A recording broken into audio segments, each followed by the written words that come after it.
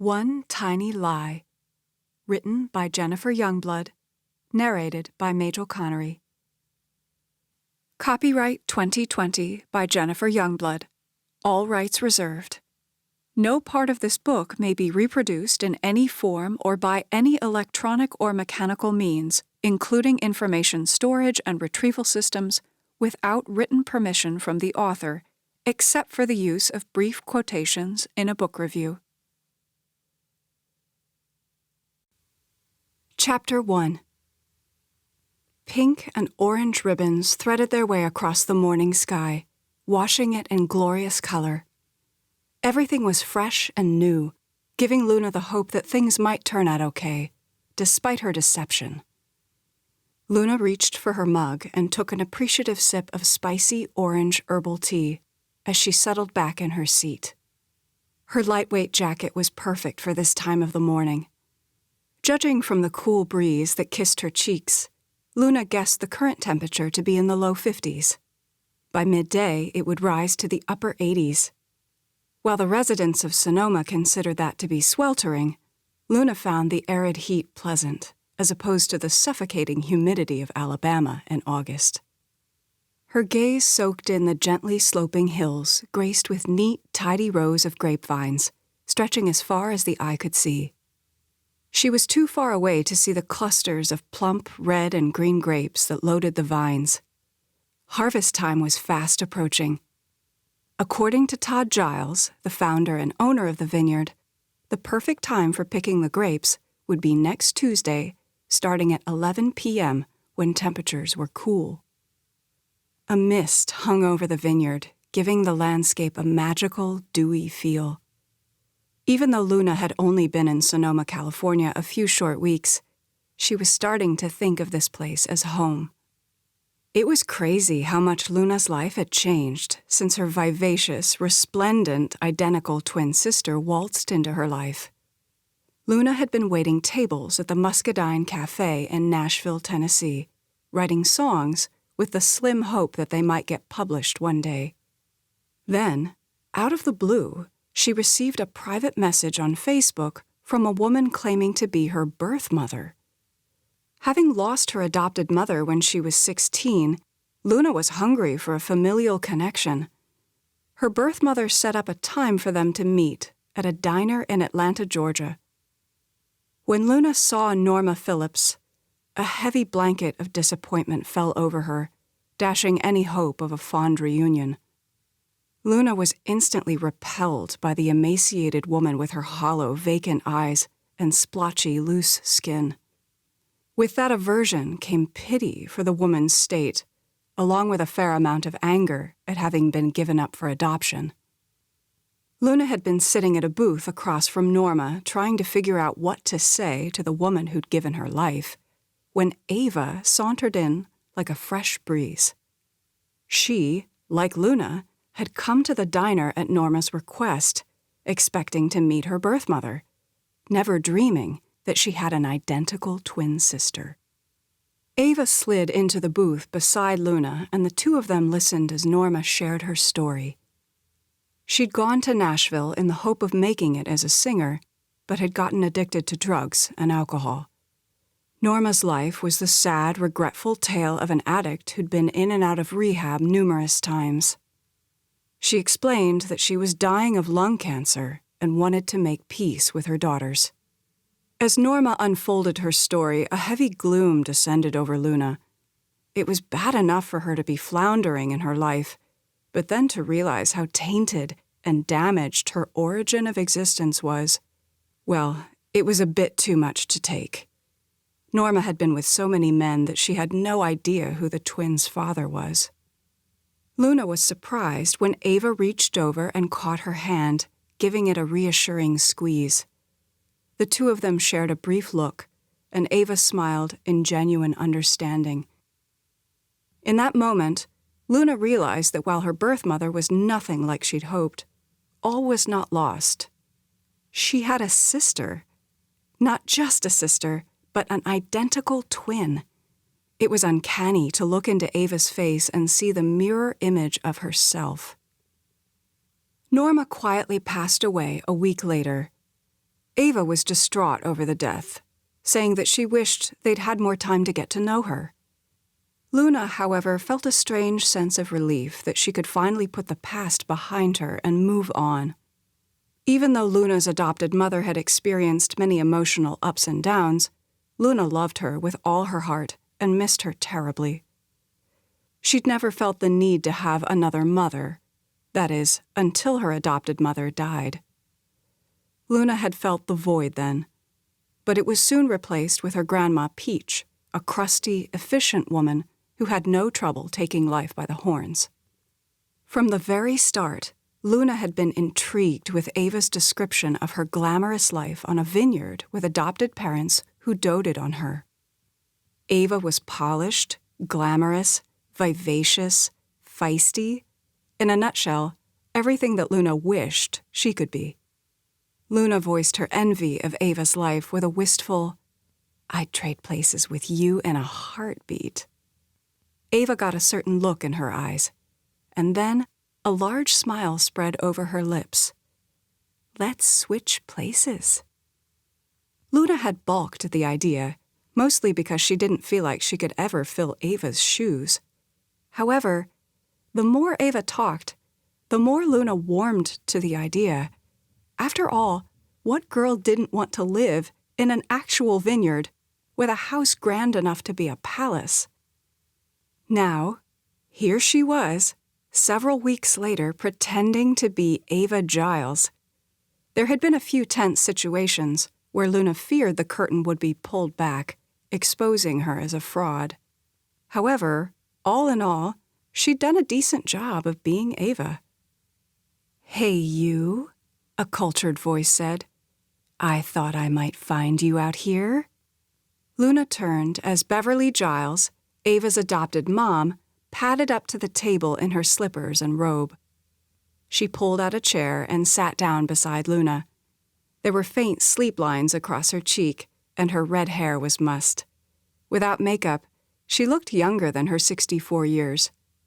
"It's so early," she said as she stifled a yawn. "You've been getting up at the crack of dawn. That's not like you." She threw Luna a pointed look. "Who are you, and what have you done with my daughter?" Luna stiffened. Before she could utter a single rebuttal, Beverly's crystal blue eyes zinged with amusement. "Well, whatever you've done, keep doing it, would ya? I like the change." She threw Luna an affectionate grin. A glow of warmth splashed over Luna as she returned the smile.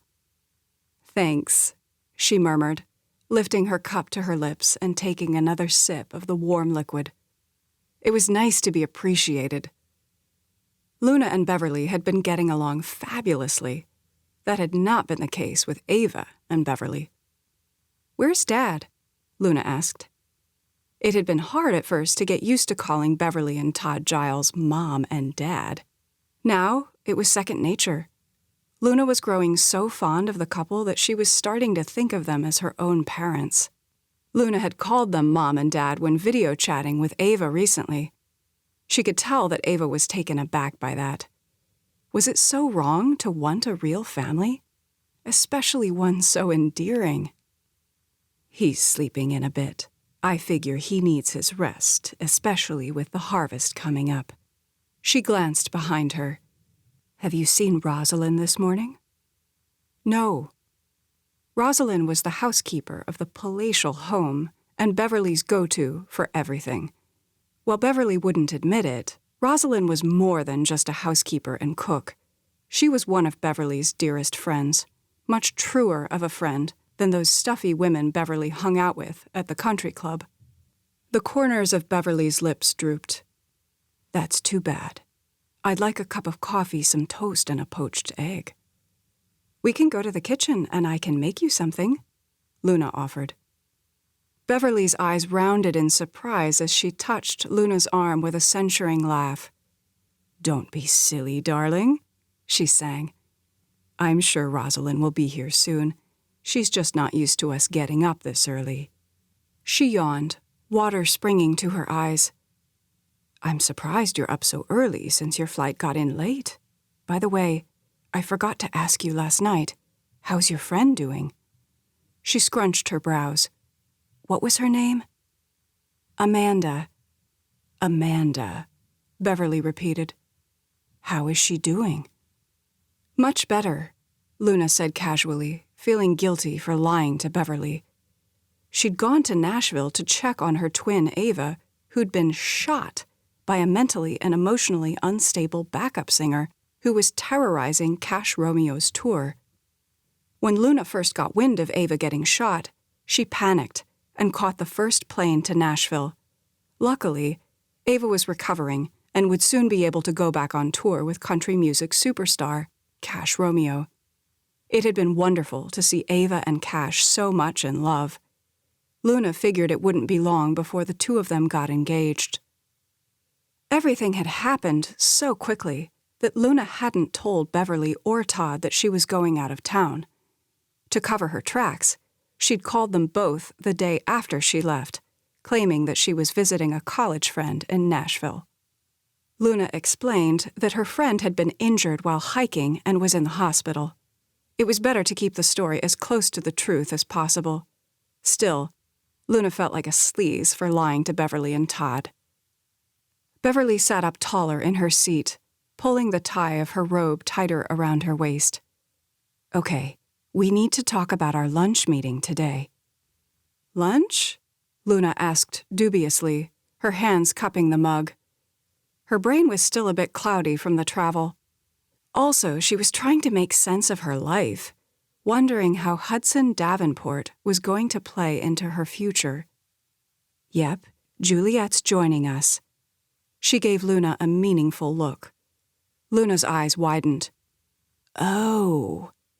She took another drink of herbal tea. Juliet Davenport was Hudson's mother. Part of the reason Ava had wanted Luna to switch places with her was because Ava was being pressured into marrying her childhood friend, Hudson Davenport. "Has Hudson given you any indication of when he's going to propose?" "No," Luna answered carefully. An invisible fist gripped her stomach as she swallowed. If Beverly knew how tenuous things were between Hudson and Luna right now, she'd freak. The faint lines around Beverly's eyes and mouth tightened as she nodded. She forced a smile. "I'm sure it'll happen soon." Luna reached out and squeezed Beverly's hand just as Ava had done that day at the diner. "Everything will be okay." Moisture rose in Beverly's eyes as she let out a long sigh. Her hand went up around her neck. "I know you think your dad and I are terrible for wanting you to marry Hudson." Her voice hitched. "It's not just because of what it will do for the vineyard or our family." Her eyes softened with pleading. "The two of you would be great together if only you could see what I see. Hudson's crazy about you." Luna fought the urge to laugh. Hudson might have been crazy about Ava at one time, but he certainly wasn't crazy about Ava, or Luna, rather, now. If only. An awkward silence passed. "How are things going with the vineyard?" Luna asked, cautiously. Beverly's lips formed taut lines. "With our loans, we should be okay for a few more months. After that..." Her voice trailed off as she stared into the distance. Luna felt for the Gileses. They were desperate for a solution that would put their vineyard and winery back in the black. Hudson's family owned a large, booming vineyard that had been in his family for 3 generations. A marriage between Ava and Hudson would not only create a powerful dynasty, but more importantly, it would give Beverly and Todd the financial backing they needed to keep the vineyard solvent. Luna wasn't sure what details Beverly and Todd had worked out with the Davenports, but evidently they were being promised a truckload of money if the two families joined in a marriage. Interesting that the Davenports were so keen on the idea of their son marrying Ava. Maybe it was a rich people fetish, a way to keep all of that money and influence contained within 2 families. The marriage had been a source of contention for Ava and her parents. Ava didn't want to be forced into marrying a man she didn't love. Also, Ava was tired of her parents trying to run her life. That's why Ava had wanted to switch places with Luna, so she could escape her life and have room to spread her wings. Luna, on the other hand, had always felt trapped by her life of isolation with an eccentric adopted mother whose heart had been broken by her husband a long time ago, and she never got over it. Luna's adopted father was a pediatric dentist. When Luna was 6 years old, he fell in love with his dental hygienist and divorced Luna's mom. He was now married to the hygienist and had a passel of kids. Luna had never felt much of a connection to her adopted father. She resented him for all the pain and anguish he'd caused her mother. While Luna's adopted mother provided a decent income for the two of them, there were large chunks of time when she'd shut down emotionally, making Luna feel completely alone. There were so many times when Luna craved having a real family, complete with a mom and dad. Ava didn't realize how truly lucky she was to have the Gileses. Sure, Beverly and Todd were a little pushy, Beverly more than Todd, and entrenched in their upper-crust world. Some of it seemed a bit over the top, even to Luna. She could see why Ava had no patience with the never-ending parties and gatherings that Beverly lived for. However, in Beverly's defense, it was her way of connecting with her world and protecting her family through her association with influential people in the wine industry. As opposed to many families in the area whose vineyards had been handed down several generations, Beverly and Todd purchased the Arbutus Rim Vineyard and Winery in the late 1990s. Many of the staunch families in Sonoma and Napa Valley still considered the Gileses newcomers and were reluctant to allow them into their circles. Todd attributed some of this bias as part of the reason his vineyard was struggling. While Beverly and Todd desperately needed the money and association that a marriage to Hudson Davenport would bring, Luna could tell that the couple cared deeply for their daughter. In their eyes, Hudson Davenport was the cream of the crop and the perfect match for Ava. If only Beverly and Todd knew the truth, that Ava was madly in love with Cash Romeo and that an imposter was now in her place. Luna, as opposed to Ava, enjoyed life on the vineyard and everything it entailed, including Hudson Davenport. Truth be known, he'd consumed her thoughts from the moment she first laid eyes on him. He was everything and more that Luna could ever want in a man. She couldn't understand why Ava didn't feel the same way about Hudson or her adopted parents. Beverly and Todd were loving and kind, and they were fully engaged in Ava's life. And that was something Luna had never had before. Luna supposed that everything was relative to experience. She couldn't help but wonder how different things might have been had she been adopted by the Gileses instead of Ava. It was so tempting to tell Beverly about the plan that she and Ava had enacted to save Arbutus Rim Vineyard from financial ruin. In a strange twist of fate, when Ava was working at the Muscadine Cafe and pretending to be Luna, she'd met the illustrious Cash Romeo, who took a liking to Ava right from the start. It was through that relationship that Luna's songs were getting purchased through High Cliff Republic Records. Luna and Ava were splitting all of the profits 50-50 that they earned through Luna's songs and Ava's performances on Cash's tour. The hope was that in a few months, Luna and Ava would have enough money to pay off the high-interest loans Todd had gotten. They decided to keep up the charade until the money was saved, at which point they planned to tell Beverly and Todd the truth.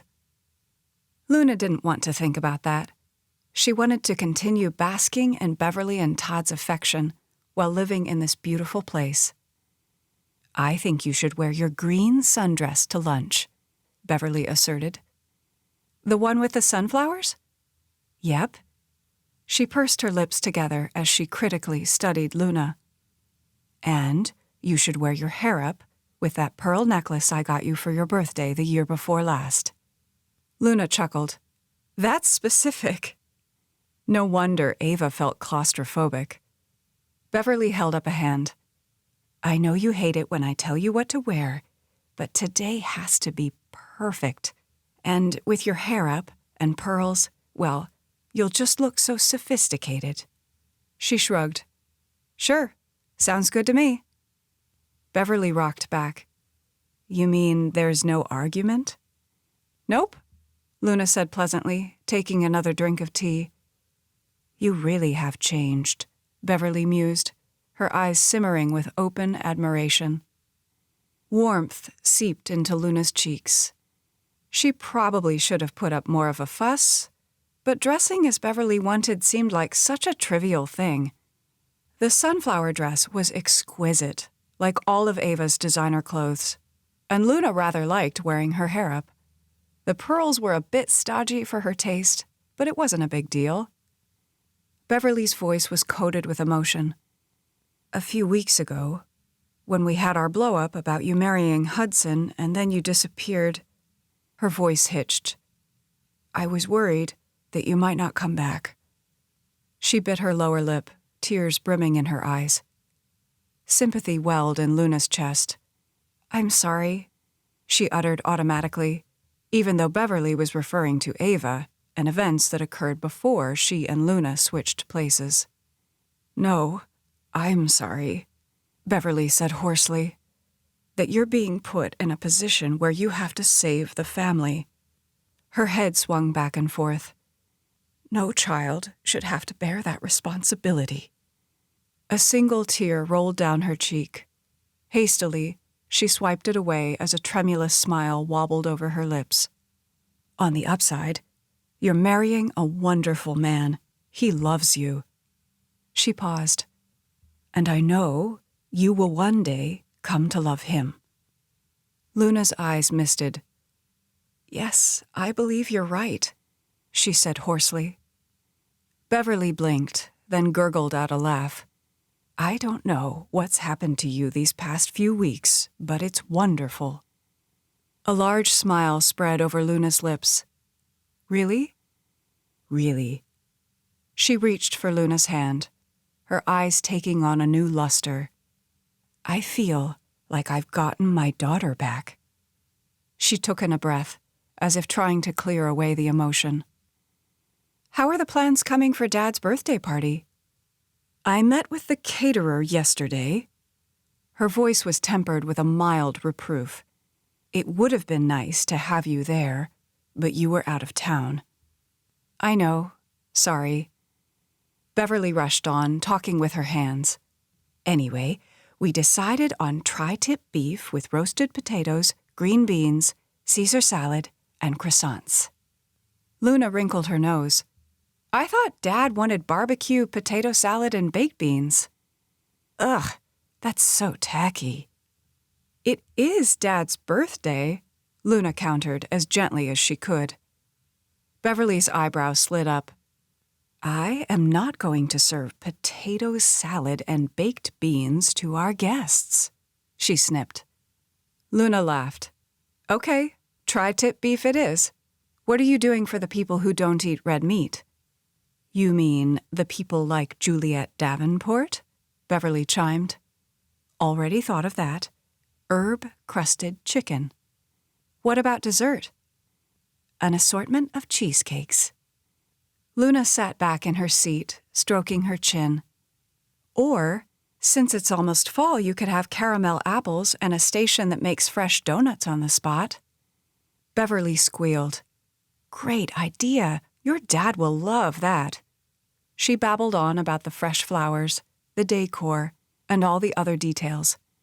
Luna didn't mind. She felt like a princess, planning beautiful parties.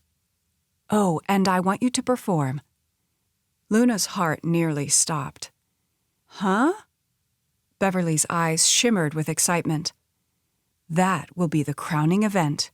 Well, aside from you and Hudson announcing your engagement. Luna felt like she was going down a raging river trying to keep her head above the rapids. I'm not sure about that. Hudson and I aren't really ready to... Nonsense. Beverly placed a hand on Luna's arm, You just leave everything to me." Luna's throat felt smaller than a toothpick as she swallowed. "What do you mean?" "You'll see," Beverly chimed with a juicy smile. "Buenos dias, amigas bonitas. You're up early this morning. Oosh, it's cold out here." Luna and Beverly turned as Rosalyn ambled toward them, rubbing her arms. Dressed in a black top, matching slacks, and white tennis shoes, Rosalyn's dark, curly hair was smoothed back into a bun. Her only makeup was a touch of mascara and burgundy lipstick. Even so, she was a striking woman with her black eyes, olive skin, and distinctive features. From the moment Luna stepped foot onto the Arbutus Rim vineyard, she'd felt a kinship with the no-nonsense, middle-aged housekeeper, probably because she reminded Luna a little of her Grandma Peach. Rosalyn brought her hands together. "What would you ladies like for breakfast?" Beverly placed her order of a poached egg, toast, and juice. "How about you?" Rosalyn asked. Before Luna could answer, a knowing smile spread over Rosalyn's lips. "I'll make your favorite, blueberry pancakes and scrambled eggs with cheese." "No, that's not right." A deep furrow creased Beverly's brows as she turned to Luna. "You can't stand blueberries." Rosalyn's laughter cut her off. "That might have been the case in the past, but she certainly likes them now." "That's true," Luna conceded. She shifted in her seat when she felt Rosalyn's astute gaze on her. Their eyes met. Hot prickles rained down on Luna like 1,000 needles, and she got the distinct impression that Rosalyn knew she was an imposter. Then, as quickly as the feeling came, it faded, making Luna wonder if she was imagining things. Rosalyn's expression was now placid. "Okay, make it unanimous. I'll have blueberry pancakes, too." Beverly touched her stomach. "I guess this means I'm having a salad for lunch. I can't do carbs 2 meals in a row." Beverly scooted back her chair and stood. Luna did the same. Her thoughts went to the upcoming lunch with Juliet Davenport. Luna had seen Hudson's mom a few times in passing, and they'd exchanged pleasantries. From what Luna could tell, Juliet Davenport was the quintessential pampered woman who was regal to the core. Luna dreaded trying to make conversation while being put under a microscope. This is one of those times when Luna regretted her decision to switch places with Ava. She felt like a fish out of water. Were Beverly and Juliet ganging up on her? They were both chomping at the bit for Hudson to propose. This would be so much easier if Hudson would just tell his parents what he told Luna that first day she met him, that he had no intention of saddling himself with a woman who didn't care to be married to him. Maybe Luna should call Hudson and get his advice on how to navigate lunch with his mother and Beverly. After all, she couldn't keep dancing around the topic of the engagement forever, especially when Beverly had her heart set on the marriage. Yes, that was the answer. She'd call Hudson. He would know what to do. She'd contact him right after breakfast. Just thinking of talking to Hudson over the phone caused Luna's pulse to ratchet up several notches. How was that for irony? Luna was being pressured to marry the man of her dreams, but, surprise, surprise, he no longer wanted her because he thought she didn't want him. There had been so many times over the past several weeks where Luna wanted to just throw caution to the wind and tell Hudson that she wanted a relationship. But then her practical side had taken over. Luna wasn't Ava. The two would eventually switch back, and then where would Luna be? She didn't want to hurt Hudson by giving him false hope for a relationship that would never be. That's why she'd held back. Now, however, the situation was different. Ava would end up with Cash Romeo. She was on the fast track to becoming a country music superstar. It was doubtful that she'd ever come back here to live. Cash and Ava had been able to navigate their way through the twin switch thing. They seemed to be doing great. Could Luna do the same? What if Hudson learned the truth? Was it possible that he could love Luna for her? A new hope pushed through her veins. Could she earn Hudson's love? Did she dare try? Maybe she should be more like Ava, more willing to live in the moment and not fret so much about the consequences. Grandma Peach always accused Luna of getting too deep in her own head and psyching herself out. Luna was tired of living in constant fear of the what if. She wanted to live a little, to earn the love of a great guy whose very touch lit her insides on fire.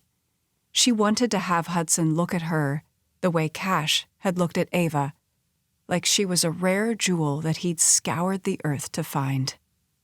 She wanted to break out of her shell and become the person she could have been had circumstances been different. Now was her time to shine. She only hoped she could gather the courage to do it before her time ran out and everyone learned the truth. Chapter 2. "Hello, darling. You look positively radiant," Juliet chirped as she air-kissed Luna on both cheeks. "Thank you," Luna murmured with an appreciative smile as she took her seat. Her stomach was tied in knots. She really shouldn't be so nervous, but Juliet Davenport was just so dang intimidating. Model thin with angular features, Juliet's expertly highlighted, honey blonde hair rounded on her shoulders. She wore a deep purple sundress with a strand of pearls and no earrings. She exuded old money and class with her every movement. Luna glanced at Beverly, whose smile seemed a bit strained. It dawned on her that even Beverly, as beautiful and socially adept as she was, also felt a bit inferior to Juliet Davenport. Juliet looked past Luna. "There he is," she cooed, her voice dripping with affection. "This is a nice surprise," Beverly gushed, but her expression spoke otherwise. Luna turned, her heart skipping a beat, when she caught sight of Hudson striding toward them with a smooth, confident gait. She'd tried calling him earlier, but his phone went straight to voicemail. She hadn't left a message. As if Hudson's devastatingly handsome looks weren't enough to command the attention of every female in the room, he also had an innate charisma that he wore like a second skin. Luna traced the outline of his wide shoulders, moving down to his tapered waist and flat abs. Hudson was into outdoor sports, namely rock climbing, dirt bike racing, and sailing. It showed in his lithe, athletic frame that had just the right amount of muscles. Always the consummate gentleman, Hudson went to his mother first and kissed her cheek. "Sorry I'm late. I got held up at the winery." "No worries, dear. We just got here." She floated him a look of adoration. Hudson gave Beverly a dazzling smile and nod of greeting before turning his attention to Luna. "Hey," he said warmly, his eyes crinkling around the edges as he smiled. "Hey," Luna repeated with a goofy grin. She was supposed to be poised and elegant, not some silly schoolgirl with a huge crush on the most glamorous and exciting guy she'd ever met. Before Luna realized what was happening, Hudson leaned in, his lips brushing hers. "You look beautiful," he murmured. A sizzle of awareness shot through Luna. For a second, she was spellbound. Hudson drew back, and she thought she caught a flicker of genuine surprise in his blue-green eyes. He looked baffled, decentered. Had he also felt the zing of attraction? "Thanks," she responded as she looked down. Luna could count on one hand the number of dates she'd been on. She was so inept when it came to matters of romance. She'd fallen hard for one other man, and that had been a disaster. Why did she think this go-around would be any different? Hudson had made it clear that he was tired of getting the shaft and that he no longer wanted to marry Ava. The first day Luna had met Hudson, she was starstruck to the point where she couldn't fathom why Ava was running from a man like him. Hudson heightened Luna's senses, making her feel so completely in the moment. But with the rush of anticipation came a flutter of panic. She had no idea how to navigate the situation. After all, she was pretending to be Ava, and Ava hadn't been interested in Hudson romantically. Just as she was trying to figure out how to remain aloof from a man she was wildly attracted to, Hudson dropped a bombshell about no longer wanting to marry her, Ava. He explained that when Ava had up and disappeared for several weeks, he took a hard look at himself. He realized that he couldn't keep holding onto the hope that Ava would grow to love him. Even though Luna understood where Hudson was coming from and could tell that he'd been hurt deeply by Ava's indifference toward him, Luna couldn't help but feel like Hudson was turning her down personally. Ever since then, Hudson had been polite when he was around Luna, but super guarded. This left Luna walking on eggshells, trying to keep Beverly and Todd appeased about the engagement, all the while knowing that it wasn't going to happen. Her only solace had been the hope that Luna and Ava's plan to earn money from the music would help save the vineyard. Luna didn't blame Hudson for withdrawing from her or Ava. He deserved to find a woman who loved him for him, not for what his family could offer. It was the age-old case of love versus money. Luna's thoughts shifted back to the present.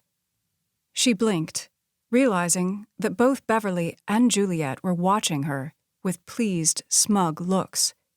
Heat rose in her cheeks. Anyone could see that she was crazy about Hudson. Sheesh. All he'd done was give her an obligatory peck on the lips, and it had thrown her into a tailspin. Her head argued that she shouldn't be getting so worked up right now. The kiss meant nothing to Hudson. Why was her heart having such a hard time getting the message? Hudson sat down on Luna's right. How was she supposed to eat with him this close, much less make a good impression on Juliet? If only she were more like Ava, who'd been bred for this type of thing. She needed to channel Ava, think of how she'd act right now. "What have you been up to today?" Beverly asked Hudson. Luna was grateful that Beverly was taking control of the conversation so that it got her off the hook. Luna had never been great at chit-chat. "We're getting everything ready for the harvest in a couple weeks." Interest percolated in Beverly's eyes. "Oh? Todd has our harvest scheduled for next Tuesday. I'm surprised you're waiting an extra week." "Our enologist, winemaking director, and lab manager have studied the data and have selected what they feel is the prime day." He shrugged casually. "We pay them to be the experts, so we have to trust their judgment." Luna could tell that he wasn't trying to be a smart aleck, merely stating a fact.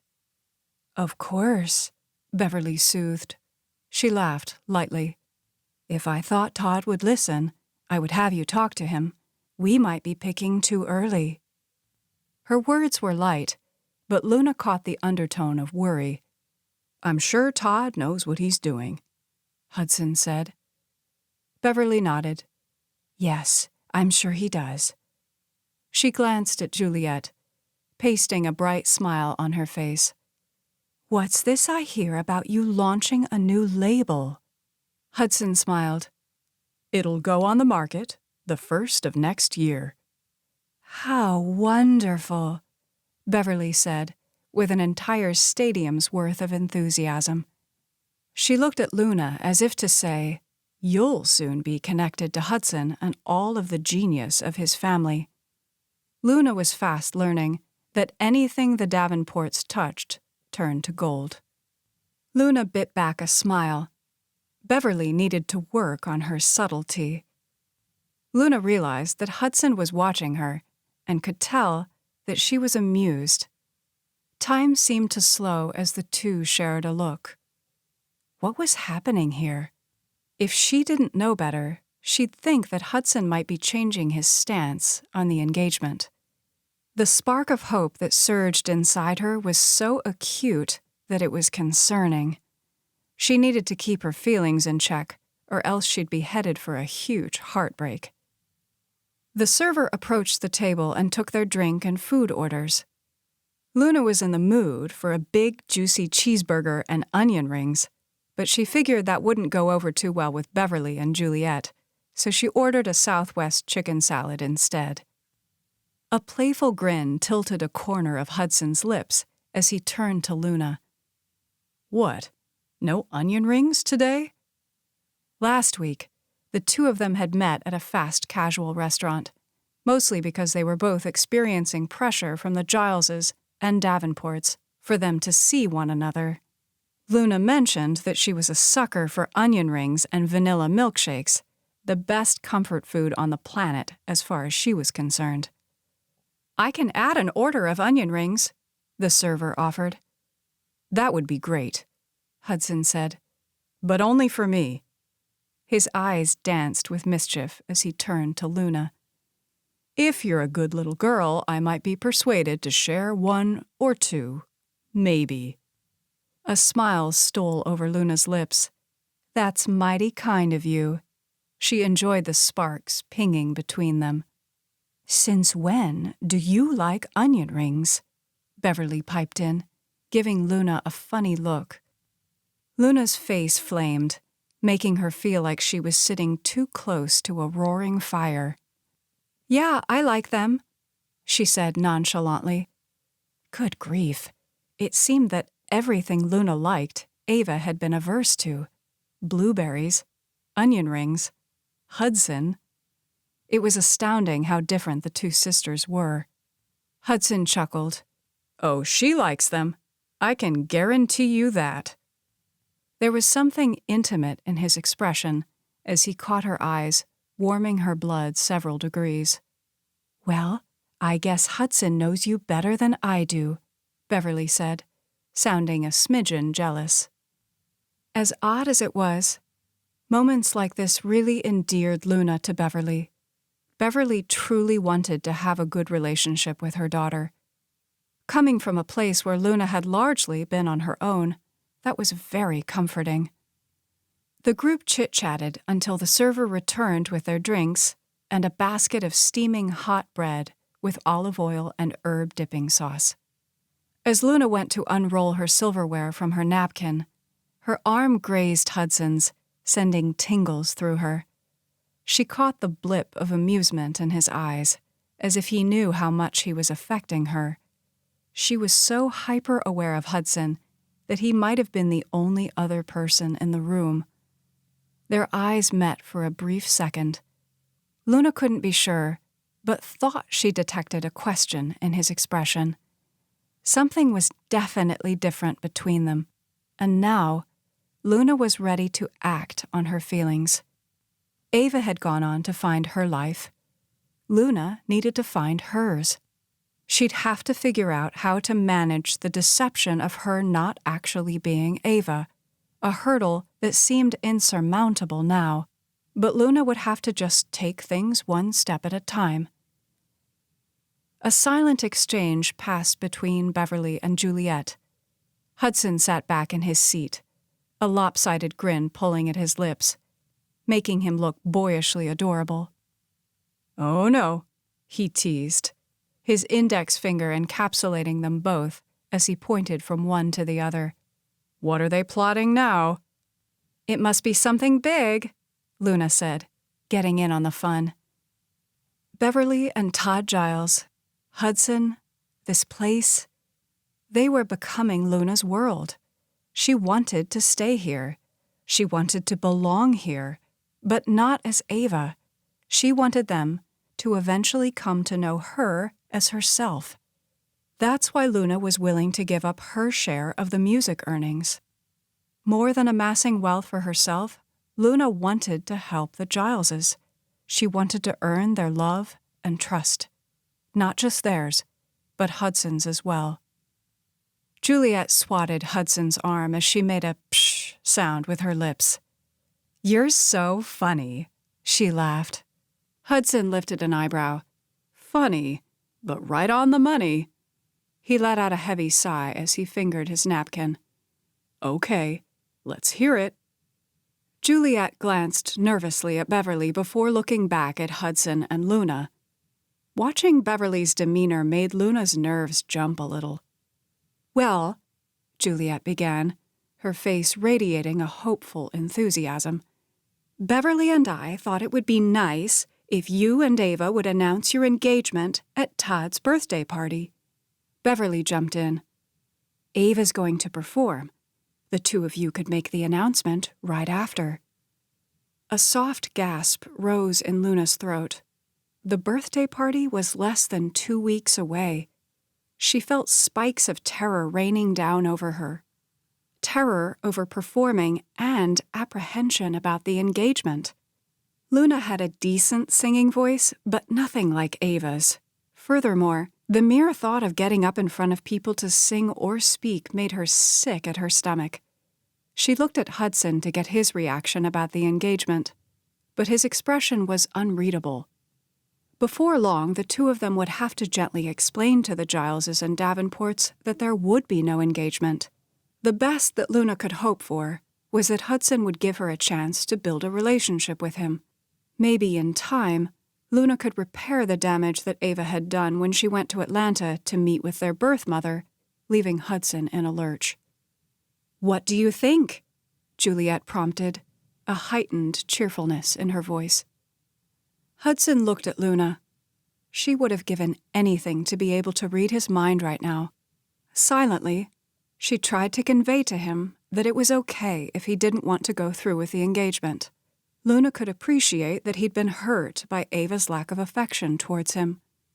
Also, what man wanted to think that he was someone's meal ticket? While they'd not brought it out in the open, Hudson had to know that Beverly and Todd hoped to gain financially from the marriage. Luna respected that Hudson wanted someone to love him for himself. "I could be that someone," her heart uttered, and she felt such a fierce longing that she thought it might consume her. "Okay," Hudson said. "Let's do it." An incredulous laugh gurgled in Luna's throat. "But you said—" He reached for her hand beneath the table, squeezing it, a cue for her not to finish her sentence. Her words got snuffed out in awkward silence. A smile spread over his lips, showering her with such warmth she might have been outside basking in the sun. "I would like that."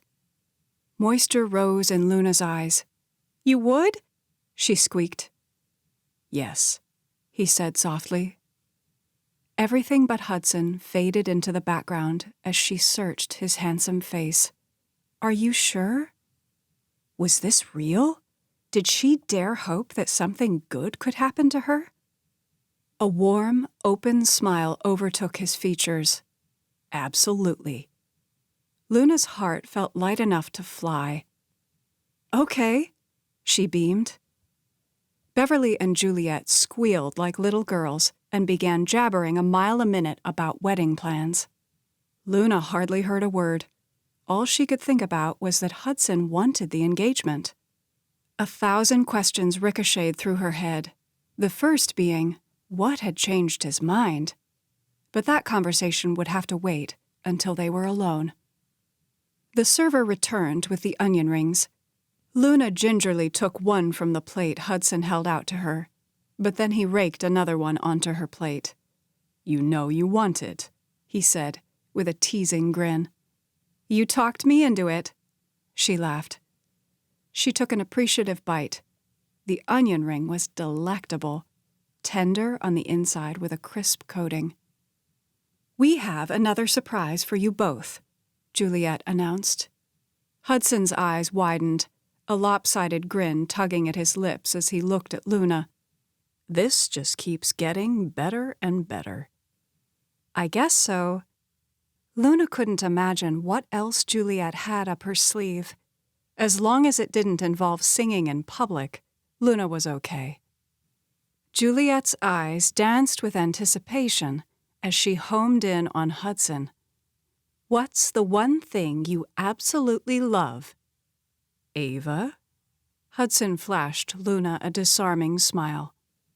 Luna would have been over the moon about the word love, but she could tell Hudson's answer was an automatic reaction, devoid of any real feeling. Confusion swirled inside her, driving home the point that while Hudson was going through with the engagement, it didn't mean that everything was hunky-dory. They still had much to work out before riding off into the proverbial sunset. That goes without saying, Juliet answered, rolling her eyes. The wind swept. Her words were wrapped in a breathy excitement. Hudson's jaw grew slack. What are you saying? The windswept is yours, Juliet sang. She trilled out a velvety laugh. Consider it an early wedding present from me and your dad. Hudson sat back in his seat. Wow, thank you, he uttered, genuinely touched. Luna had no idea what the windswept was, but she wasn't about to ask any questions that could get her in hot water. Maybe the two of us should have gotten engaged a long time ago, he mused, glancing at Luna. Luna's stomach tightened. Was Hudson getting engaged to her because his parents were bribing him to do so? At the very least, they were showering him with expensive gifts. In a hard twist of irony, it would seem that the tables had been turned. Now Hudson wanted to marry her for what he could get out of the deal. Well, maybe not. Luna didn't know why Hudson had changed his mind. Still, he seemed pretty excited about getting the windswept, whatever it was. You and Ava should take her out sailing tomorrow, Juliet encouraged. She turned to Beverly. Hudson and his dad have been restoring that sailboat for years. It belonged to Alistair's uncle. Hudson sat back in his seat looking thoughtful. A second later, he rubbed his jaw, a morose expression overtaking his rugged features. No, that won't work. Luna's face fell. It won't? Why not? She heard the disappointment in her own voice. Because you hate sailing, Hudson countered, giving her a puzzled look. Of course I do, she muttered. Everything she liked, Ava hated, and vice versa. Luna needed to have a long talk with her sister. She was putting a damper on everything. I'm sure you could make an exception, Beverly said stiffly, giving Luna a sharp look. Luna jerked, realizing how her statement had come across. She probably sounded like a spoiled brat. Sure, I'll make an exception. Surprise flicked over Hudson's features. You will? Luna looked him in the eye, hoping that he would recognize the sincerity of her words. Of course. For you, I will. Thanks, he said quietly. That means a lot. He rewarded her with a beautiful smile that set her insides aglow. Good. It's settled, Juliet pronounced. I'll get Anna to make you lunch. Luna assumed that Anna was the Davenports' housekeeper. That's so nice, Beverly said, clearly impressed. She looked at Luna, her eyes shining with love. I'm so proud of you.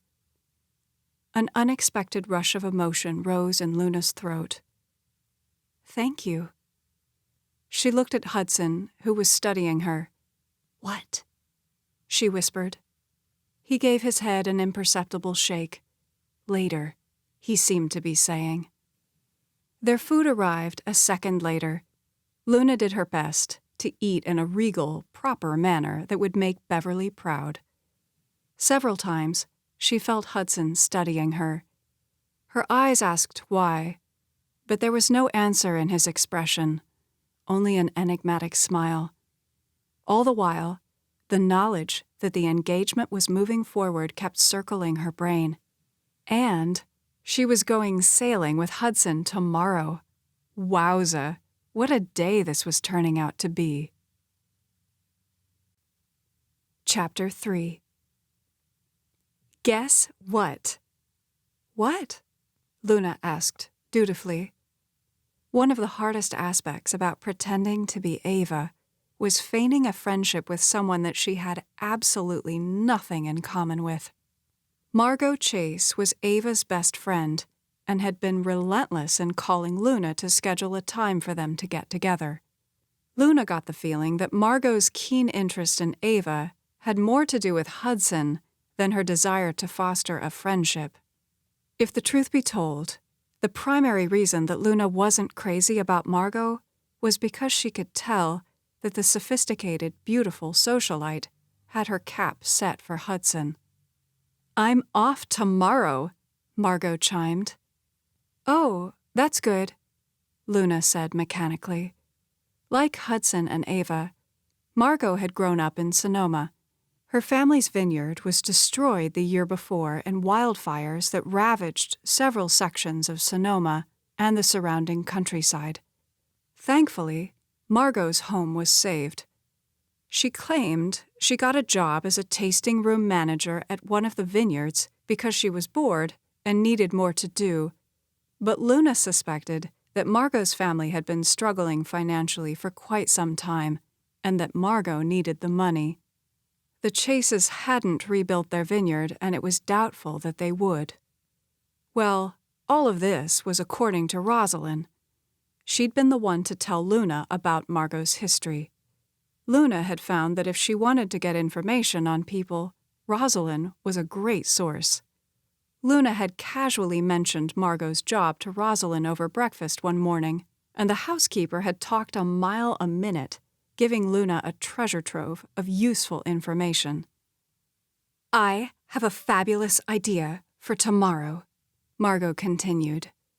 "You and I should go into San Francisco, do a little shopping, have lunch at that sushi restaurant at Union Square. I've been craving some of those mango rolls." Luna stretched out on her bed. "Sorry, no can do. My tomorrow is booked." "What?" Margot guffawed. "Can't you shift your schedule around?" "No, sorry. You know, if I didn't know better, I'd say you're ignoring me. You always come up with some reason why we can't get together," she pouted.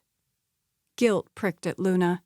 She was supposed to be representing Ava, but she was falling miserably short. "I'm sorry," she said again. This time it wasn't just lip service. She truly meant it. "What's so important that you would ditch your best friend?" Margot sounded petulantly wounded. Luna sighed. "If you must know, I'm going sailing with Hudson at Bodega Bay." Margot exploded out a long breath. "What? When did this come up?" "Today." "That sounds like fun," Margot said, but her words sounded forced. "I'm looking forward to it." "Wait a minute. You hate sailing. You get seasick." She chuckled darkly. "Remember that time we went sailing with Michael Cantor? You puked all over his new sneakers. He was so steaming mad that I thought he might throw us both off the boat." "Don't remind me," Luna said wryly. She grimaced, picturing the event. Gross. She made a mental note to ask Ava about her seasickness. "Do you really think it's wise to go sailing with Hudson? Aside from the seasickness, you hate being cooped up on a boat. It makes you feel claustrophobic." Luna was growing weary of people telling her what she did and did not like. "I'll be fine," she affirmed. "What about the seasickness?" "I'll bring some Dramamine." Sheesh. Margot needed to give it a rest. "Okay, I'll go with you guys." "Huh?" Luna's jaw worked as she tried to figure out how to articulate a response. That's probably not a good idea." "Well, why not?" Margot huffed. "It's not like you want to be alone with Hudson." "Actually, I do." There was a long pause. Luna tightened her hold on the phone. "Are you still there?" "I'm here," Margot said dryly. "What's going on with you?" "What do you mean?" Margot's voice rose. "Are you toying with Hudson's affections? That's not cool." "Of course not." Luna was offended that Margot would suggest such a thing. Then again, she had to remind herself that Ava might have toyed with Hudson. Luna had no way of knowing for sure what had happened before her arrival in Sonoma. Ava was a good person, but she was a tad spoiled and entitled. Also, Ava resented her parents for their attempts to persuade her to get engaged.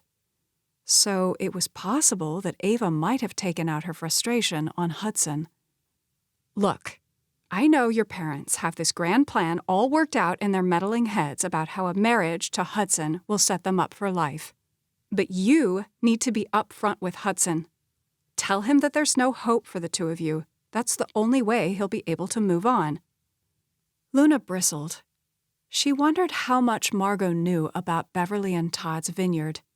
Had Ava told her everything? If so, that was stupid on Ava's part. Then again, Margot was Ava's best friend, so it made sense that the two would confide in one another. What if there is hope? "What do you mean?"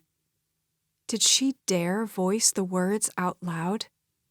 Maybe it was time. Luna wanted to get the message across to Margot loud and clear that she intended to pursue Hudson. If she was going to do this, then she needed to be all in. She straightened her spine. "I want things to work out with Hudson." Margot choked out a disbelieving laugh. "You can't be serious." "Actually, I am. Hudson and I are getting engaged, and we're considering having the wedding in early December." Even as Luna spoke the words, a thrill shot through her. Maybe it was presumptuous of Luna to think she could somehow work out the problem of her deception. Also, she was totally and completely enamored with Hudson, but that wasn't the same as love. Luna needed to get to know him, make sure the two of them were compatible. She had time to do that, though. Time to discover if her knight in shining armor was as noble as he appeared. Luna wondered how Ava would react when she told her about the wedding. Would Ava freak out? Or would she be happy for Luna? Surely between the two of them, they could find a way to break the news of their switch to Hudson, Beverly, and Todd. At any rate, Luna wanted Margot to know in no uncertain terms that Hudson was spoken for. "I don't know what to say about this." Margot's voice faltered. You don't love him. You never have." Luna felt Margot's desperation seeping through the phone like an insidious vapor, stripping away her confidence. Was Luna being selfish for pursuing Hudson? After all, Margot had obviously loved him for years, and Luna was just now coming into the picture. No, Luna couldn't think that way. This was her chance to make a go of her life. Hadn't she always longed to break out of her shell? Well, now was the time. Luna had been given the chance of a lifetime, and it was up to her to take it. Ava had taken her chance, and it was working out beautifully. Luna needed to channel Ava, borrow some of her courage and moxie. That may have been true in the past, but times are changing. "I've changed," she said firmly. Margot grunted. "You certainly have," she said in a snarky tone. Luna's eyes narrowed. "What's that supposed to mean?" Margot's voice took on a shrill edge as she talked a mile a minute. "First of all, you disappear for several weeks without so much as a word to me, Hudson, or your parents. And then you traipse back home acting like nothing ever happened. When we try to ask you where you were, you say you don't want to talk about it." Ava had been the one to instruct Luna not to tell anyone about her going to Atlanta. "Tell them that you just needed time away to sort through your feelings," Ava had said. "Tell them that you don't want to talk about it, but want to start fresh. They'll be okay with that. They'll assume you went to some sort of wellness retreat. Luna had her doubts. If it had been her Grandma Peach they were talking about, there would be no way Luna could have gotten off the hook with such a vague explanation. Grandma Peach would have pestered her until she broke down and told all. Luna pulled out of her own thoughts, listening again to what Margot was spewing. Then, you start avoiding my calls. Now, all of a sudden, you're gung-ho about marrying Hudson when you were fighting mad about it before. Her voice quivered. I don't even know who you are anymore. I'm the same person I've always been, Luna countered, wincing at the lie. A cold, hard knot formed in her stomach. She felt like everyone could see right through her. It would only be a matter of time before the net closed in. Her only hope was to build a solid relationship with Hudson before that happened. Then, maybe, he would be understanding when he learned the truth. No, you're not, she said sadly. I've got to let you go. Margot sounded so dejected that Luna almost felt sorry for her. Almost. Maybe we can plan a time to have lunch together this weekend. Yeah, maybe, Margot said in a non-committal tone. What time are you guys leaving tomorrow? Hudson's picking me up at 9. Just do me one favor. What's that? Luna asked, warily. You've put him through so much already. Don't break his heart. I won't, Luna said softly, mostly to herself, as she ended the call. Her conscience argued that she had no right to make that promise. If she could win Hudson's affection, then he would be hurt when he learned the truth. Luna had been brought up in a God-fearing home, admonished by her adopted mother and Grandma Peach to always tell the truth. When Luna first came to Sonoma, she'd convinced herself that pretending to be Ava was one tiny lie that wouldn't harm anyone. However, she was now starting to question that reasoning. Beverly and Todd were overjoyed, believing that they had their daughter back. They would be devastated when they learned that Ava had no intention of ever moving back to Sonoma. Her life was with Cash. But what of Luna's life? She was willing to give up her earnings to help the vineyard. Didn't that count for something? Also, she cared deeply for Beverly and Todd. As for Hudson, well, Luna would just have to see how it all played out, because she didn't have the strength to turn away from the possibility of what the two of them could be together. Call it intuition. Call it wishful thinking. Regardless of what happened with Hudson, Luna had to see it through. She owed herself that much.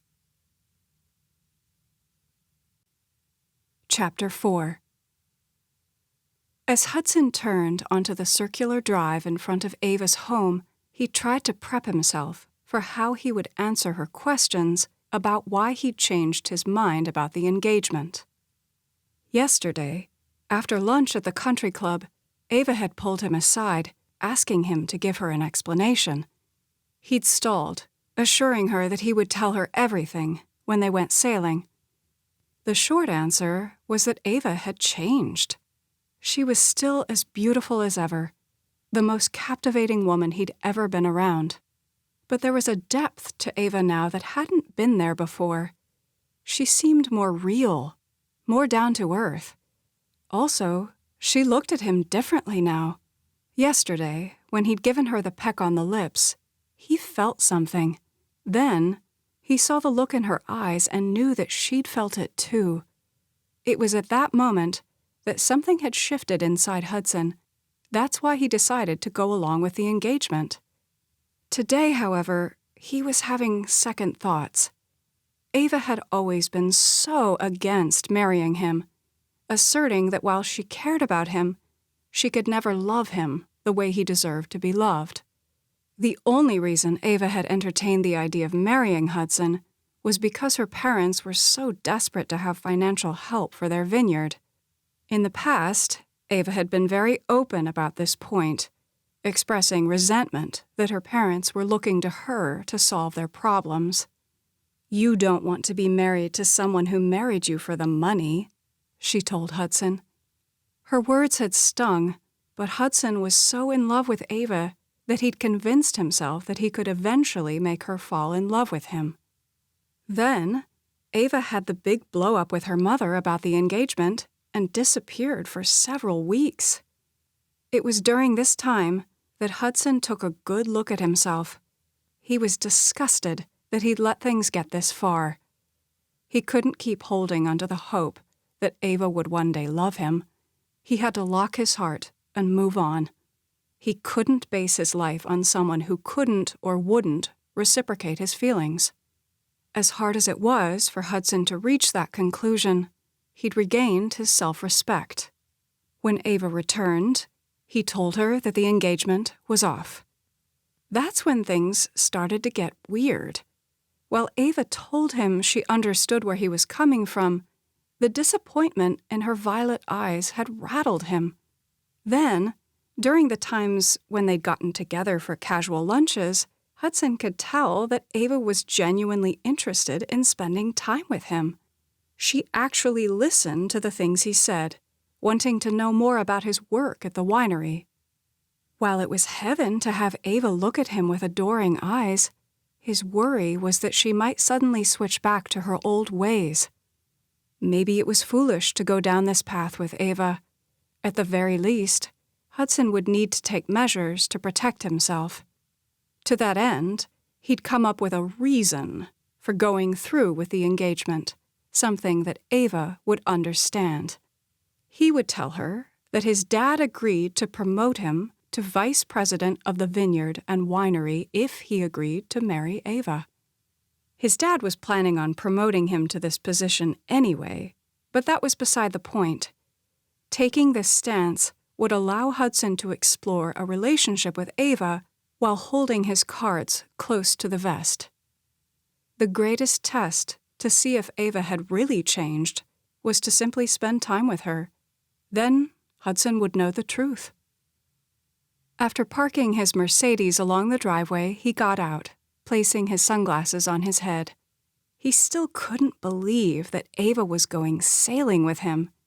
It was a big sacrifice for her considering how seasick she got on boats. Hopefully she could take something to help temper the nausea. Hudson didn't want her to be sick the entire time for both their sakes. He found himself whistling softly as he strode to the front door and pressed the doorbell. A couple minutes later, Rosalyn, the Giles' housekeeper, answered the door. Her face lit with recognition when she saw him. "Hudson," she said warmly as the two embraced in a hug. He caught the scent of bacon mixed with baby powder. Having spent much time in the Giles household as a kid, Hudson was fond of Rosalyn, thinking of her as an aunt. "Ava will be down in a minute," Rosalyn said. "Would you like some breakfast while you wait?" Before Hudson could answer, he heard movement and looked up the staircase to where Ava was trotting down, her purse slung over her shoulder. His breath caught in his throat. Ava was a vision, her red hair bouncing on her shoulders with her nimble steps, her lively eyes radiating sunshine as she graced him with a large smile that deepened her dimples. "Good morning," she sang as she stepped up to him. "Hey," he said as he leaned in and kissed her cheek. His gaze flickered appreciatively over her white shorts, blue and white striped blouse, and sandals. Indecision touched Ava's features. "Is this okay?" Hudson grinned. "You look great. Perfect." "Thanks," she murmured, color kissing her cheeks with a rosy pink. She looked down, her long lashes brushing against her cheekbones. Hudson felt it again, the strong current of connection running between them. Rosalyn turned to the nearby bench. "I packed you some sunscreen, a hat, towel, and some medicine for your seasickness." She handed Ava a large beach bag. Ava blinked in surprise. "Thank you." "You're welcome," Rosalyn responded heartily. Hudson could tell that she was genuinely touched by Ava's gratitude.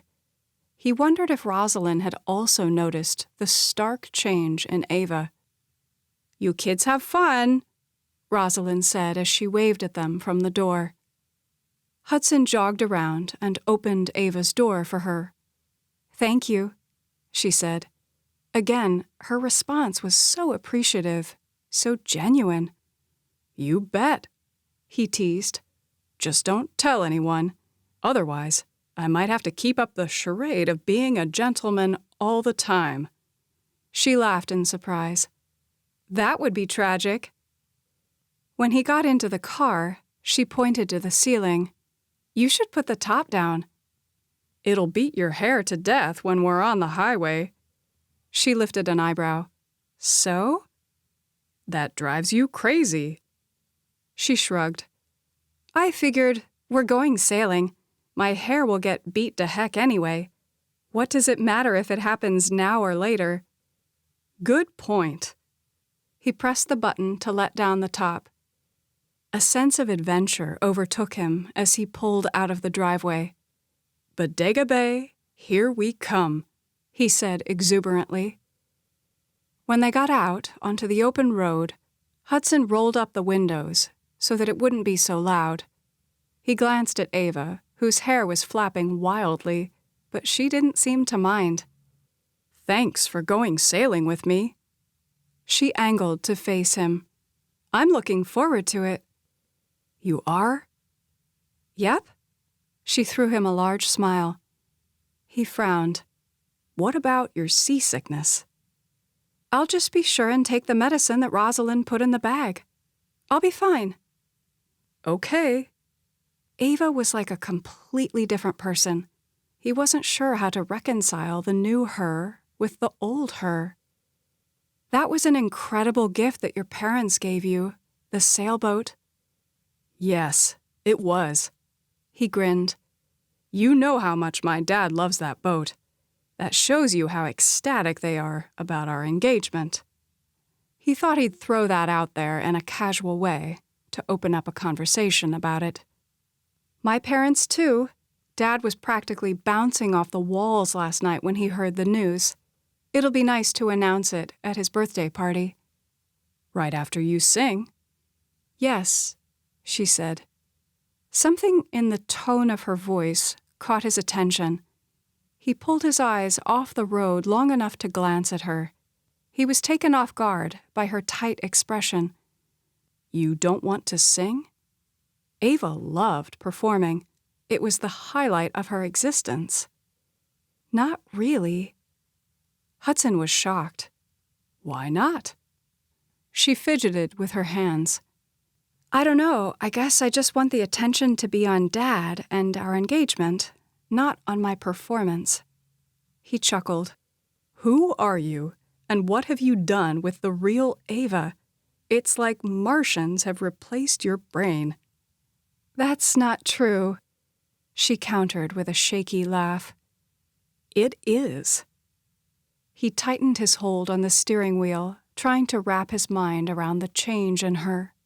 She sighed. "Do we have to do this today?" She lifted her hands in the air. "We're going sailing. Today is supposed to be a day for relaxing and enjoying one another's company." "We will. But first, I need some answers." Her expression went rigid, and he could feel her withdrawing. "What happened to you during the weeks you were gone? Where did you go?" Those questions had been eating away at Hudson. She placed a hand on his arm, sending a spark through him as warmth from her fingertips seeped into his skin. "I just needed time to sort things out in my head." He looked at her. "And have you?"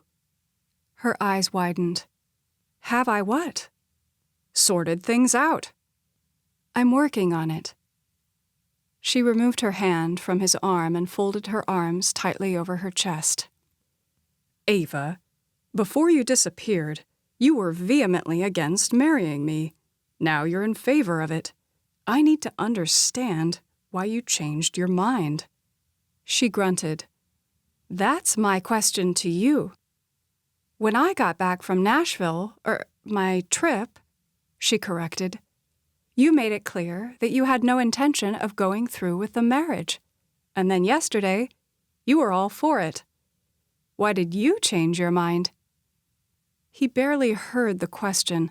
He was still caught up on something she'd said. So you went to Nashville? What's in Nashville? Hudson wished the conversation was taking place somewhere other than the car. He would have liked to study her expressions and mannerisms, instead of looking at her occasionally while having to keep his primary focus on the road. She began picking at her fingernails, her face flaming red. What was the significance of Nashville? Hudson was burning to know. He couldn't shake the feeling that if he could figure out that part of the puzzle, the rest of the pieces would fall into place. She huffed out a heavy breath. I was at a wellness retreat, okay? Okay. Nashville seems like an odd place to go for a retreat. One of my former college roommates organized it. He pursed his lips, mulling over her answer. Now they were getting somewhere. Why did you change your mind about the marriage? A hard chuckle rattled her throat. You promised me yesterday that you would tell me why you had a change of heart. You go first, and then I'll go. Hudson ran her words through his mind a few times. Or we can go with option 3. What's that? A semi-amused smile crossed her lips. We could just skip the explanations altogether and move forward. Her response came at him so fast that it made his head spin. Sounds good to me. His jaw dropped. Don't you think it's better to just get everything out in the open right here and now? He pulled his eyes off the road long enough to see her expression. She was nibbling on her lower lip, trying to decide. He grinned. Chewing on her lower lip was classic Ava. Maybe parts of the old girl were still in there after all. Although he'd not seen Ava twist her finger around her hair in quite a while. Too bad, because that unconscious mannerism was a telltale way for Hudson to know when Ava was nervous. And she didn't want to sing at her dad's birthday party. That was odd. Really odd. Ava wasn't an attention hog by any means, but she certainly wasn't one to shy away from the spotlight, especially when it was thrust on her. Nope, she said lightly. I don't need an explanation for why you changed your mind. I'm just glad you did. She floated him a smile tinged with so much affection that it caused him to lose all train of thought. I have an idea. His brain rushed to catch up. What's that? Why don't we start at the beginning? He made a face.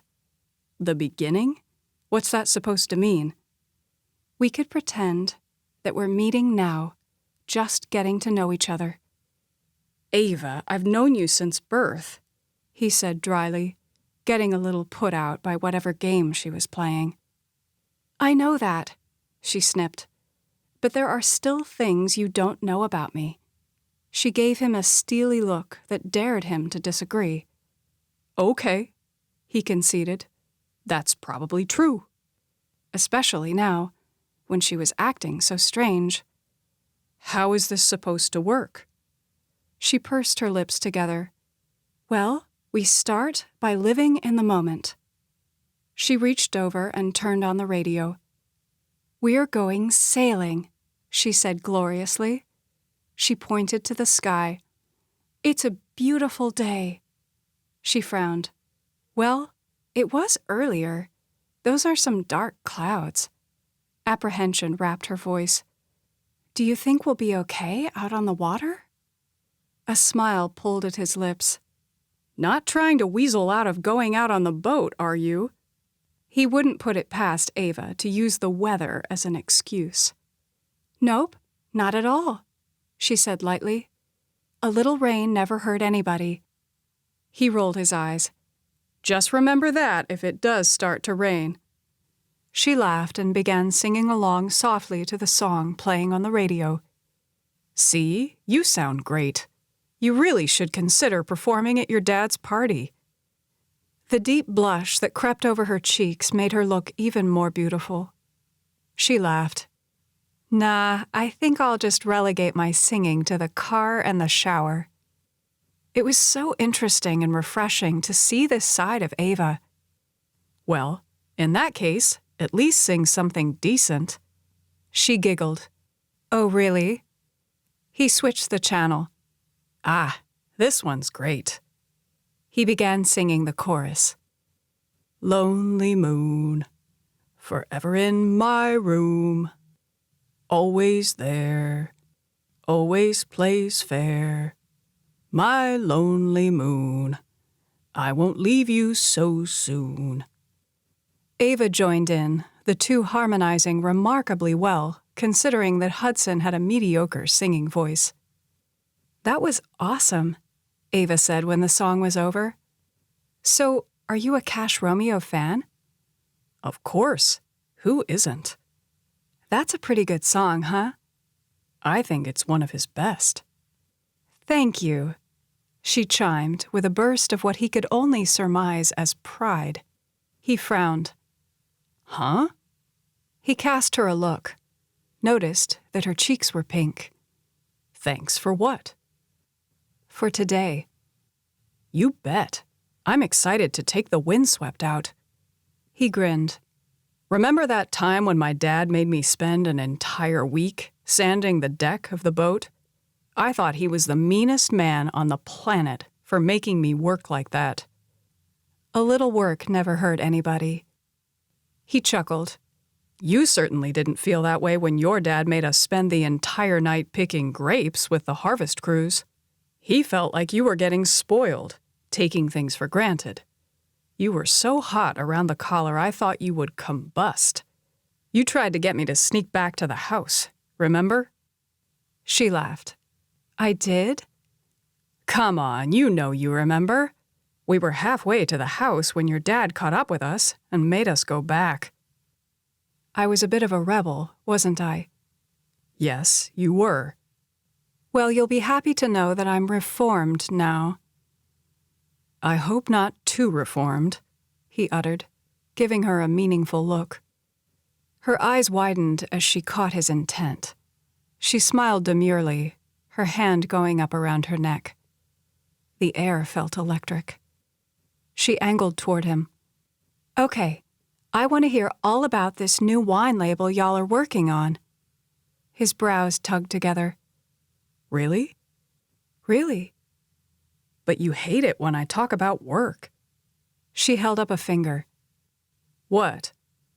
"Remember, we're not dwelling on how it used to be between us, only the way it is now." "So you're telling me that you really want to know about the label?" "That's exactly what I'm telling you." A smile spread over his lips. "Okay." With that, he launched into conversation, eager to tell her about the winery. It was such a large part of Hudson's life that it was cathartic to be able to share it with Ava. "We're working on a Merlot. It has the normal notes of blue, black, and red fruit, but also an undertone of vanilla. It's so good. I can't wait for you to try it." It seemed to take no time at all for them to arrive at the marina. Hudson was a little embarrassed when it occurred to him that he'd spent the second half of their hour-long drive from Sonoma to Bodega Bay rattling on about the new label as he explained his marketing plan for the launch. The crazy part was that Ava didn't seem to mind.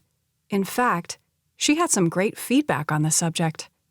He made a note to himself that on the way back he would shift the conversation more to Ava.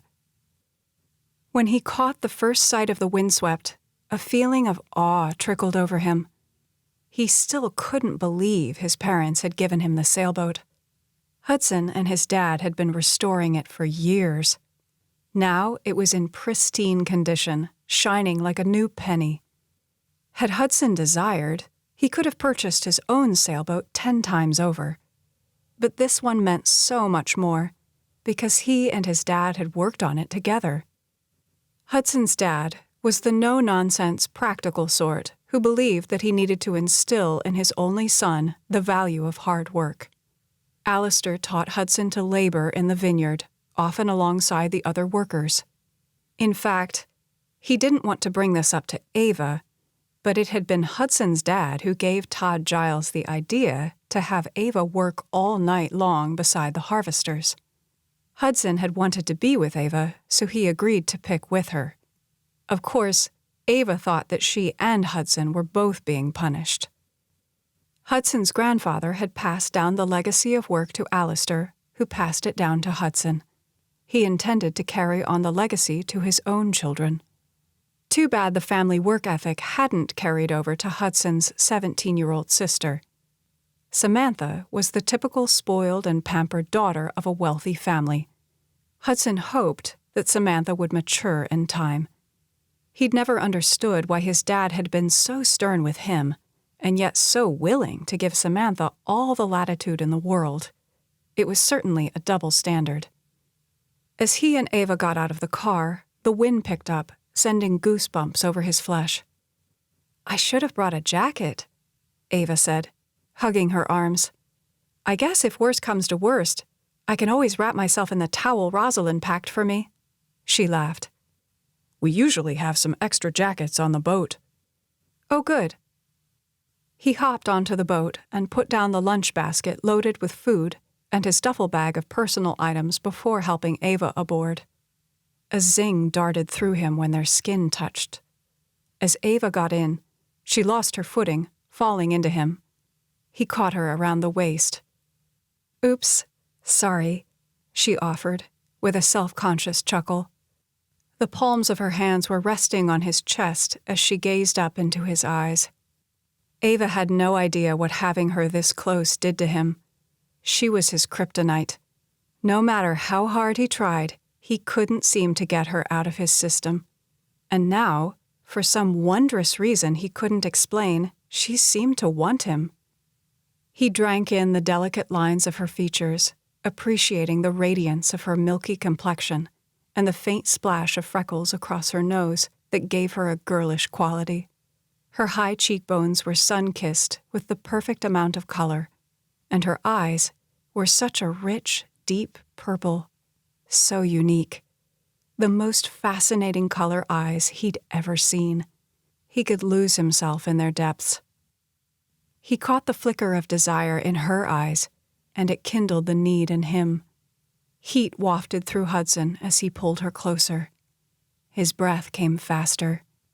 She parted her lips expectantly, her face tilting to his. "You're incredible," he murmured. A smile curved her lips.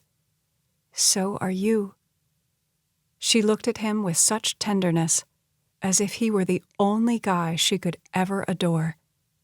For so long he'd wanted Ava, but he wanted her to long for him as he did her. He leaned in. The instant before his lips took hers, he heard the intrusive voice. "Hello?" a woman called. Still keeping his hold on Ava's waist, he looked to see who was coming down the dock. "Margot?" he muttered. Disappointment sank like a bag of rocks in his stomach as he looked at Ava. "What's she doing here?" Confusion filled her eyes. "I'm not sure." Margot flashed a broad smile, waving. "Sorry we're late." Hudson felt like he'd been sucker punched. He released Ava's waist and stepped away from her. "Did you invite Margot to go with us?" he asked in a low tone. He felt so stupid for thinking that things between him and Ava could be different. It was just like Ava to invite Margot along so she wouldn't have to be alone with him. The more things changed, the more they stayed the same. Her eyes rounded. "No, I didn't invite her." "Well, someone did," he muttered. She lifted her chin, eyes sparking. "Well, it wasn't me." It occurred to Hudson that Margot was not alone. Dustin Lawrence was with her. He scowled. "Are you kidding me?" "What?" Ava asked, dubiously. Dustin Lawrence? Seriously? That moron has had the hots for you since kindergarten.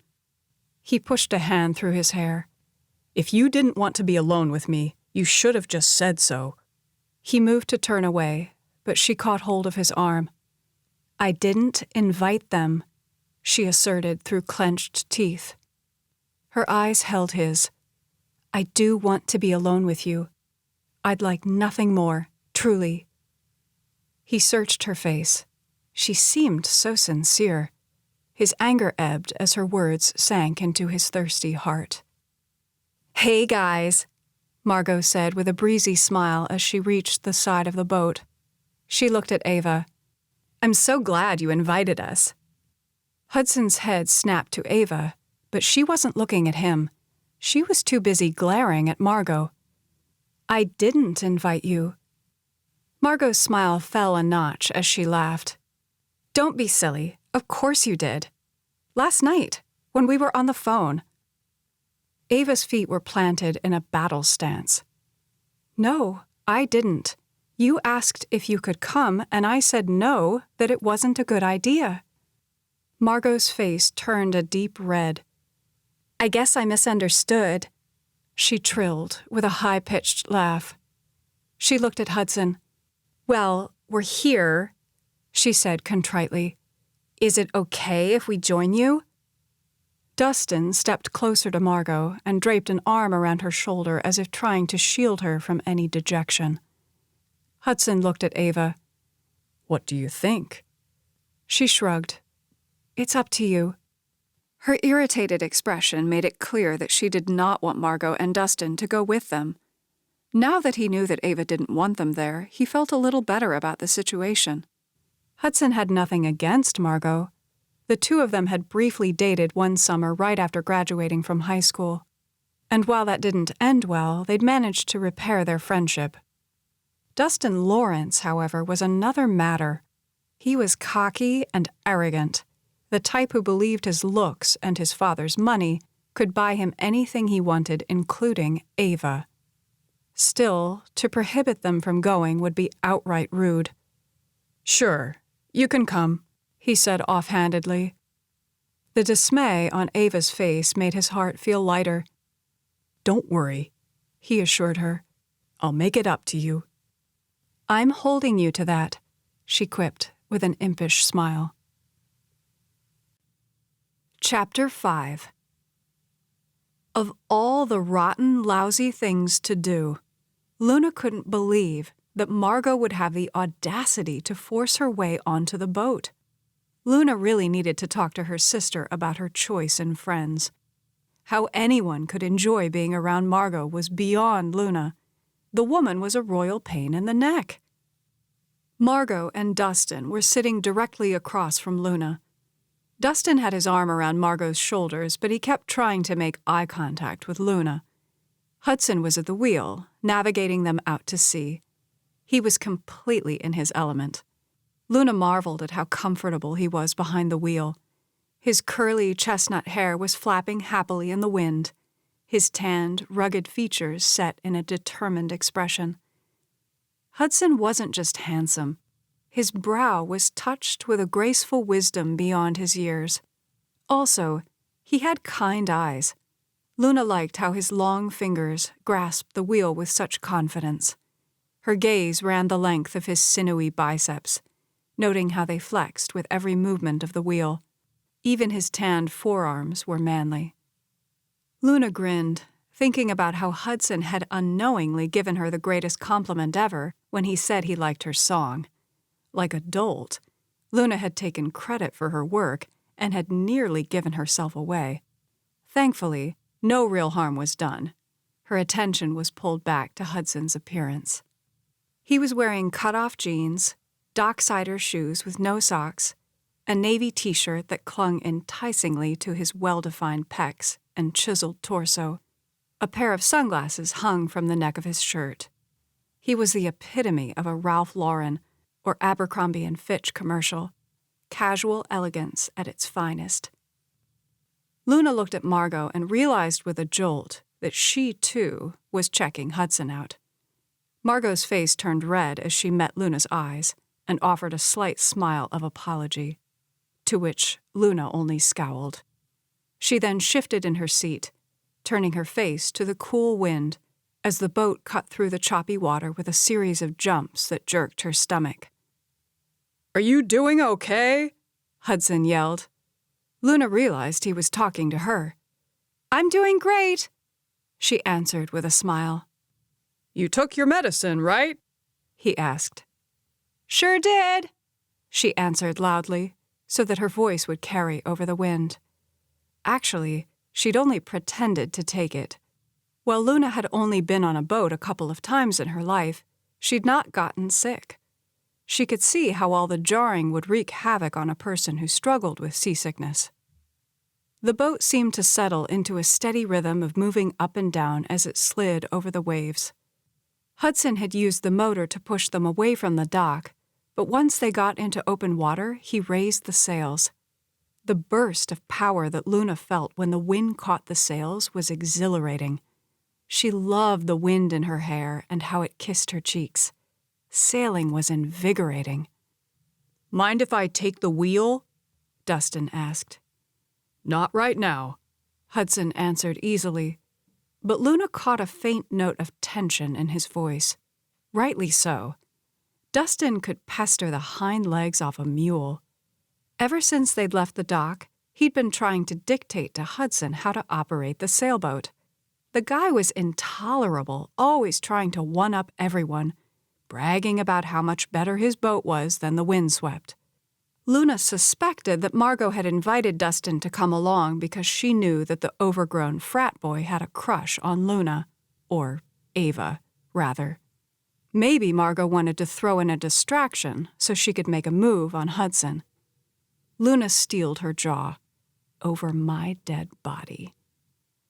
"Come on, man," Dustin egged. "You've got to let me have a go at it."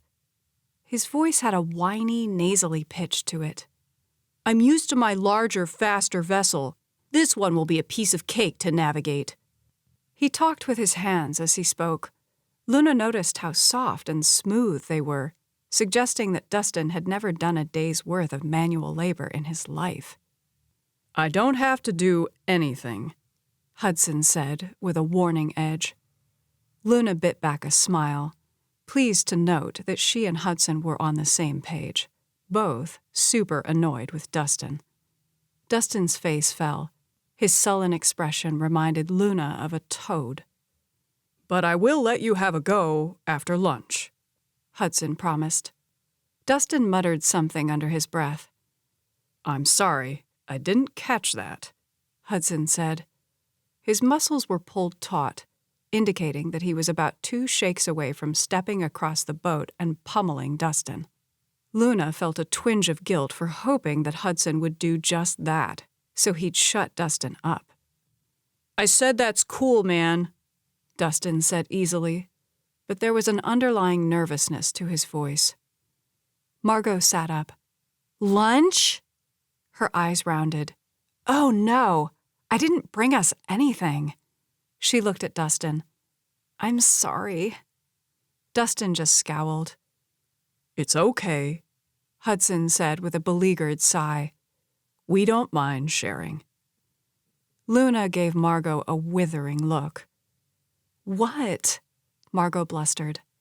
"I'm sorry." She rolled her eyes. "Sheesh, I didn't think it would be a big deal if we came.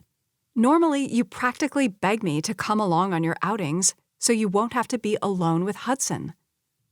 Luna saw red. She looked at Hudson, whose face had gone whiter than the paint on the outside of the boat. The hurt in his eyes cut her to the bone. "That's not true," she fired back, glowering at Margot. She chose her words carefully, enunciating every single one so there would be no mistaking her intent. "In the past, that may have been the case." "May have been?"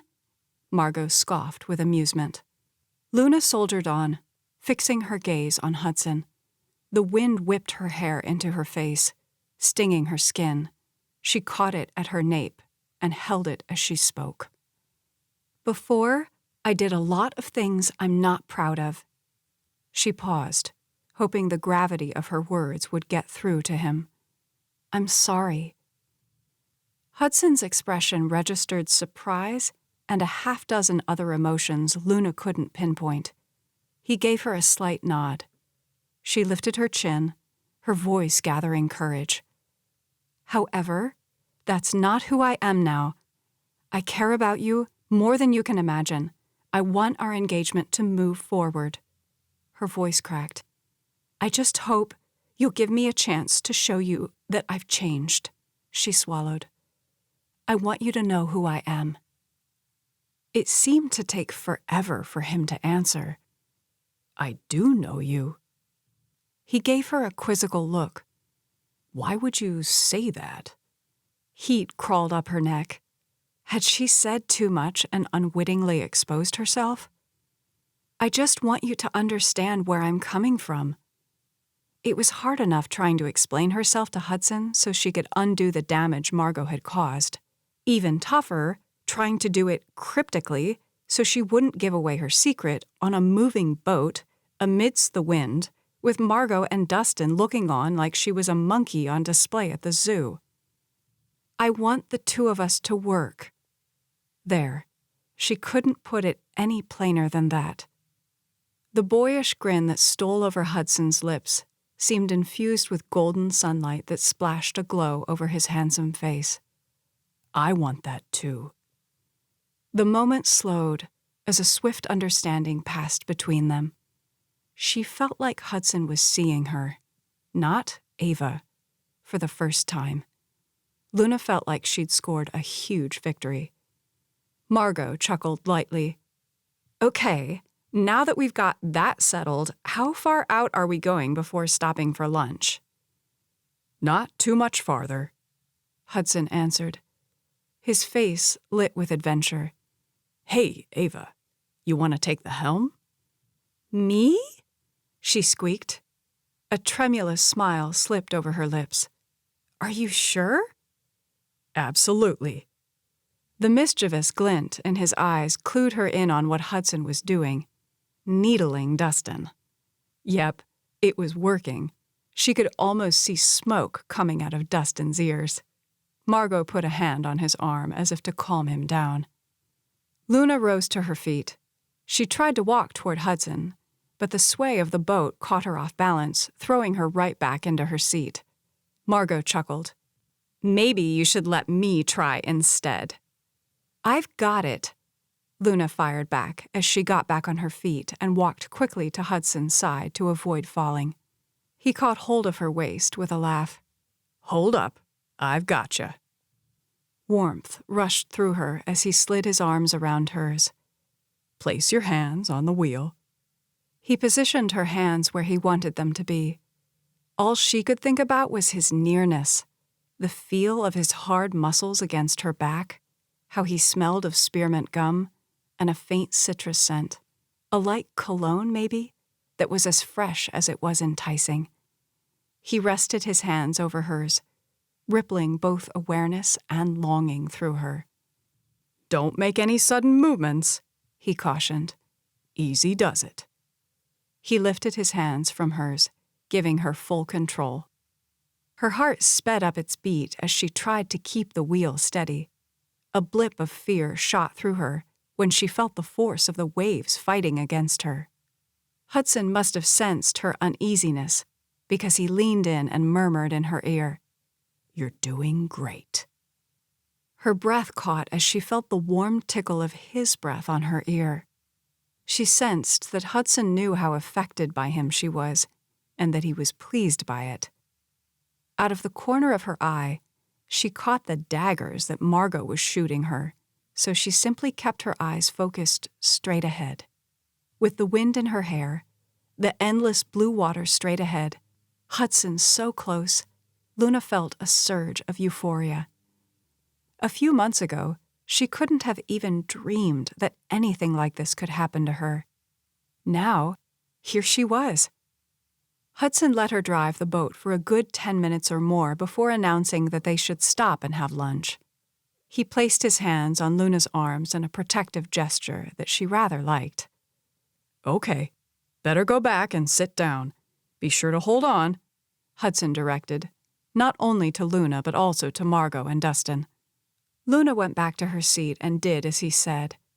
In a swift movement that caused her stomach to lurch like she was on the downward part of a roller coaster, Hudson turned the boat 180 degrees into the wind, where they immediately slowed down. Without the friction of the wind, the sails hung loose like deflated balloons, the boat rocking with the motion of the waves. "Should we go below deck or eat up here?" Margot asked as she glanced up at the sky. Luna followed her trail of vision. Clouds were obscuring the sun. It was hard to tell if bad weather was setting in or if it would blow over. A shiver ran down Luna's spine. She couldn't imagine being out on the ocean with raging waves. Part of her was tempted to ask if they should go back, but she didn't want to be a party pooper. "Better eat up here," Hudson said. "I'm not going to put the anchor down, and we don't want to drift too far off course." That sounded like a wise idea to Luna. She noticed when she was at the wheel that the boat had a sophisticated-looking built-in GPS tracking system. That was comforting. "Ava, would you mind going below deck and getting our picnic basket?" Hudson asked. "You'll find some extra plates, napkins, and silverware in the cupboards." "Sure," Luna said as she stood. "I'll go with," Margot chirped. Luna had to fight the urge to scowl. "It's okay. I've got it." A frown formed over Margot's full lips before she forced a smile.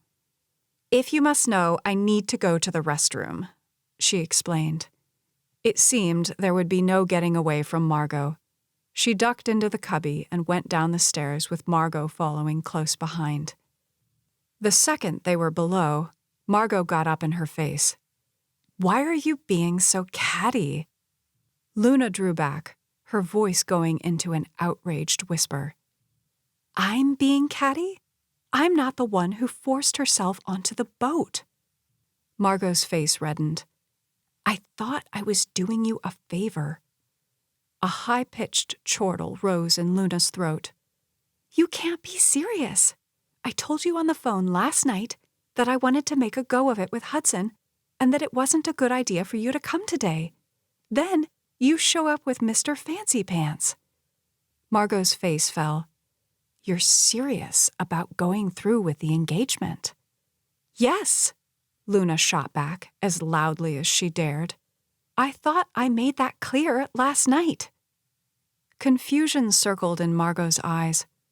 Her voice held a panicked edge. But you said you didn't have feelings for Hudson, that you were trying to figure out a way to get out of the engagement. That's why you and your mom have been at each other's throats." "That may have been true in the past," Luna said quietly. "But my feelings have changed. I care a great deal about Hudson, and I want our relationship to move forward." She lifted her chin. "From here on out, I'm going to do everything I can to show him how much I care." "I can't believe this." Margot rattled out a humorless laugh as she rubbed a hand across her forehead. "You can't believe what?" Luna was getting tired of Margot's theatrics. Fire flashed in Margot's dark eyes. "You are so selfish," she seethed. Luna's hand went to her hip. "Excuse me?" "You could have any guy on the planet, and yet you try and take away the only man I've ever loved." Tears gathered in her eyes. "How could you do this to me?" she asked hoarsely, her expression pleading. "I'm your best friend." This was all so mixed up. "Look, I'm sorry. This has nothing to do with you." Luna pushed away the guilt attempting to steamroll over her. She felt for Margot, she really did. But now was her chance to fight for something she really wanted. She wasn't about to back down. Margot's head snapped up, her dark hair falling back over her shoulders. "The heck it doesn't," she snarled. "This is a game to you. You only want Hudson because you know that I want him." Luna swallowed the hysterical laugh trying to break through her throat. "You have no idea what you're talking about. My feelings for Hudson have nothing to do with anyone else, least of all you." They stood glaring at one another, their chests heaving in anger, until a spiteful smile twisted over Margot's lips. "Okay, if this is how you want to play it, sister, game on." Foreboding trickled down Luna's spine. "I thought we were supposed to be best friends." "So did I," Margot fired back. "Is everything okay down there?" Dustin called. "Yep," Margot answered in a voice so cheerful that it made Luna want to puke. She was so fake. "We'll be up in a minute." Margot was glamorous and beautiful, with her long dark hair, dark almond eyes, olive complexion, pristine features, and sparkling teeth. While her looks were intimidating enough, she was also the picture of sophistication. The thought of going head-to-head with a woman like Margot filled Luna with dread, and yet she couldn't just walk away from Hudson because Ava's supposed best friend had her sights set on him. Luna was at a turning point in her life. She'd made a promise to herself after seeing Ava and Cash together, how in love they were, that she was going to shed her inhibitions and try to carve out a life for herself. She wanted that life to be with Hudson. She gave Margot a hard look. "You and Hudson dated once. What happened?" During one of their video chats, Ava had mentioned that Hudson and Margot briefly dated one summer and that something happened with Margot's former boyfriend. That's all Ava knew about the subject. She did say that Hudson was tight-lipped about whatever it was. Hesitation clouded Margot's features. "None of your business," she muttered. Aha! Luna was onto something here. "You obviously couldn't keep him the first go-around. What makes you think you could keep him now?" It was a cheap shot, but the words had just rushed out. At the same instant Luna saw movement, she felt the sting of Margot's hand as it connected with her cheek. She stepped back, stunned, holding her jaw. "You slapped me." Margot seemed shocked by her own action, and Luna thought she might apologize. Instead, she raised her chin. "Our friendship is over," she spat. She pushed past Luna, shoving her backwards as she tromped back up the stairs. "That's fine with me," Luna uttered. "I didn't want your friendship anyway." Pain was still streaking across her jaw, and she was sure there was a red mark. She went to the cupboards and began gathering plates, utensils, and napkins. She piled the stash on top of the picnic basket and headed back up. The minute Hudson saw everything that she was carrying, he rushed to help. "Here, let me." "Thanks," Luna said appreciatively as he took everything from her. Concern flickered in his eyes. "What happened to your face?" Luna relished the look of panic that washed over Margot. "I wasn't watching and ran into a corner." Hudson put the basket and items down on the seat. "Let me look at that." He stepped up to her and tenderly trailed the side of his finger down her face. "It's just red. Not bruised. I don't think it'll leave a mark." He smiled, revealing adorable long creases on both sides of his mouth. "That's good to know." Luna was no longer thinking about the pain of the slap, only about the profusion of tingles his touch evoked. She gazed up into his eyes, noting how they looked more blue today than green. Her fingers ached to move up to his messy curls. He glanced up at the darkening sky. "We should probably eat fast and then head back. It looks like the weather's turning on us," he lamented as he moved away from Luna and to the basket. He lifted the table attached to the side of the boat. It snapped into place with a succinct click. Hudson sat down beside the basket and began removing the contents and placing them on the table. "Wow, it looks like Anna outdid herself," Hudson said. "Fried chicken, potato salad, baked beans, chips, and brownies. He grinned broadly. There's more than enough here to share. Luna's mouth watered. She'd not had fried chicken since she'd left Nashville. Who's Anna? Dustin asked. My mother's housekeeper and cook, Hudson answered. He motioned with his head for Luna to come and sit down beside him. They dished up the food onto plates and began eating. Luna felt Margot's cold eyes on her. Now that her anger was fading, she was realizing the full scale of her predicament. Ava would be ticked that Luna ruined her friendship with Margot. Not that it was much of a friendship as far as Luna was concerned, but Ava might disagree. The chicken is a little dry, Dustin complained. Maybe someone should teach Anna how to make juicy chicken. The condescension of his tone was beyond belief. Luna glanced at Hudson to get his reaction. The corner of his jaw popped out a marble. My piece is excellent, Luna countered, and she meant it. Thanks, Hudson said. I'm glad somebody appreciates it. He cut his eyes at Dustin, whose teeth were too busy sawing away on the chicken to notice. For someone who was so critical, he certainly seems to be enjoying it, Luna said. Hudson chuckled dryly. You've got that right. Dustin paused mid-bite. Huh? Margot's eyes narrowed to slits as she glared at Luna. Are you making fun of my date? Luna didn't so much as blink. Just making an observation. Margot scoffed as she turned her attention back to her plate and began eating, her expression sullen. Hudson shot Luna a questioning look, but she only smiled and shook her head. Luna felt the first drop of rain on her forehead before more began falling. A second later, a gust of wind ripped through the boat, picking up the extra napkins on the table and scattering them. Oops, Luna said, as she put her plate down beside her and hurried to retrieve them. She caught all that she could, but 3 escaped, floating up into the air, dancing and tumbling before being discarded into the ocean. Hudson scraped the last of his beans onto his fork and placed them in his mouth. Lunch is over, he said as he folded his empty plate in on itself and moved to throw it away. Margot shrieked as rain started pelting down, pinging them like swarms of cold bees. Waves started thrashing against the boat like someone had suddenly turned on the jets of a hot tub. Luna jumped into motion, wrapping up the leftover food and putting it back into the basket. She looked over at Margot, who was sitting in her seat and hugging her arms, as if that could somehow protect her from the rain.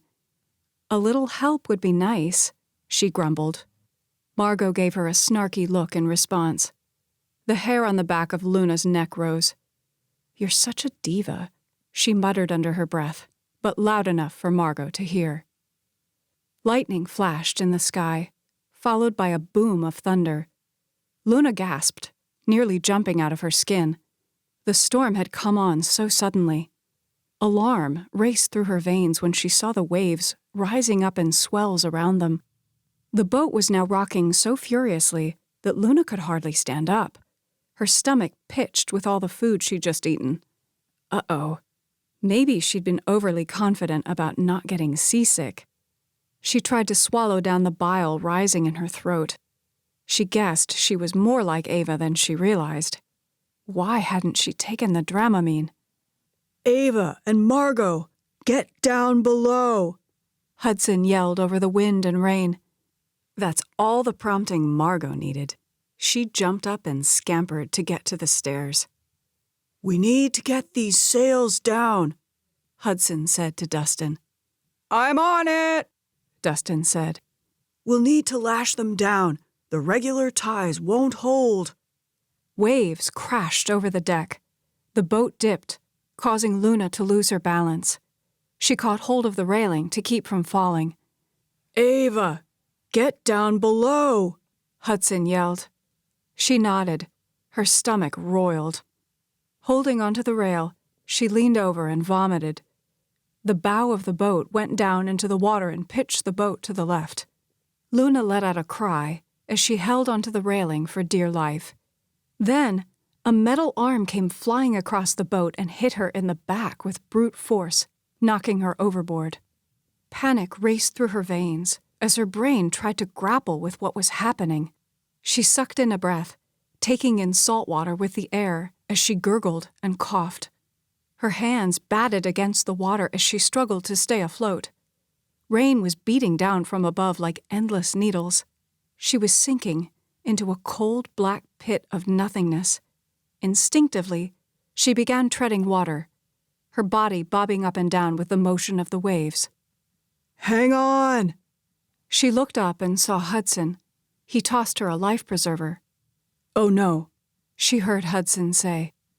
"I'm doing okay," she sputtered. "Just cold," she said through clattering teeth. Then she looked to her side. Terror as she'd never experienced before engulfed her when she saw the black fist of the wave rising in the distance. It slammed on top of her with the force of concrete, and she felt herself going down, down, down. Her lungs burned for air, her tears mixing with the endless water around her. Just when she was about to abandon all hope and give herself to the force of the darkness, she felt strong arms around her, pulling her up. When her face broke the surface, she gasped in a blessed scoop of air. Hudson's arm was around her, taking her back to the safety of the boat. Relief rolled over her as she half cried and half laughed. "You saved me," she said hoarsely. Luna felt herself being lifted and realized Dustin had her arms and was pulling her onto the boat. He lay her back on the seat. Dizziness wafted over her, and for a second, she felt like she was still in the water. Hudson sat down beside her and scooped her up in his arms. Her body was trembling uncontrollably from the cold. It occurred to her that it was still raining. "Get her some blankets," he ordered. "I'm so sorry," he said, his voice breaking. "I thought I'd lost you." Luna was so cold. Her teeth were chattering to the point where she thought they might break out of her mouth. The boat was still rocking wildly, making her feel like she might throw up again. Hudson rubbed her arms vigorously, but he too was shaking from the cold. Finally, Dustin returned with blankets. Luna settled into the warmth they afforded, but her body was still so cold. "Let's get you down below," Hudson said. He picked her up and carried her down the stairs where he placed her gently on the couch. Tenderly, he brushed her hair back from her forehead. She thought he might sit with her, but he pulled away. "Stay with her," he said gruffly. That's when Luna realized that Margot was in the cabin. Tears stained Margot's cheeks. "I'm so sorry for everything I said," she cried as she rushed forward and threw her arms around Luna's neck, enveloping her in a tight hug. Luna was too tired to fight.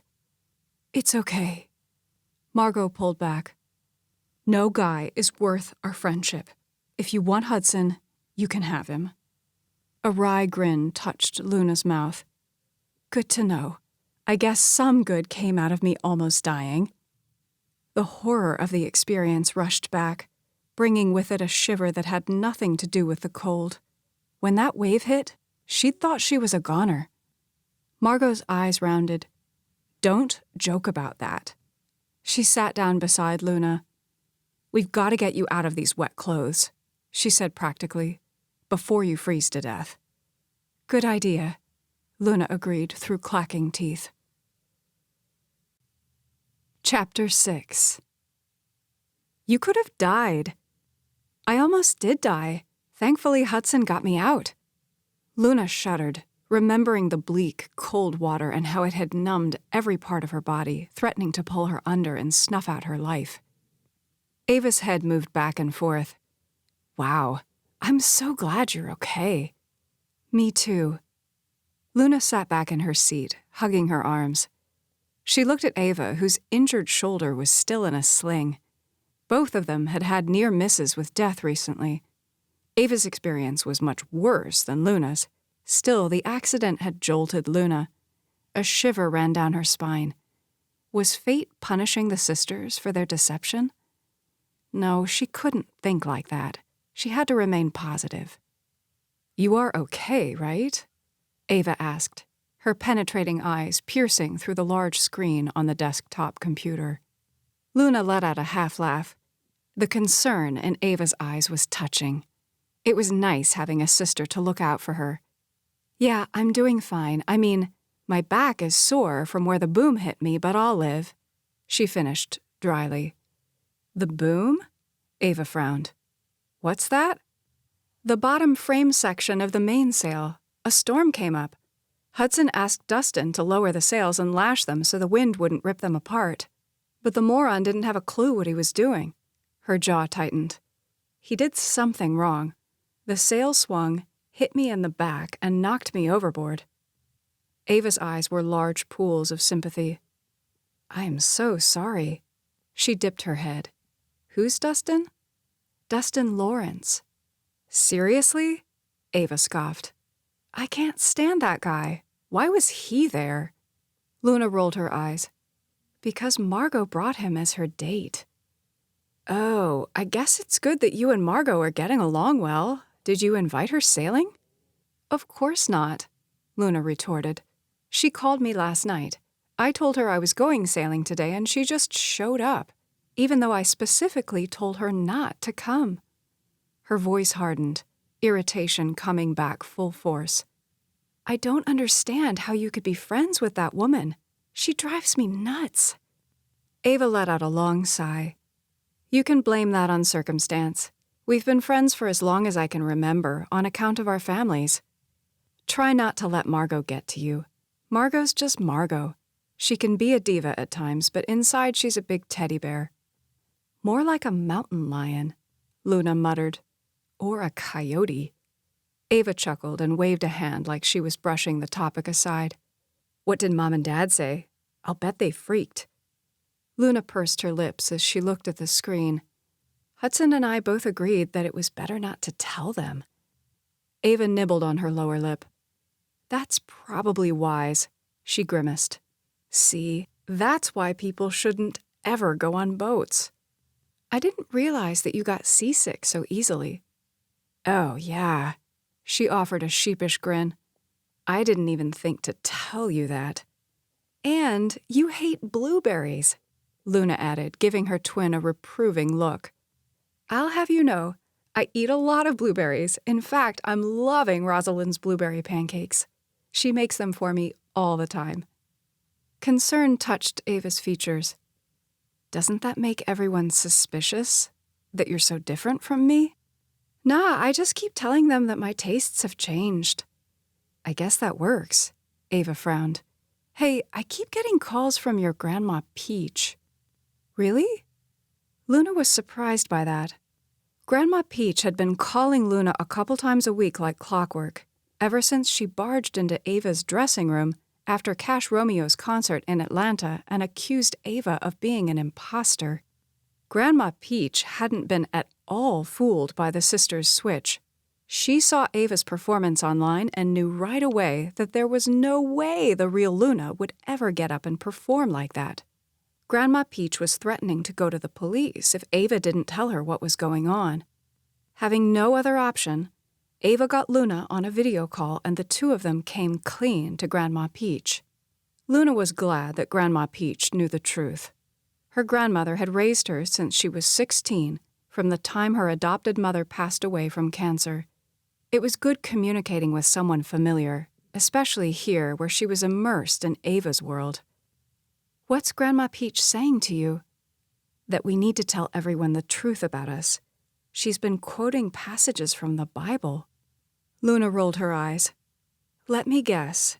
They shall know the truth, and the truth shall set them free." Ava's voice lilted. "Yep, that's it." "She's been telling me the same thing," Luna admitted. Grandma Peach had been riding Luna hard about coming clean, but she just kept politely ignoring the comments.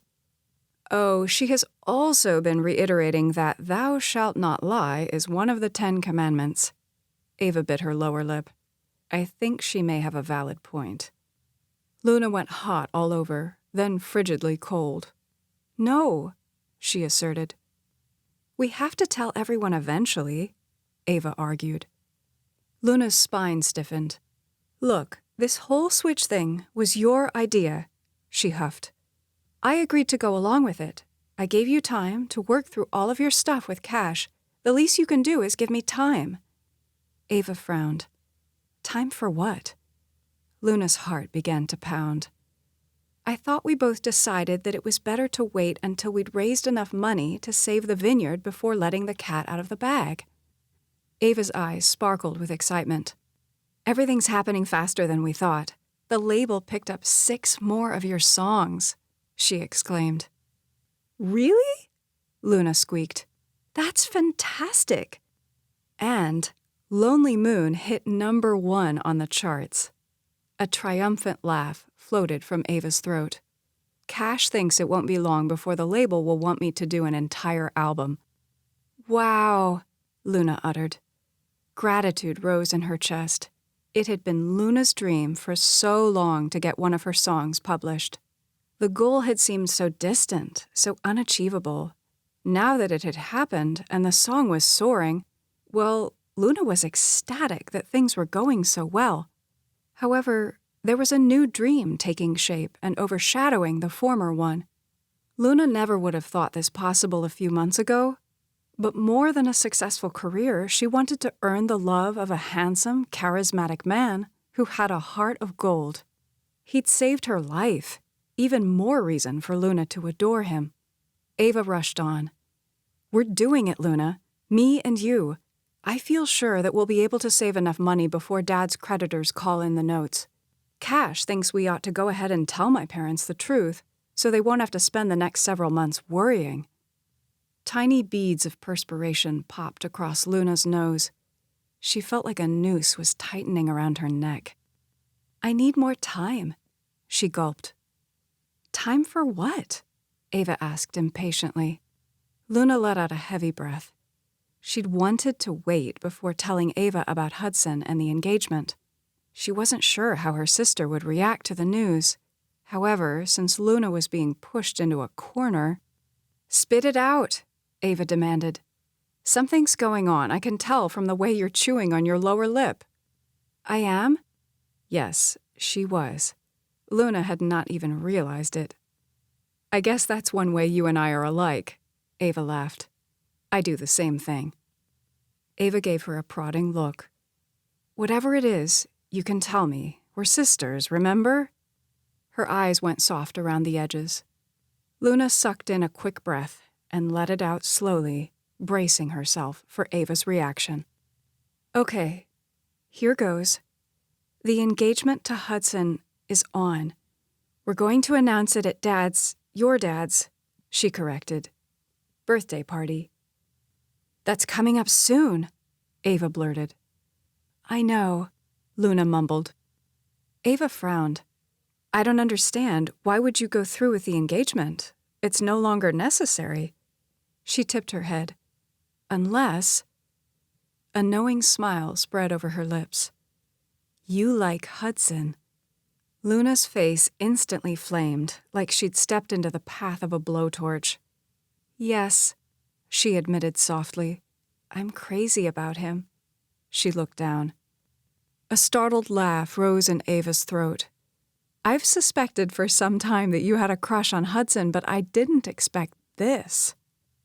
Luna's hand went up around her neck. I hope you don't mind. I guess I just need a minute to process it. Ava pushed her hair back from her face. When did this happen? From the moment I saw him, Luna admitted. He's amazing. You're in love with Hudson, she giggled. Who would have thought? You're not upset? No, I'm surprised, but not upset. The tricky part is, Hudson thinks it's you he's marrying. Ava's eyes turned to saucers. Yeah, that could be bad. Even more reason why we should go ahead and tell everyone, especially him, the truth. No, Luna blurted. Ava gave her an exasperated look. Why not? The words spewed out. Because I need time to make him fall in love with me. She clenched her hands. The real me. not the memory of you. If I tell him the truth, right now, I could lose any chance I've got." Ava sat back. "Yeah, I see your point." She began twisting her finger around her hair. "How much time do you think you'll need?" Luna gurgled out a laugh. I'm not sure. It's hard to put a timetable on these things." A wicked grin flitted over Ava's lips. "You're in love with Hudson," she taunted in a sing-song voice. More heat flushed over Luna's cheeks. "It's too soon to call it love, but I care about him a lot." Ava leaned forward, a new light simmering in her eyes. "Okay, we need a plan, a way to make Hudson fall for you. We need to make it snappy," she teased. "You might find this hard to believe, but I'm starting to miss Mom and Dad, and I want them to meet Cash," she added. Luna heard the door open at the same time Rosalyn spoke. "Sorry to interrupt, but Margot is downstairs." She jumped a foot when she saw Ava on the screen. "Vaya!" Rosalyn exclaimed, crossing herself. For a moment, Luna just sat at the desk, frozen. "Tell Rosalyn to close the door," Ava hissed. "Rosalyn, shut the door," she said loudly. But Rosalyn's feet were rooted to the floor, her face ashen. It took Luna's brain a second to process what Ava meant. In her fright, Rosalyn had swung the door to the bedroom wide open. Hastily, Luna got up and went to close it. "¿Qué pasó?" Rosalyn uttered, looking back and forth between Ava and Luna. A wide smile spread over Ava's lips. "Hey, Rosie," she said affectionately. "I've missed you." Rosalyn's jaw dropped as she looked at Luna for an explanation. She pointed. "Is that?" Ava laughed with delight. "Yep, it's me, Ava. What do you think of the blonde hair?" She touched it. "Kind of groovy, huh?" "If she's Ava, then who are you?" Rosalyn asked Luna. Rosalyn's face was so blanched that Luna feared she might pass out. "I'm Luna, Ava's twin sister." She took hold of Rosalyn's arm. The middle-aged woman allowed Luna to lead her over to the bed, where she sat down on the edge. Rosalyn kept her eyes pinned on Luna. "I knew you were so different, but I never dreamt." She looked at the screen. "This is incredible," she mused. Ava giggled. "I know." "But how?" Rosalyn gasped, clenching her hands tightly in her lap. Luna sat down in the chair and looked at Ava. "Maybe you should explain it to her." That's all it took for Ava to start talking a mile a minute, telling Rosalyn all about how their birth mother had gotten them together shortly before she died. Luna was relieved to see that the color was returning to Rosalyn's face, and she was no longer wringing her hands. Apprehension clawed at the base of Luna's skull. Would Rosalyn be willing to keep their secret? Or was everything ruined? "Why did you switch places?" Rosalyn asked, her dark eyes wary. Ava sighed. "The engagement to Hudson pushed me over the edge." She scrunched her face. "I was so sick of Mom trying to dictate every facet of my life. It was like she expected me to just solve all of her and Dad's problems. She's always been that way ever since I can remember." Rosalyn's lips formed disapproving lines. "You shouldn't talk about your mama that way. She's a good woman." Ava rolled her eyes. "I know she's a good woman. I just couldn't take it anymore, so I talked Luna into switching places with me." Rosalyn's eyes were wider than full moons as she homed in on Luna. "Why did you go along with this?" "Ava wasn't the only one who needed a new life," Luna said with a shrug, feeling very small right now. Rosalyn's hand went over her chest, her eyes going troubled. "Beverly has been so happy. She thinks she has her daughter back." She shot Ava a condemning look. "You have to fix this." "I will," Ava responded. "But it's not time yet." "What do you mean?"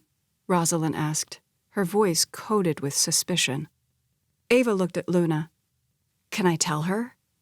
Sure, Luna said. There was no point in keeping anything back. Rosalyn already knew too much. Here's where it gets good, Ava said in a juicy tone, her eyes sparkling. Luna's in love with Hudson. The only sound in the room was Rosalyn's sudden intake of breath. She crossed herself again. But Hudson thinks he's marrying Ava. I know, Luna said sadly, the full scope of the predicament covering her like a hot, wet blanket. Rosalyn's head swung back and forth. Pobre chico. He's such a good man. He doesn't deserve to be deceived. She gave Luna a condemning look. Guilt churned in Luna's stomach. We never meant to hurt Hudson, she explained, swallowing the tightness in her throat. I care about him a lot. Rosalyn turned her focus to the screen. Where are you?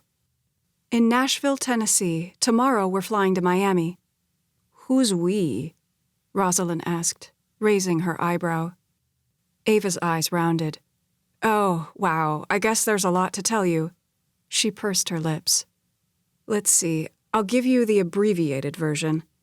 While I was pretending to be Luna, I crossed paths with Cash Romeo. Seeing Rosalyn's blank expression, Ava went on to explain. He's country music royalty. Rosalyn squinted at the screen. Are you wearing a sling? Yeah, I'll get to that later. I'm now part of Cash Romeo's tour. What kind of tour? Rosalyn asked, skeptically. Ava laughed. He's a country music superstar, Rosie. We sing together in concerts all over the world. Astonishment draped Rosalyn's features. She looked to Luna for confirmation.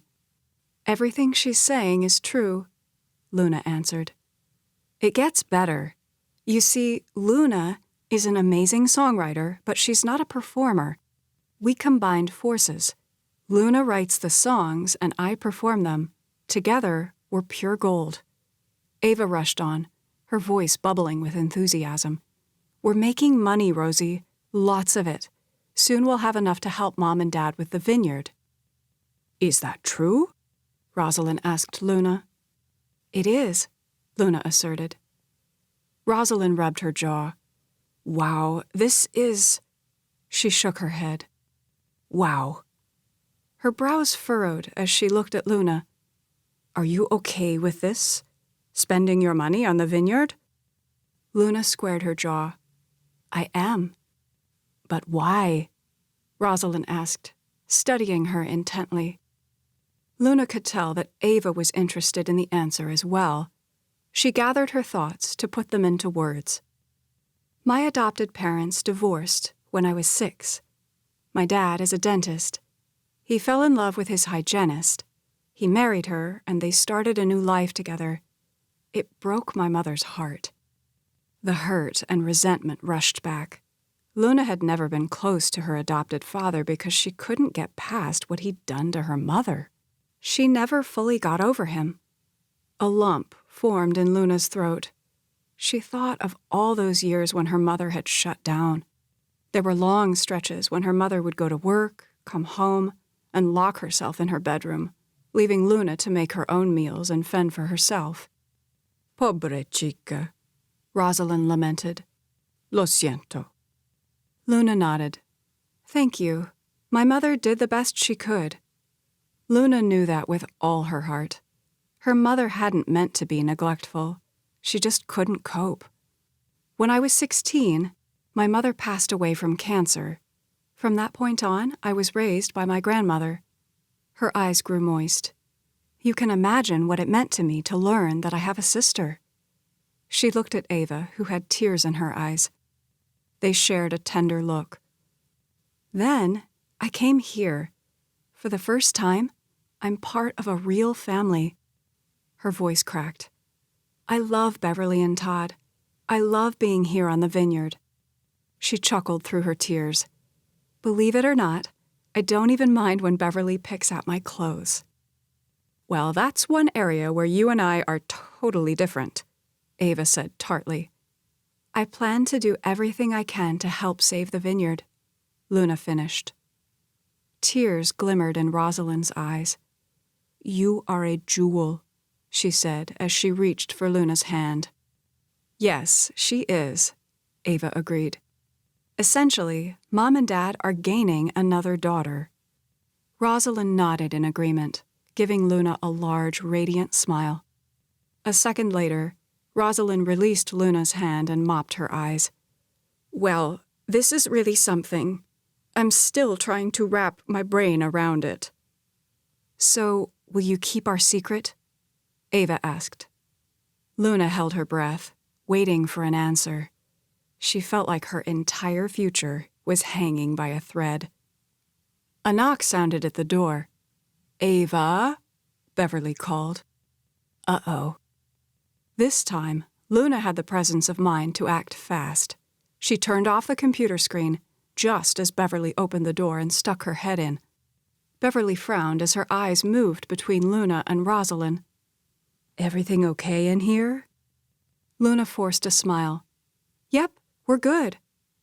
She tried to articulate a response, but her mind was as blank as a new sheet of paper. Ava and I were trying to decide which dress she should wear for the harvest party, Rosalyn said, giving Luna an imperceptible look. Interest shined in Beverly's crystal eyes. I think you should wear your teal dress, the off-the-shoulder one. She draped a hand down her shoulder as she spoke. Sounds good to me, Luna said. The harvest party was a long-held tradition, not just amongst the Gileses and their vineyard, but for most of the vineyards and wineries in northern Cal. A few days before the harvest, the vineyards would hold lavish parties to celebrate the upcoming event. Luna was looking forward to the Giles' harvest party this coming Saturday. It wasn't just the party itself, but also the titillating buzz in the air. Beverly, Todd, the staff, everyone, it seemed, was caught up in the excitement of the approaching party and harvest. Beverly shook her head. Oh, I almost forgot. Margot's here to see you. Rosalyn sprang to her feet. That's right. I came up to tell you that. An undertone of red seeped into her cheeks. I guess I got distracted with other things. Luna stood, smoothing her hand down her shirt. I guess I'd better go and see what Margot wants. The last thing she wanted was to have to entertain Margot right now, especially when she was still reeling from the accident. I'll go and tell her you're on your way down, Beverly chimed as she left. Rosalyn caught Luna's arm. Be careful around Margot, she warned. I've tried to tell Ava this for years, but she's too stubborn to listen. Margot is not your friend. The truth of Rosalyn's words caused a chill to run down Luna's spine. I know, she said quietly. Understanding passed between them, letting Luna know that she'd found a true ally in Rosalyn. Chapter 7. Race you to the top, Ava said, her laughter floating like soft musical notes against the pleasant breeze. Her chin was set with determination as she leaned into the handlebars and pedaled faster. Hudson laughed as he picked up his pace to catch her. It was a long, winding hill. He'd always admired Ava's tenacity, how, when she saw something she wanted, she would set her goal and then put 100% effort into achieving it. However, the past several years, Ava seemed to have lost her passion and zeal for their way of life. She'd become restless and discontent with everything, including Hudson. Now, for some reason he couldn't explain, she was back full force. But she was different. There was an added depth and complexity to her. Ava had always been so carefree and open, often wearing her feelings on her shirt sleeve. Hudson only had to look at her expressions to know what she was thinking. Now it was harder for him to get a read on her thoughts. Ava had suggested that the two of them get to know each other as if meeting for the first time. In many ways, Hudson felt like he was meeting Ava for the first time. he grunted. That was absurd. He'd known Ava all his life. How could he just now be getting to know her? Ava had been Hudson's first crush. Over the years, those childhood feelings had developed into something deeper, at least for him. It had been torture watching Ava date so many guys over the years. He got used to her patterns, how the relationship would last a few weeks, and then she would grow tired of it, craving the next new or shinier object. Hudson had wished so many times that Ava would come to her senses and realize that the two of them were meant to be together. Now, here they were. Miracle of miracles, Ava now wanted him. The question was, would she soon grow tired of him? His stomach tightened. He didn't want to go through the heartache of giving her his all, only to lose her.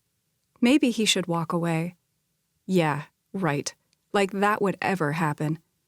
Hudson had never been able to deny Ava anything. When Hudson realized that Giles's vineyard was failing, he'd gone to his dad and pitched the idea of the two of their families joining to create a powerful dynasty. Hudson had a knack for business. Even though his family's vineyard was solidly in the black, having been built on several generations of hard work and reputation, Hudson had, through his prowess and ingenuity, taken the business to even greater heights. He had no doubt that he could do the same for the Giles's vineyard. Hudson's parents had been excited and on board with the plan. They had a fondness for Ava and felt like she would fit in well with their family. Alistair had gone to Todd Giles, pitching the idea as his own, but the plan had backfired. Hudson couldn't have anticipated how adverse Ava would be to marrying him.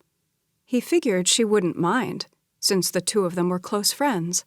Also, Ava had dated so many guys and hadn't found anyone. Hudson hoped she would one day grow to love him as he did her. He never could have anticipated that she would up and disappear for weeks on end. Nor could he have anticipated that Ava would come back a changed woman, ready to embrace him.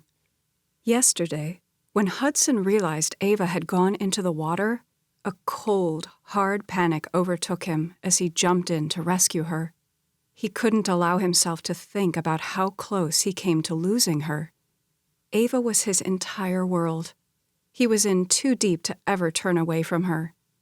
If she'd let him, he'd spend the rest of his life proving that he was indeed the guy for her.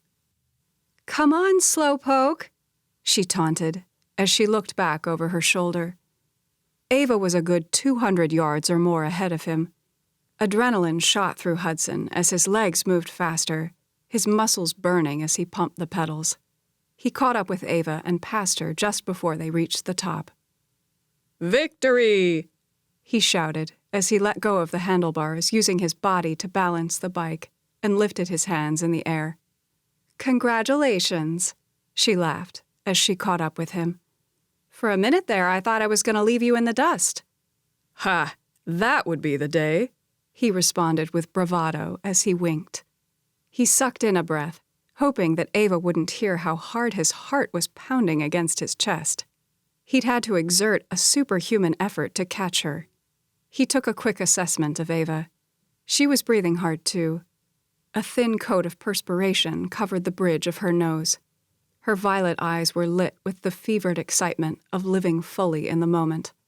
Her high cheekbones were brushed with color from the physical exertion, making her look so incredibly beautiful that it took all the willpower Hudson could muster to keep from jumping off his bike, gathering her in his arms, and crushing her lips with his. He caught something in her eyes, a blip of desire, maybe. Was Ava reading his thoughts? Was she having similar feelings? A flame of hope leapt in his chest. They shared a long, intimate smile. Then, something interesting happened. A deep rose color flushed in Ava's cheeks, and she looked down, her lashes brushing against her milky skin in a demure feminine gesture. He'd seen Ava do that several times recently. If he didn't know better, he'd think Ava was a bit shy. He really liked this side of her. He scooted his bike closer. "I didn't realize you were such an avid biker." A large grin flitted over her lips, deepening the dimples in her cheeks. "See, there's a lot you don't know about me." There was a hint of a challenge sparkling in her eyes. They looked more blue today than purple. "I'm starting to believe that." This date was going much different from what Hudson had planned. He'd taken Ava to his family's vineyard, where he'd arranged for them to go horseback riding. After all, it was one of Ava's favorite things to do. However, when they got to the stables, he detected a funky tension and could tell that Ava wasn't keen on going riding. He called her out on it, and she admitted that she'd rather do something else. "I'm game for anything," Hudson responded. The next thing he knew, they were at a local outdoor shop renting bikes. Now, here they were, roaming all over Sonoma. She pulled her water bottle from the rack and lifted it to her lips. He also reached for his, taking a long, refreshing drink. He swiped his arm over his forehead to remove the perspiration. Ava's gaze surveyed the landscape around them. Hudson followed her trail of vision, taking in the rolling hills, dotted with rows of leafy grapevines. Framing the vineyards were patches of trees tipped with hints of yellow, evidence that fall was fast approaching. The blue-gray mountains in the distance hovered just below the ceiling of azure sky. "It's so majestic," Ava said, with a trace of awe. "How do you do that?" "What?" she asked, a bemused smile tugging at her lips. "Look at the scenery, like you're seeing it for the first time." She blinked, an impish grin overtaking her features. "Isn't that the idea? To start fresh?" "Yeah, but you're so convincing that I could almost believe this is all new to you." She laughed easily. "I don't think I could ever grow tired of looking at this spectacular scenery. In a few more weeks, it'll be ablaze with color." "Yes, it will," he agreed. Sonoma Valley was picturesque, especially during the fall. Tourists would then flock to the valley to enjoy all the harvest activities and the colorful leaves. Now, however, they had the area all to themselves. They were stopped along the side of a rural road, not a car or person in sight, just the two of them, as if they were the center of the universe. Ava began quoting, "To me, fair friend, you never can be old, for as you were when first your eye I eyed, such seems your beauty still." He tipped his head in amusement. "Shakespeare?" "Sonnet 104. Hudson was impressed. "Since when do you like Shakespeare?" "I love Shakespeare." "I had no idea," he mused. "You've never quoted Shakespeare before." Her eyes lit with amusement. "Have more than you show, speak less than you know," she quipped. He searched his brain, trying to come up with what few quotes he knew from Shakespeare. He held up his index finger. "To be or not to be, that is the question." She laughed as she continued the verse. "Whether 'tis nobler in the mind to suffer the slings and arrows of outrageous fortune, or to take arms against a sea of troubles, and by opposing end them. To die, to sleep." It's from Hamlet, she clarified. "Wow, that was impressive. Can you finish this one?" He raised his hands, thrusting out his chest as he began, his voice dripping with drama. "This above all, to thine own self be true." When she remained silent, he pedaled his hand. "Come on, let's hear the rest." She looked down. "Aha, I've stumped you," he proclaimed victoriously.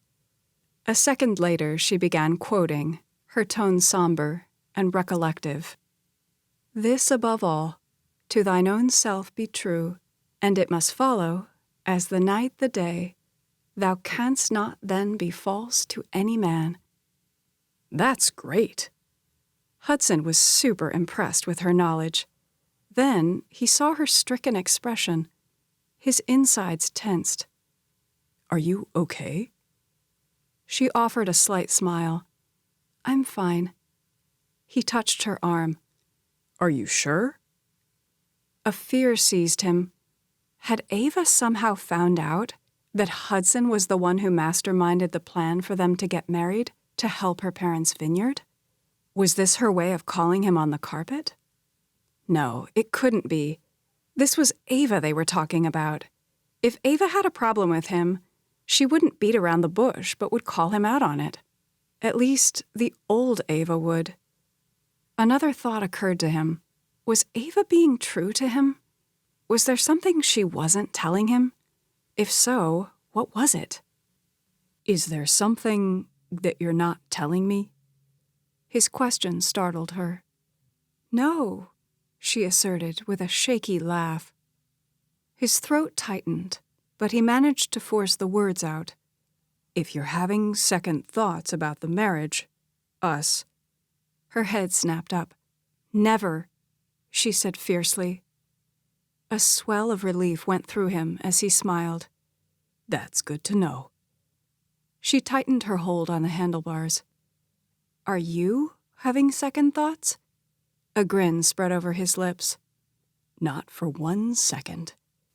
Ava, you know how I feel about you, how I've always felt. Several emotions that he couldn't read sifted through her eyes. Hudson would have thought his comments would have been a slam-dunk reassurance, but that didn't seem to be the case. I want this to work, he said earnestly. Me too. This time, he edged his bike up beside hers. The air sizzled with the electricity of a lifetime of untapped possibilities as his hand went to her cheek. Her breath hitched as her lips parted. He felt his own breath coming in short bursts, his heart hammering out a fast beat as he closed the distance between them, his lips taking hers. The sparks that zinged through Hudson took him completely by surprise as their lips moved together in a tentative dance. Hudson had kissed Ava before, and it had been good. But this was revolutionary. Her mouth was soft, accepting, and yet he could feel her insistence and strength melding into him. Hudson's hand slipped around the nape of her neck as he pulled her closer. The kiss was aching and tender, filled with an unspeakable need that stoked the fire in Hudson's soul. He felt like he and Ava were connecting in a way they'd never connected before. When he pulled back, a large smile curved his lips as his hand cupped her cheek. That was incredible, he murmured. He felt reborn, as if he were seeing Ava through new eyes. His thumb stroked her skin in light circles. The future was brighter than Hudson could have ever dared hope. That was different. She blinked in surprise. In a good or bad way? She asked hesitantly. Laughter rose in his throat. The best it has ever been. Really? She hiccuped, moisture rising in her eyes. She rewarded him with a smile so brilliant that it spread warmth to his entire body. Really? He leaned in to kiss her again, but lost his balance as his bike fell into hers. She gasped as she used her body and bike to steady him. Thankfully, he regained his footing quickly and righted his bike before any damage was done. Sorry about that, he said sheepishly. Ava motioned with her head at the ribbon of road that trailed over the rolling hills. You want to keep going? Sure, he said, with a burst of energy as he charged forward. Your turn to catch up with me, he called over his shoulder. Her laughter came floating up. You're on, she shouted exuberantly. Hudson didn't know what had caused the change to come over Ava, but whatever it was, he wanted it to stay for the long haul. He wanted to build a life with her, to be able to see her beautiful features reflected in the faces of their children. The life Hudson had always wanted was within his grasp. The trick was not to do anything to mess it up. As much as he wanted to come clean to Ava, he could never tell her the truth, that he was the one who'd put the plan into motion about the marriage and her parents' vineyard. Money was no object for Hudson or his family. He would gladly help the Gileses 1,000 times over. His conscience argued that he should have offered to help without the contingency of marriage. That would have been the right thing to do. However, his longing for Ava was so strong that it overshadowed everything else. Should he tell Ava that he would help with her parents' vineyard even if she didn't want to marry him? His stomach pulled into a hard knot as he pedaled faster. If he were a better man, that's what he would do. But he needed Ava in his life. He didn't know if he had the strength to tell her the truth, because that could mean losing her, and Hudson couldn't fathom the thought of that. Chapter 8. "He's here!" Luna proclaimed joyously when the doorbell chimed. Rosalyn held out a hand. "Mantén la calma," she admonished. "Be calm," she translated when she saw Luna's blank expression. Luna hitched up her smile. "Oh, yeah." She rubbed her sweaty palms on her sundress as she straightened to her full height, sucking in her stomach. "Do I look okay?" She smoothed a hand over the bodice of her dress. It was deep purple with large white flowers. Thanks to Rosalyn's suggestions, Luna had paired it with white wedge sandals and silver dangling earrings. Rosalyn sized her up. "Muy bonita," she proclaimed, like an artist examining her masterpiece. "Thank you," Luna said with an appreciative smile. She knew enough Spanish to recognize that bonita meant beautiful or lovely. Her heart was pounding so furiously that it was making her dizzy.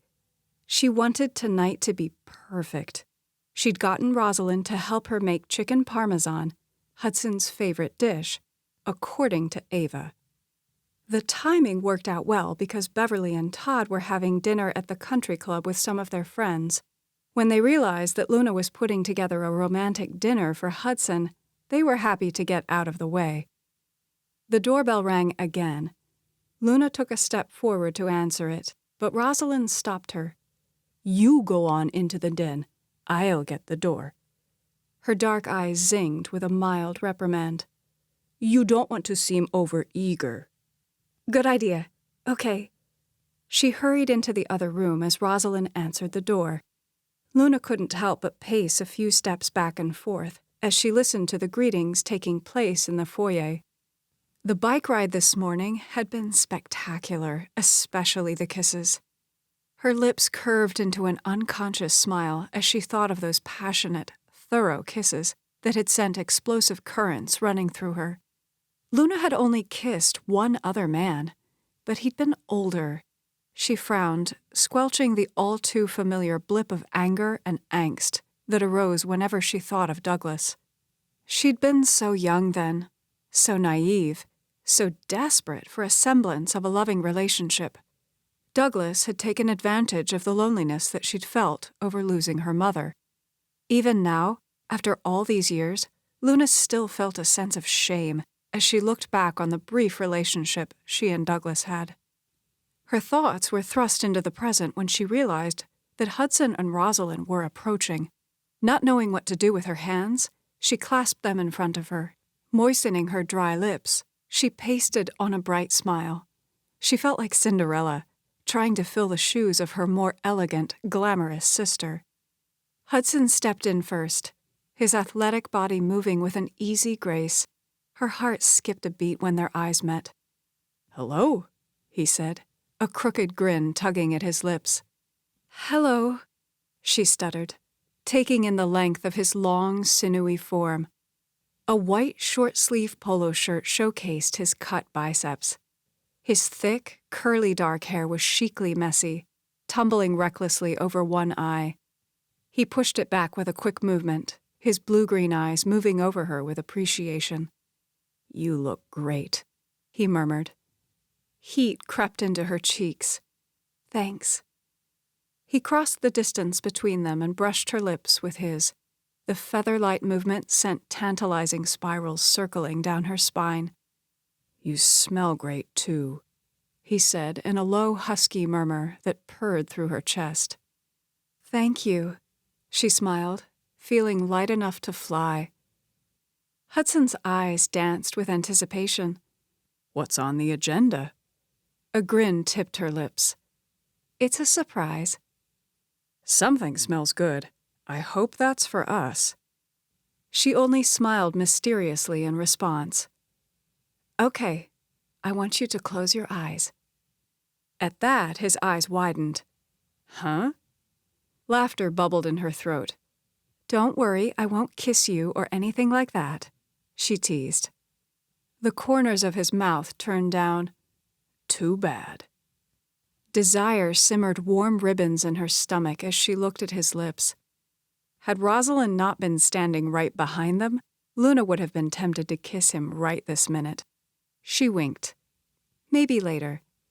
He chuckled. If I'm lucky, right? That's right. The banter passing back and forth between them was electric. Close your eyes. He did as she directed. She stepped behind him and placed both hands on his arms as she navigated him toward the double French doors that led out to the patio. Careful, she warned when they got to the threshold. No peeking. Don't worry, he responded glibly. You'll make an honest man out of me yet. She sniggered. If it's the last thing I do. Luna let go of Hudson's arms and stepped up beside him. You can look now. Hudson opened his eyes. Wow, this is great. He slipped an arm around Luna's shoulders, pulling her close. You've been busy. I had a little help, Luna said, giving Rosalyn a grateful smile. They'd strung a couple strands of large, clear bulb lights over the pergola to add to the ambiance. The outdoor table was adorned with a white linen tablecloth. Thanks to Rosalyn and her knowledge of etiquette, the table was set to perfection, with tall ivory candles on either side of a centerpiece of freshly cut miniature orange sprigs from the nearby tree. Soft classical music was being piped over the outdoor speakers. A golden hue had settled over the evening sky, making the rippling water in the pool a turquoise blue. Sunset wasn't for another hour, but the sky was already a velvety baby blue, brushed with hints of orange. The backdrop of the rolling vineyard added the finishing touch, making Luna feel like she was in her very own fairy tale. Have a seat, Rosalyn encouraged. That's all the prompting Hudson needed to go to the table and scoot back Luna's chair as he helped her get seated. Thank you, she said. He sat down across from her. He reached across the table, taking her hands. I can't believe you did all this for me, he said with such genuine anticipation that it caused a mile-long grin to stretch over her lips. Better wait until you taste it before getting too excited, she joked. He released her hands as he sat back in his seat. Where are Todd and Beverly this evening? They're having dinner at the country club with the Tucketts. He nodded. How are plans for the harvest party? You know, Mom, she's got a big shindig planned with all the trappings. He tipped his head, a quizzical expression coming over his features. Shindig? I've never heard you use that word before. Heat seeped into Luna's cheeks as she laughed. I haven't? She asked lightly. Oops. She needed to be more careful. Luna had always prided herself on being good with accents, but every once in a while a bit of her southern slipped out. Rosalyn came out carrying Italian salads, a basket of homemade rolls, creamy butter, and frosty glasses of lemonade. This looks amazing. Thank you, Hudson said to Rosalyn. It was cute how Rosalyn blushed. You're welcome, but it wasn't just me. Ava helped. Hudson dug into the yeasty rolls, slathering on a pat of butter. He took a large bite. This is incredible. Thank you, Luna said. She'd made the rolls using Grandma Peach's recipe. Even Rosalyn had been impressed. It was a quick bread recipe that could be made in under 2 hours. Hudson polished off the first roll and reached for another. It was gratifying how much he was enjoying the food. Did you make the rolls? Sure did, she chimed as she placed her napkin in her lap and reached for a fork. He gave her an appraising look. I had no idea you could cook like this. I keep learning more and more things about you. It keeps things interesting. She took a bite of salad, appreciating the tanginess of the dressing. The lettuce was crisp, the tomatoes juicy and ripe. She loved the complex tartness of the Kalamata olives. Yes, it does, he said with gusto. So, how are things going with the harvest? Really well, from what I can tell. Dad has been super busy. We've been busy too. Everything's shifting into high gear. Luna nodded. Hey, I meant to tell you. Thanks for taking the day off today so we could go bike riding. I'm sure it wasn't easy to carve out time with the harvest approaching. He grinned broadly. I wouldn't have missed it for the world. He gave her an appraising look. You're quite the biker. A smile twitched on her lips. So are you. We should go into San Francisco and get us some good bikes. I would love that, she beamed. As she looked across the table at this handsome, kind man, she couldn't help but think how blessed she was to cross paths with him. Happiness was within her grasp. She just had to figure out how to tell Hudson the truth. He gave her a hesitant look. What are the chances that I could get you out on a boat again, after yesterday? Her eyes rounded as she pondered the question. She knew she'd have some PTSD the next time she got on a boat. However, she wanted to face her fears quickly so that she could put them to rest. Luna had always enjoyed swimming, and being on Hudson's boat was exhilarating, right up until she was knocked overboard. Pretty good, so long as we leave Dustin and Margot at home. He burst out laughing. Deal, he exclaimed. He gave her a speculative look. So, are we going for a swim tonight? Tonight? She squeaked, and then saw the wicked grin flit over his lips and realized he was teasing. She relaxed into her seat. I guess we could go just like we are. He leaned in. Or we could do like we used to. Oh? We could strip down to our underwear. His eyes simmered with mischief. Remember the last time we did that? We got in so much trouble when your dad came home and caught us.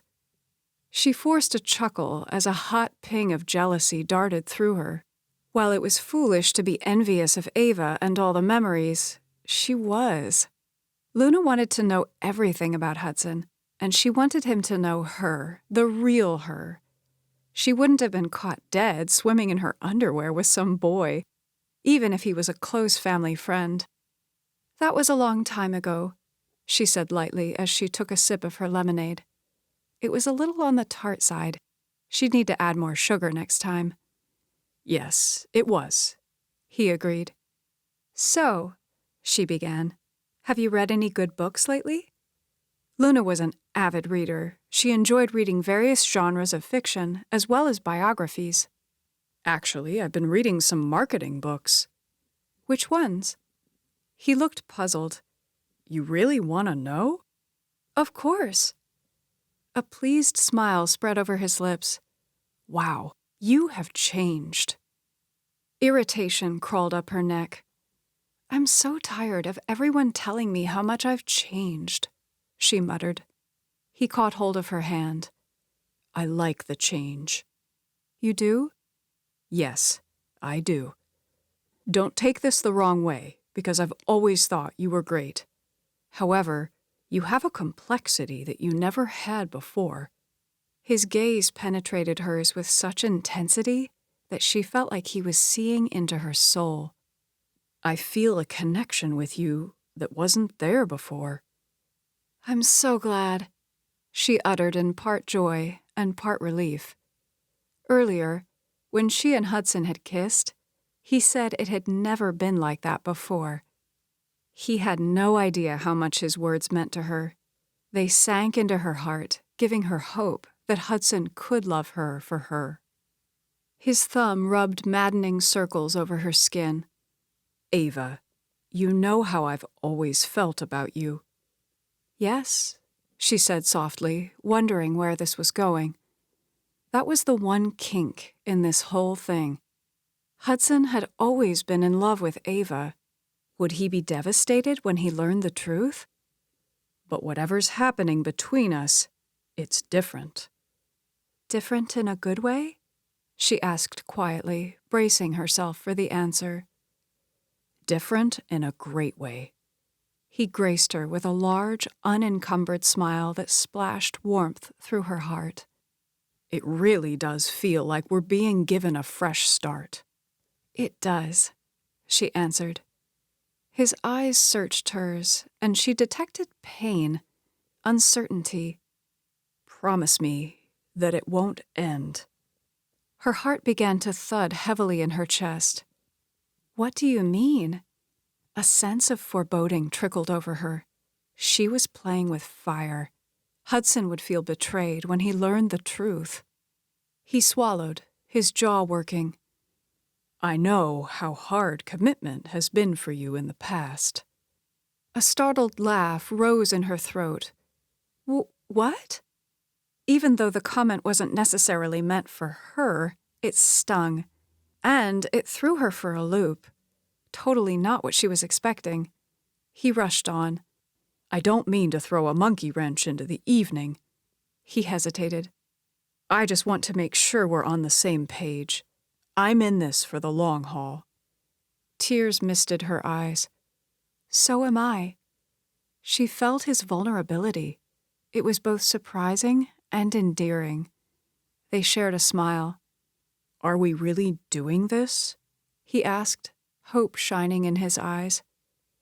Hudson Davenport, regardless of what happened before, I promise you that so long as you want me, I will never leave your side.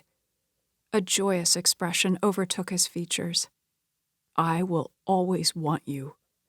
That's so beautiful, Rosalyn sniffed. Luna and Hudson both turned, surprised to see her standing off to the side. I didn't realize we had an audience, Luna said, giving Rosalyn a sharp look. Lo siento, Rosalyn said with a sheepish shrug. She held up a finger. I'll go and get dinner. With that, she hurried away, wiping at her eyes. Rosalyn's great, Hudson said with a grin. Yes, she is. A jewel. How's her granddaughter doing? Luna stiffened. Rosalyn had never mentioned anything about her granddaughter. I think things are going okay, she answered evasively. She was itching to know more, but she didn't dare let on that she didn't know what he was talking about. Her mind worked to come up with a neutral question that would hopefully give her some answers. What did Rosalyn tell you about her? She asked carefully. She hasn't ever said anything to me directly, but I heard my dad talking to your dad. Her granddaughter, Isabella, has been running around with a rough crowd. He lowered his voice. Evidently, she's been dating a guy with a record. He shook his head, his expression sympathetic. I'm sure it's hard for Isabella considering how her mom left when she was a baby. Poor Rosalyn has tried to raise her the best she could, but there's only so much a grandmother can do on her own. A pang of compassion went through Luna. She had no idea about any of this. Rosalyn had never spoken a word about her personal life. Luna realized that she'd been so consumed with her own problems that she hadn't taken the time to look outside herself enough to ask probing questions. Rosalyn would be surprised to learn that Luna could relate to Isabella on many levels. Her mother never meant to be neglectful, but her broken heart had left her so devastated that she'd shut herself off from Luna. Then, when she passed away, Luna felt completely alone. If it had not been for Grandma Peach, she didn't know what she would have done. Are you okay? She jerked, offering an automatic smile. I'm fine. Why? You had a strange look on your face. She sighed. I was just thinking about Rosalyn and Isabella, wondering if there was anything we could do to help. It would be nice to be able to do something. "Dinner is served," Rosalyn said grandly as she stepped up to the table. She placed the plates of steaming hot food in front of them. "Dig in," she said encouragingly as she left to give them privacy. Luna inhaled appreciatively, the tangy scent of the marinara sauce tingling her nose. She was about to take her first bite when she saw the look on Hudson's face. "You made Parmesan chicken." "Yes," she answered warily. "Your favorite, right?" Wings of panic fluttered in her stomach. Why did he look so disappointed? There was a tinge of hurt in his eyes. "You don't remember?" "What?" "I used to love Parmesan chicken, but then I got food poisoning from it. Remember? I had to go to the emergency room. I thought I was going to barf up a lung," he said with a dark chuckle. Her eyes bulged. "Oh, no." A blazing hot heat stung her cheeks. "I'm so sorry." She wanted to strangle her sister for not remembering. He pushed his plate away, giving her an apologetic look. "I'm sorry, but I can't eat this."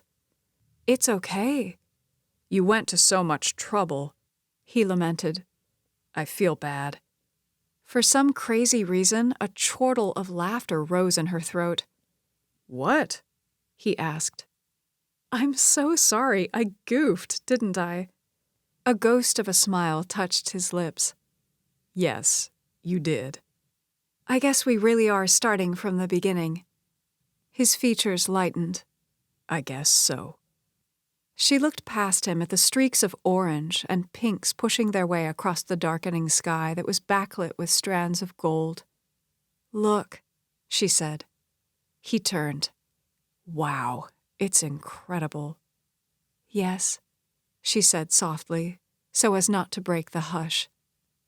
It was then that a reckless thought tumbled through her brain. She scooted back her chair and stood. "I have an idea." She reached for his hand. "You game?" A lopsided grin pushed up a corner of his lips. "Always." He rose to his feet. "What have you got in mind?" She pulled him toward the pool. "Let's go swimming." His eyes rounded. "Right now?" "Why not?" A sense of adventure streaked through her. "Don't you want to make some new memories?" "Sure." His arm encircled her waist as he pulled her close, his eyes deepening to indigo as they moved over her. "Are we stripping down to our underwear this time?" Heat simmered in her stomach. Hudson was so breathtakingly handsome, with his rugged features and chiseled jaw. He was the kind of man that Luna could have only dreamt of meeting before coming here and switching places with Ava. "Not on your life," she laughed as she wiggled out of his grasp and slipped off her wedge sandals. She went to the deep end of the pool, her toes perched over the edge. Her heart was thrumming out a fast beat of anticipation. Hudson laughed as he threw her a look of challenge. "Are you really going to jump in?" "Nope," she chimed. "Not jump." If she was going to do this, she was going all in. With a nimble hop, she dove in. The water was colder than she expected, stealing her breath. Still, it felt exhilarating. Her head crested the surface. She pushed the hair out of her face as she looked up at Hudson. She treaded water as she pushed her dress down, trying to keep it from billowing up like a giant balloon. "You are something," he said as he hastily began removing his shoes and socks. A second later, he peeled off his shirt. Luna's breath caught in her throat. Sheesh, that was some six-pack. He was truly a magnificent-looking man. Her heart nearly stopped when he loosened his belt and took off his khaki pants. She laughed in surprise when she saw his blue and white striped boxer shorts. She giggled, thinking of what Rosalyn would say if she came out right now. "So, are you gonna dive?" she taunted. He flashed a cheeky grin as he sauntered over to the spot where she'd gone in. "Better clear me a path," he boasted. "Yes, sir." she quipped as she swam backwards. She thought he might follow her lead and dive in. Instead, he took several steps back. Then, with a burst of energy, he let out a whoop as he ran full force and did a cannonball, which sent a huge splash into the air. Hearing the noise, Rosalyn came running out. At the same time, Hudson swam over to Luna with long, fluid strides as his arms cut expertly through the water. "What happened?" Rosalyn asked, her dark eyes filling with concern. Hudson grabbed Luna around the waist. She yelped as a fit of giggling overtook her. His head rose out of the water. "Gotcha," he said, then realized that Luna was looking at something behind him. He turned, a sheepish grin stealing over his lips. "Hey, Rosie." Rosalyn perched a hand on her hip. "¿Qué pasó?" she demanded, leveling a glare. "Well, as it turns out, Hudson no longer likes chicken parmesan," Luna answered. Rosalyn's face fell. "What?" "Sorry," Hudson offered. "It used to be my favorite until I got food poisoning from eating it at a restaurant." He positioned himself behind Luna, placing his arms around her waist as they floated. Luna rested her back against his chest, appreciating his warmth and how strong his arms felt around her. "So," Luna continued, "we went swimming instead." Rosalyn's lips pulled together as she shook her head. She made a point of looking at Hudson's clothes, which were piled in a heap on the concrete. "At least one of you had the good sense to keep your clothes on," she blustered. "Now, Rosie," Hudson countered in a cavalier tone, "I'm wearing boxer shorts." Rosalyn blushed as she made a psh sound and waved a hand. "I'll make you tacos." "You don't have to do that," Hudson said, but she just shook her head and hurried away. Hudson pulled them to the side of the pool. In an adroit movement, he turned and positioned Luna with her back pressed against the side with him facing her. He placed his palms on the concrete, pinning her in. "So?" he began. "What now?" He pumped his eyebrows, looking boyishly adorable. Luna laughed as she pushed a lock of hair from his forehead. "How about this?" she murmured, as she bridged the distance between them and pressed her lips to his. She gave him a long, deep kiss that spiraled desire through her. He pulled back, a grin quirking his lips. "That's pretty good." "Pretty good?" She arched an eyebrow, somewhat offended. A cocky grin pushed over his lips. "My turn." He captured her in his arms, his lips crushing hers. Fire raced a hot trail through her veins as she returned the kiss, marveling at how his insistent lips had the power to awaken something so tender and so alive inside her. Her body trembled as she clung to him, her hands moving over the rigid muscles on his back. She loved the warmth of his skin and how it felt against hers, the hardness of his muscles. A few minutes later, they had to pull apart for air, both breathing hard. "Hey," she began, "remember the time when we were eating dinner and I realized that you have an aversion to Parmesan chicken?" His eyes widened as she rushed on. "Then we jumped into the water, fully clothed," she chuckled. "Well, at least one of us was." Understanding registered on his handsome face. "Ah, I see where this is going. We're creating new memories." "Yep," she quipped. "And it's only just beginning," she said, as she moved in for another kiss. Chapter 9. "You must be really hungry," Margot said as she looked disdainfully at Luna's sausage, egg, and cheese croissant. She began picking at the chicken on her salad, taking a minuscule bite. "Yep," Luna said lightly as she took a large bite of her sandwich. It was delicious, the flaky croissant melting in her mouth. Just because Margot was afraid to eat a single carb for fear of gaining an ounce didn't mean that Luna was. She was going to enjoy every bite of this sandwich despite Margot's antics. Margot leaned forward, her dark eyes sparkling with interest. So, what are you wearing to the harvest party tomorrow night? I haven't decided yet, Luna answered casually. She had decided, but she didn't want to tell Margot. Luna didn't trust Margot any farther than she could throw her. She wouldn't put it past Margot to try and one-up her. How about you? I have a couple of options I'm trying to choose from, she sniffed. Margot's voice went juicy. How are things going with the happy couple? Great, Luna said, sporting a large grin. She could feel the envy lurking beneath Margot's gooey smile. Guilt picked at Luna. If Grandma Peach were here, she would say that it was bad form for Luna to throw it in Margot's face that she and Hudson were a couple. Still, it was satisfying to put Margot in her place for once. Have you decided on your wedding date? Luna chuckled. Nope, we're taking things slow. She could tell that Margot was relieved. It was irritating how Margot was fishing for information. Every time Luna spent any amount of time around Margot, she was tempted to tell the diva to take a hike. Then she would remind herself that Margot was Ava's friend, and, for better or worse, Luna was representing Ava. The only reason Luna had agreed to have lunch with Margot was because Margot kept accusing Luna of avoiding her. Who are you bringing to the harvest party? Dustin Lawrence?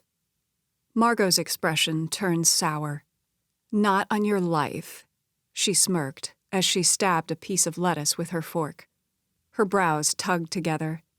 You know, I think the only reason Dustin even came sailing was so that he could see you. Luna wasn't going down this rabbit hole.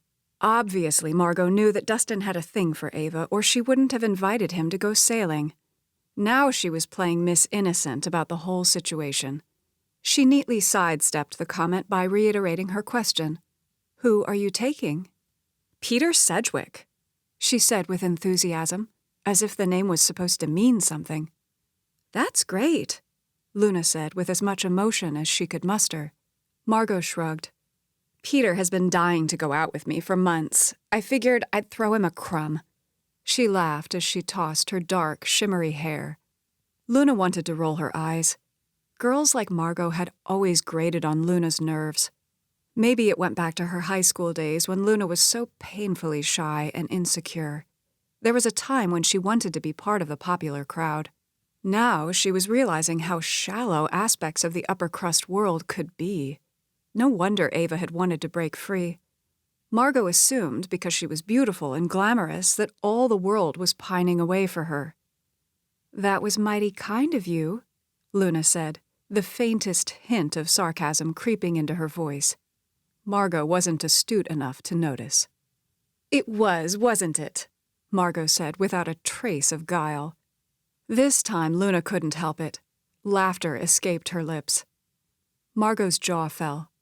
What? Nothing. I'm sure Peter will be thrilled to go out with you, she soothed. Luna felt like she was talking to a child. Margot sighed heavily. Work has been a beast today, and it's only lunchtime. We had 4 tour buses come through this morning. I'll bet it will get a lot busier now that the harvest season is upon us. I know, Margot made a face. I do love my job, though. It gives me a sense of purpose. She gave Luna a superior look. It must be hard, she cooed. Luna was immensely enjoying her croissant. Ava had told her to try the sausage, egg, and cheese sandwich, saying she would love it. And she was right. The food almost made up for the company. The bistro had a warm ambiance that fit in perfectly with the town square of Sonoma. The brick and stucco buildings exuded an Old West flavor dripping with small-town charm. Luna was falling in love with this area. Did you hear me? Luna's eyes widened. She'd gotten lost in her own thoughts, tuning Margot out. Huh? She took a quick drink of her lemon ice water. Margot lifted her chin. I said it must be hard. What's hard? Luna asked dutifully, wondering if this was a setup. Margot poked at her salad as if trying to find the perfect bite. She speared a tomato and dipped it in her ramekin of fat-free Italian dressing. Well, you really don't have a lot to keep you busy right now. Laughter rose in Luna's throat. What? I mean, you've got the harvest and the wedding, but you don't really have anything that fulfills you. That's not true, Luna said lightly, as amusement swirled inside her. I have Hudson. She caught a blip of resentment on Margot's pretty face before it was smoothed away with a benevolent smile. I know, Margot cued. And the two of you are so cute together. She smiled, scrunching her nose. The sweetness in her voice sounded more saccharine than sugar. But what about your dreams and plans? Luna tipped her head. What do you mean? You used to talk about lighting the world on fire. Margot's voice picked up its pace. You wanted to sing and perform. That's why you studied music performance in college, remember? Yes, that's true. It was hard to hold back the grin threatening to spread over Luna's lips. She felt a burst of pride for Ava, knowing that her sister was living her dream. If only Margot knew, she'd burn with envy. Okay, that was a mean thought. Still, Margot was obviously baiting Luna, trying to make her feel like she was nothing because she didn't have a job. She had no idea that Luna was also living her dream. Her songs were getting published, and Lonely Moon had hit #1 on the charts. After Hudson left the night before, Luna had been flying so high that she sat down and penned an entire love song. So, in all actuality, she felt very productive and fulfilled. Margot gave her a pitying look. I just hate to see you settle. I'm not settling, Luna countered. Was Margot so insecure that she had to belittle others to make herself feel good? It was sad, actually.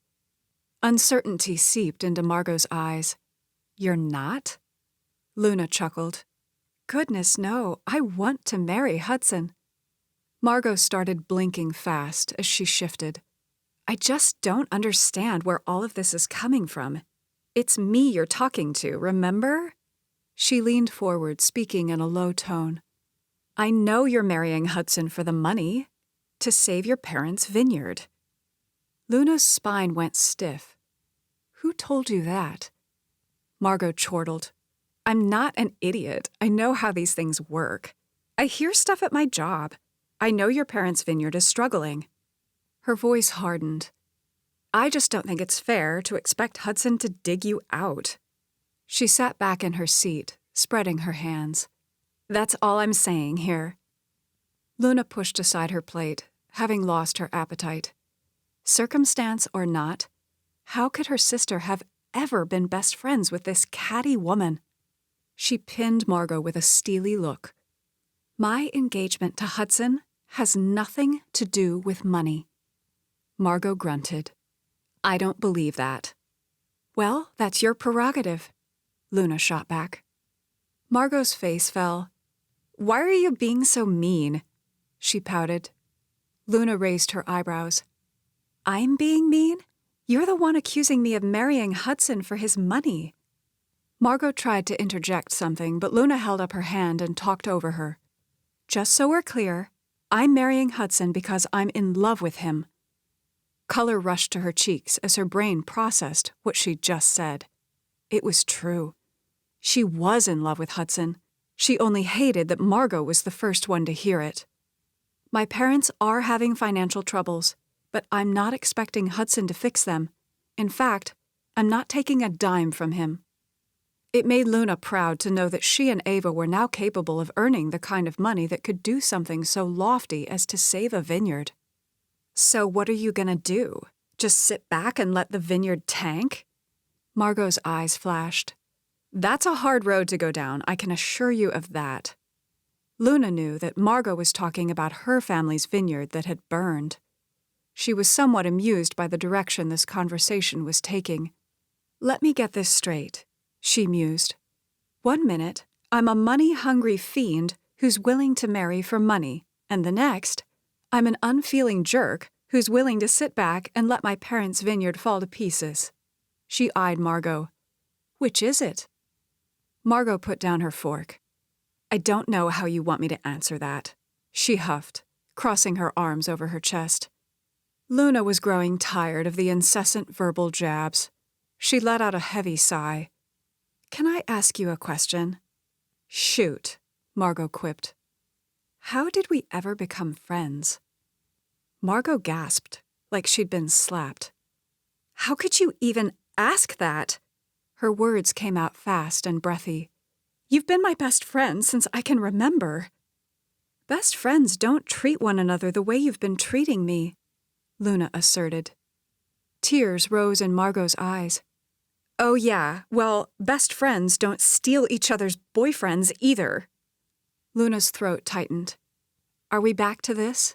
Hudson isn't your boyfriend, Luna said as kindly as she could. You and I both know that he has always been in love with me. Ava, actually, but Margot would get the point. A single tear dribbled down Margot's cheek.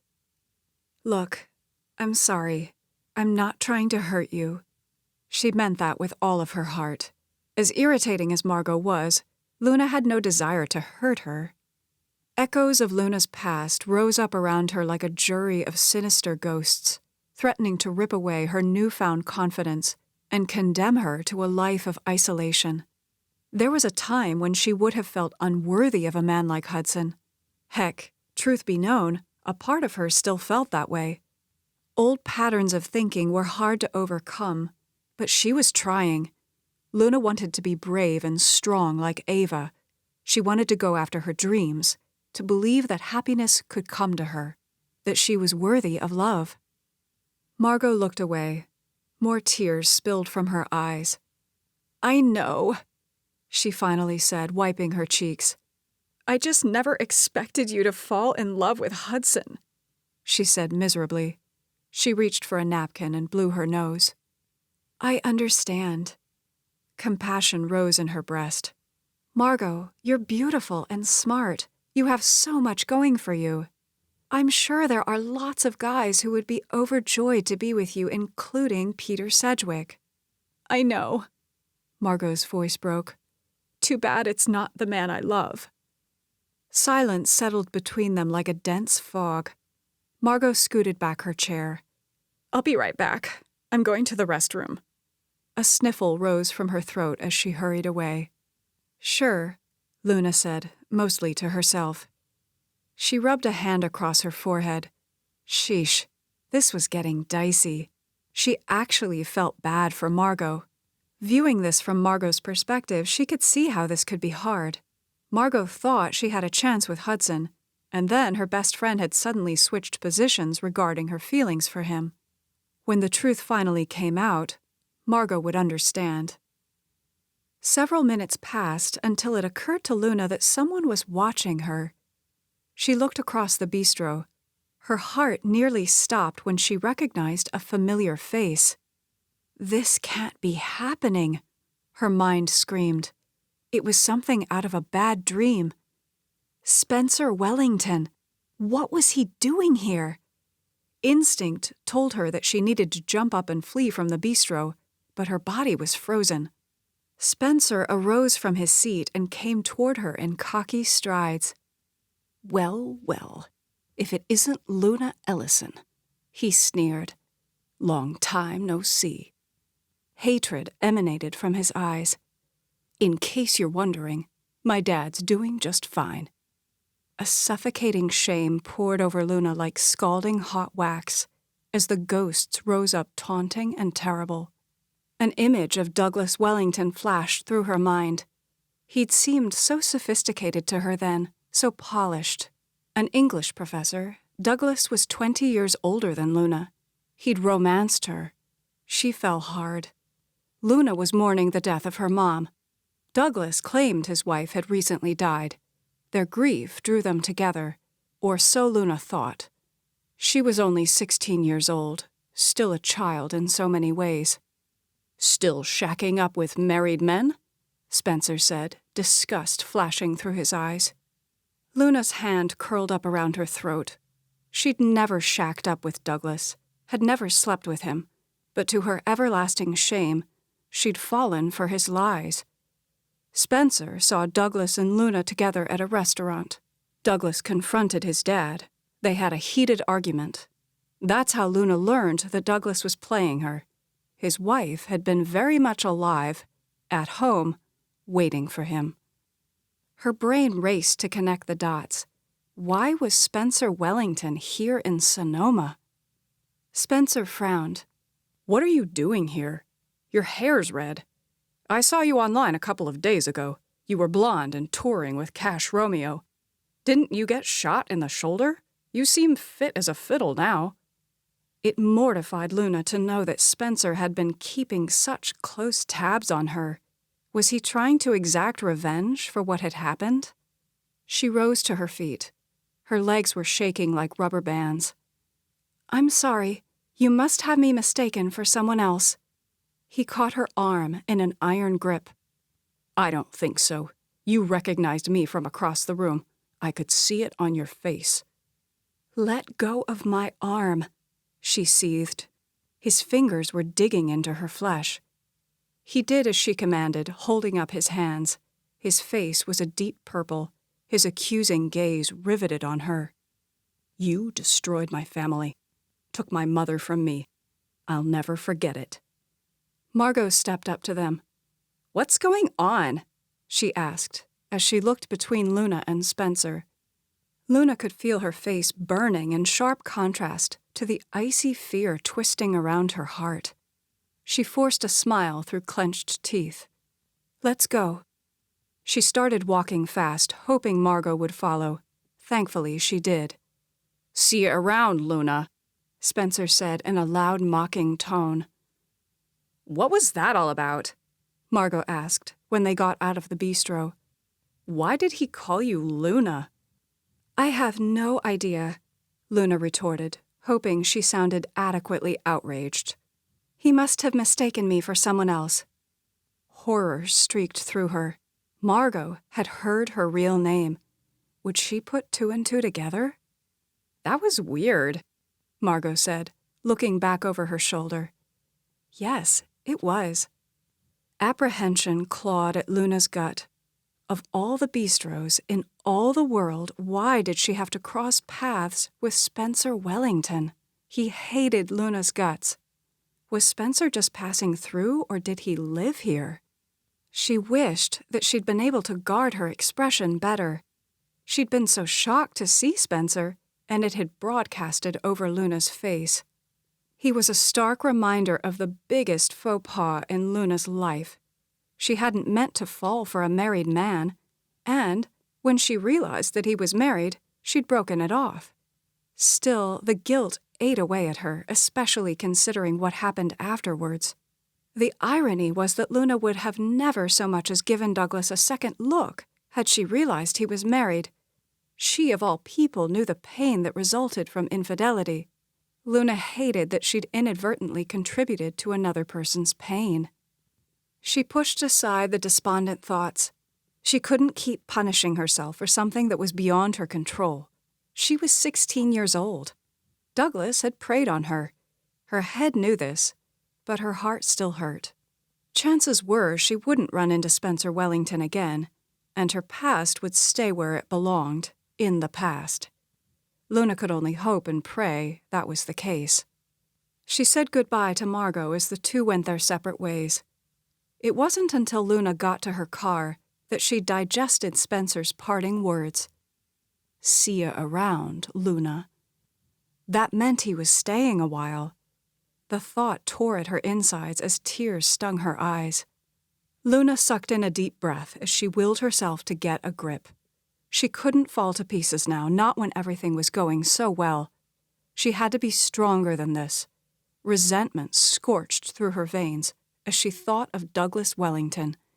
He'd deceived Luna, made her believe he was something he wasn't. She jerked, realizing the direction her thoughts were taking. Even though her intentions weren't malicious, Luna was deceiving Hudson. Would he hate her when he learned the truth? Her mind sprinted in circles. Should she go to Hudson this very minute and tell him the truth? If Spencer Wellington were to do some digging, it wouldn't be hard for him to figure everything out. Her breath came in fast, ragged puffs. No, she couldn't panic. She had to stay the course. She needed to find the right time to tell Hudson the truth. The two of them were getting closer every day. All Luna needed was a little more precious time. Chapter 10. By the time Luna got back to the vineyard, she was starting to feel a bit more at ease about the situation, convincing herself that the happenstance meeting with Spencer Wellington was an anomaly. She'd probably never see him again, and if she did, chances were it would be after she'd told Hudson the truth. She'd come to this conclusion by asking herself, what would Ava do? Ava wouldn't let someone like Spencer Wellington scare her away from the thing she wanted most. She would stay and fight. Luna was trying to reshape herself into the person she wanted to become. Well, there was only one way to do that, and that was to stay the course. For better or worse, she was determined to see this thing with Hudson through. She was walking by Todd's study when she realized he was sitting at his desk. She stopped and peeked her head in. Todd's expression was so bleak and despondent that it caused her heart to lurch. When he realized Luna was there, a smile immediately overtook his features. It was so warm and genuine that had Luna not seen him a second ago, she never would have known anything was wrong. "Hey, beautiful girl," he said affectionately as he waved her in. She sat down in one of the chairs across from him. "Hey, Dad." Had Ava been here, she probably would have sprung over and kissed Todd's cheek, but that was a bit overt for Luna. She did like calling Todd Dad, however. It was nice actually having a dad who cared, as opposed to one who was raising a separate family, while his first was cast aside like a discarded pair of shoes. Todd sat back in his seat, propping his hands behind his head. "Your mother tells me things are going well with Hudson." Todd was a little under 6 feet tall, with dark, wavy hair that was silver around the temples. His eyebrows were as dark as his intelligent, keen eyes. He was thickly set like a tree trunk, with hard muscles. From pictures she'd seen, Luna knew that Todd had been much thinner in his youth. She guessed that he'd started gaining weight in his 30s. The bulk suited him, however, giving him more of an imposing demeanor. "Yes, things are going great with me and Hudson." He nodded thoughtfully. "What's wrong?" Luna could tell that something was weighing heavily on his mind. Whatever it was, she wanted to help fix it. It was crazy how connected Luna felt to Todd and Beverly. Ava had resented them leaning on her so much for their emotional support. However, Luna welcomed it. It felt good to be needed. His lips formed grim lines as he sat up taller in his seat. He looked past Luna and then back at her. "Look, I know how set your mother is on you marrying Hudson." He spoke in hushed tones as if worried that Beverly might overhear the conversation. "And admittedly, it would help us in the short term to join forces with the Davenports." He clasped his hands. "However, it's not your responsibility to fix everything. I want the vineyard to be successful, but not at your expense. I want you to marry for love," he said tenderly. A smile tipped Luna's lips. "I am." Happiness percolated inside her. At least that was one thing she was sure of. She was in love with Hudson. His jaw grew slack. "You are?" "Absolutely. I love Hudson." He frowned. "But you were so against the marriage before. You and your mother had that big blow-up about it, and then you left." "I know. I needed time to work everything out in my head." How easily the lies were flowing from her lips. Luna felt a twinge of guilt for everything she and Ava had done. This poor man thought he was talking to his daughter, not an imposter.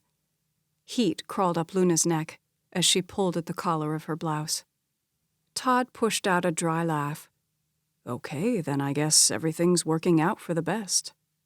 "It is," she said heartily.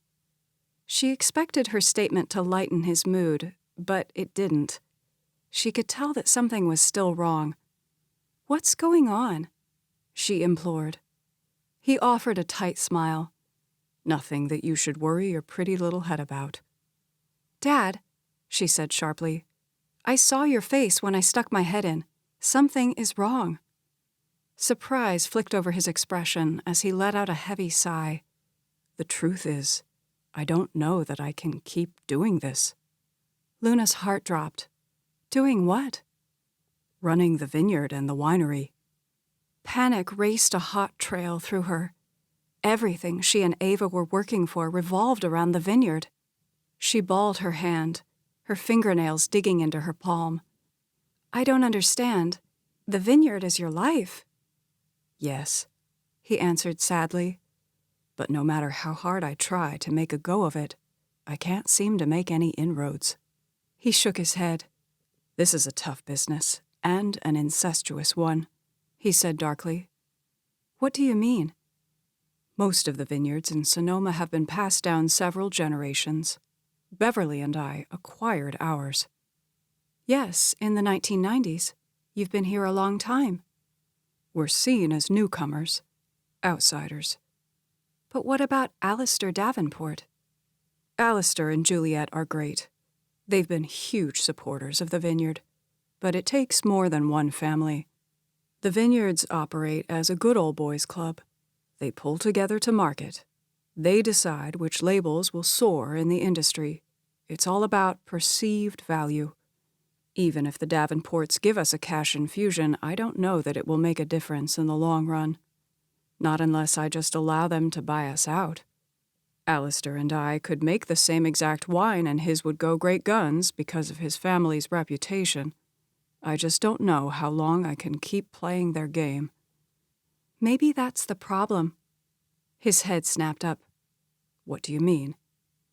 Well, you're trying to play the game according to their rules. Maybe you should stop doing that. Take a different look at the situation. A cautious hope moved across his features. What do you mean? He repeated. You should assess the vineyard's strengths, find out where you can shine, and then go after that specific market. For example, if the majority of Sonoma is going after the high-end clientele, then maybe you should shift your focus to the middle class. Make a wine that's more affordable. Like a Zinfandel, he pronounced. Yeah, maybe. Luna searched her mind, trying to remember what a Zinfandel was. Todd began drumming his fingers on the table, a new energy buzzing through him. Zinfandels are much more affordable. Our grapes would lend themselves well to it. He tipped his head. I'll have to give it some thought. Thank you. You're welcome, Luna laughed. But I don't think I really did anything. His eyes shone with gratitude and love. You did. More than you know. I'm glad I could help. Luna cleared her throat, gathering the courage to say what needed to be said, not only for her but also for Ava. Don't give up on the vineyard. This is my home, her voice caught. I want you to keep it going. He blinked. I didn't realize it meant so much to you. It does. She swallowed the emotion rising in her throat. More than you'll ever know. A smile spread over his lips. I just want you to know how much I love and appreciate you. Thank you, Luna said, her eyes misting. You truly are a gift to me and your mother. Luna nodded as she blinked to stay the tears. She dreaded the time when Todd and Beverly learned the truth. She wanted them to continue seeing her through the eyes of love. She wanted to live here in Sonoma with Hudson. In many ways, Luna felt like her life was just beginning now that she was here. It was interesting how everything that had repelled Ava, Luna loved. Todd got up from his chair, came around the desk, and enfolded Luna in a tight hug. I love you, honey, he uttered. I love you too, she said gruffly, a tear slipping down her cheek. After leaving Todd's study, Luna went to the kitchen to get a drink of water. Rosalyn was standing at the sink. Luna heard a sniffle and realized Rosalyn was crying. She went up and touched her arm. Hey, are you okay? Rosalyn jumped as she let out a shaky laugh, her hand going over her chest. You scared me. She raised her apron to her eyes and used it to wipe away the tears. What's wrong? Luna asked. It's my nieta. I'm sorry, I don't understand. My granddaughter, Isabella. Oh. Everything Hudson had told Luna the night before rushed back. What's going on? Rosalyn's lips pressed into tight lines. I don't want to burden you with this. Nonsense. That's what friends are for. She looked Rosalyn in the eye. Tell me. Rosalyn stood indecisive for a few seconds before she motioned with her head at the table. Maybe we should sit down. Luna followed Rosalyn where they sat down across from one another. Rosalyn pushed her hair out of her face before clasping her hands together. Isabella's madre, my daughter, ran off when Isabella was a baby. I'm so sorry. Rosalyn's expression was grim. It has been tough on Isabella. Her boyfriend is not a good man. Her eyes narrowed. I keep telling Isa to stay away from him, but she won't listen. Isa has a beautiful singing voice. In the fall, when school starts, they will hold a talent show at her high school. Isa was planning to sing, but Felipe has been teasing her about it, telling her she's no good. Tears pooled in Rosalyn's eyes. It's not just the talent show that I'm upset about. I want Isa to know that she's worth something. I understand. Luna felt for Rosalyn and even Isabella, whom she'd never met. An idea took shape. What if I help Isa practice for the talent show? Rosalyn's eyes rounded. Oh no, I couldn't ask you to do that. You didn't. I volunteered. Can you sing? Luna laughed. Not nearly as good as Ava, she said quietly. But I can sing. My adopted mother taught music. She grinned. I picked up a few things from her. It was more than a few things, but she didn't want to brag. Maybe if I work with Isa, she'll develop the confidence she needs to sing. She shrugged. It would be a step in the right direction. Hopefully she can eventually break away from Felipe. Rosalyn's eyes shimmered with gratitude as her hands went to her mouth. That would be fantastic. Thank you. I'm glad to help. First Todd and now Rosalyn. Luna was on a roll. It felt good to be able to help others because it caused her to forget about her own troubles for a while. Where do you want to teach, Isa? Rosalyn asked. I could go to your house. Bueno. When do you want to start? Rosalyn asked eagerly. Luna's mind ran through the upcoming events. Tomorrow evening was the harvest party. The actual harvest started on Tuesday evening and would go through Wednesday. Luna didn't have to do anything for it, but she wanted to make sure she was available in case Todd or Beverly needed her. How about next Thursday afternoon? Todd's birthday party would take place 2 days after, on a Saturday evening. That's when Hudson and Luna were supposed to announce their engagement. Time was ticking away. Luna would need to tell Hudson the truth before the birthday party. She couldn't let him get engaged to her without knowing who she really was. She wished she had another few weeks to simply spend time with Hudson before dropping the bomb. Rosalyn frowned. Lo siento. Isabella has her math tutoring on Thursday. Okay. How about Monday? Monday would be perfect, Rosalyn said enthusiastically. She reached for Luna's hands, holding them tightly in hers. Thank you, she breathed, with an appreciative smile. You're welcome.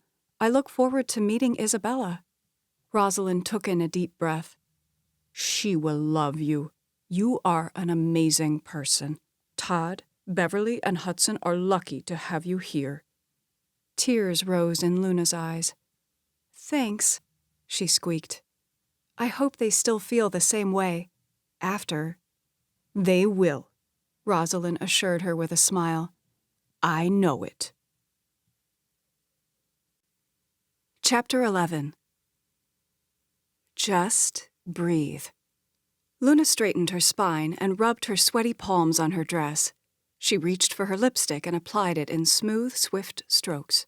She dabbed powder on her face before fluffing her hair. You look so beautiful, Beverly squealed. I knew that dress would look perfect on you. A wicked laugh trailed from her throat. Hudson's gonna go out of his mind when he sees you. Luna chuckled as she turned around, a smile filling her face. Thank you. You look beautiful, too. Beverly was wearing a simple black dress that showcased her curves. Her red hair was loosely curled and draped stylishly on her shoulders. She wore large, dangly diamond earrings and shiny black pumps. She stepped up and enfolded Luna in a tight hug. Her subtle perfume tingled Luna's senses. Just think, 1 week from today, you and Hudson will announce your engagement. Butterflies flapped out a fast beat in Luna's stomach. Yes. The birthday party was her moment of truth, the point where she would tell Hudson everything. Either he'd accept her for who she was, or he wouldn't. No matter, Luna was determined to forge ahead. She needed to talk to Ava about the timing. It would be nice if she could tell Todd and Beverly the truth at the same time. Then again, she didn't want to ruin Todd's birthday or the party. She pulled in a breath, telling herself to take one step at a time. No decisions had to be made tonight. She could simply enjoy spending time with Hudson.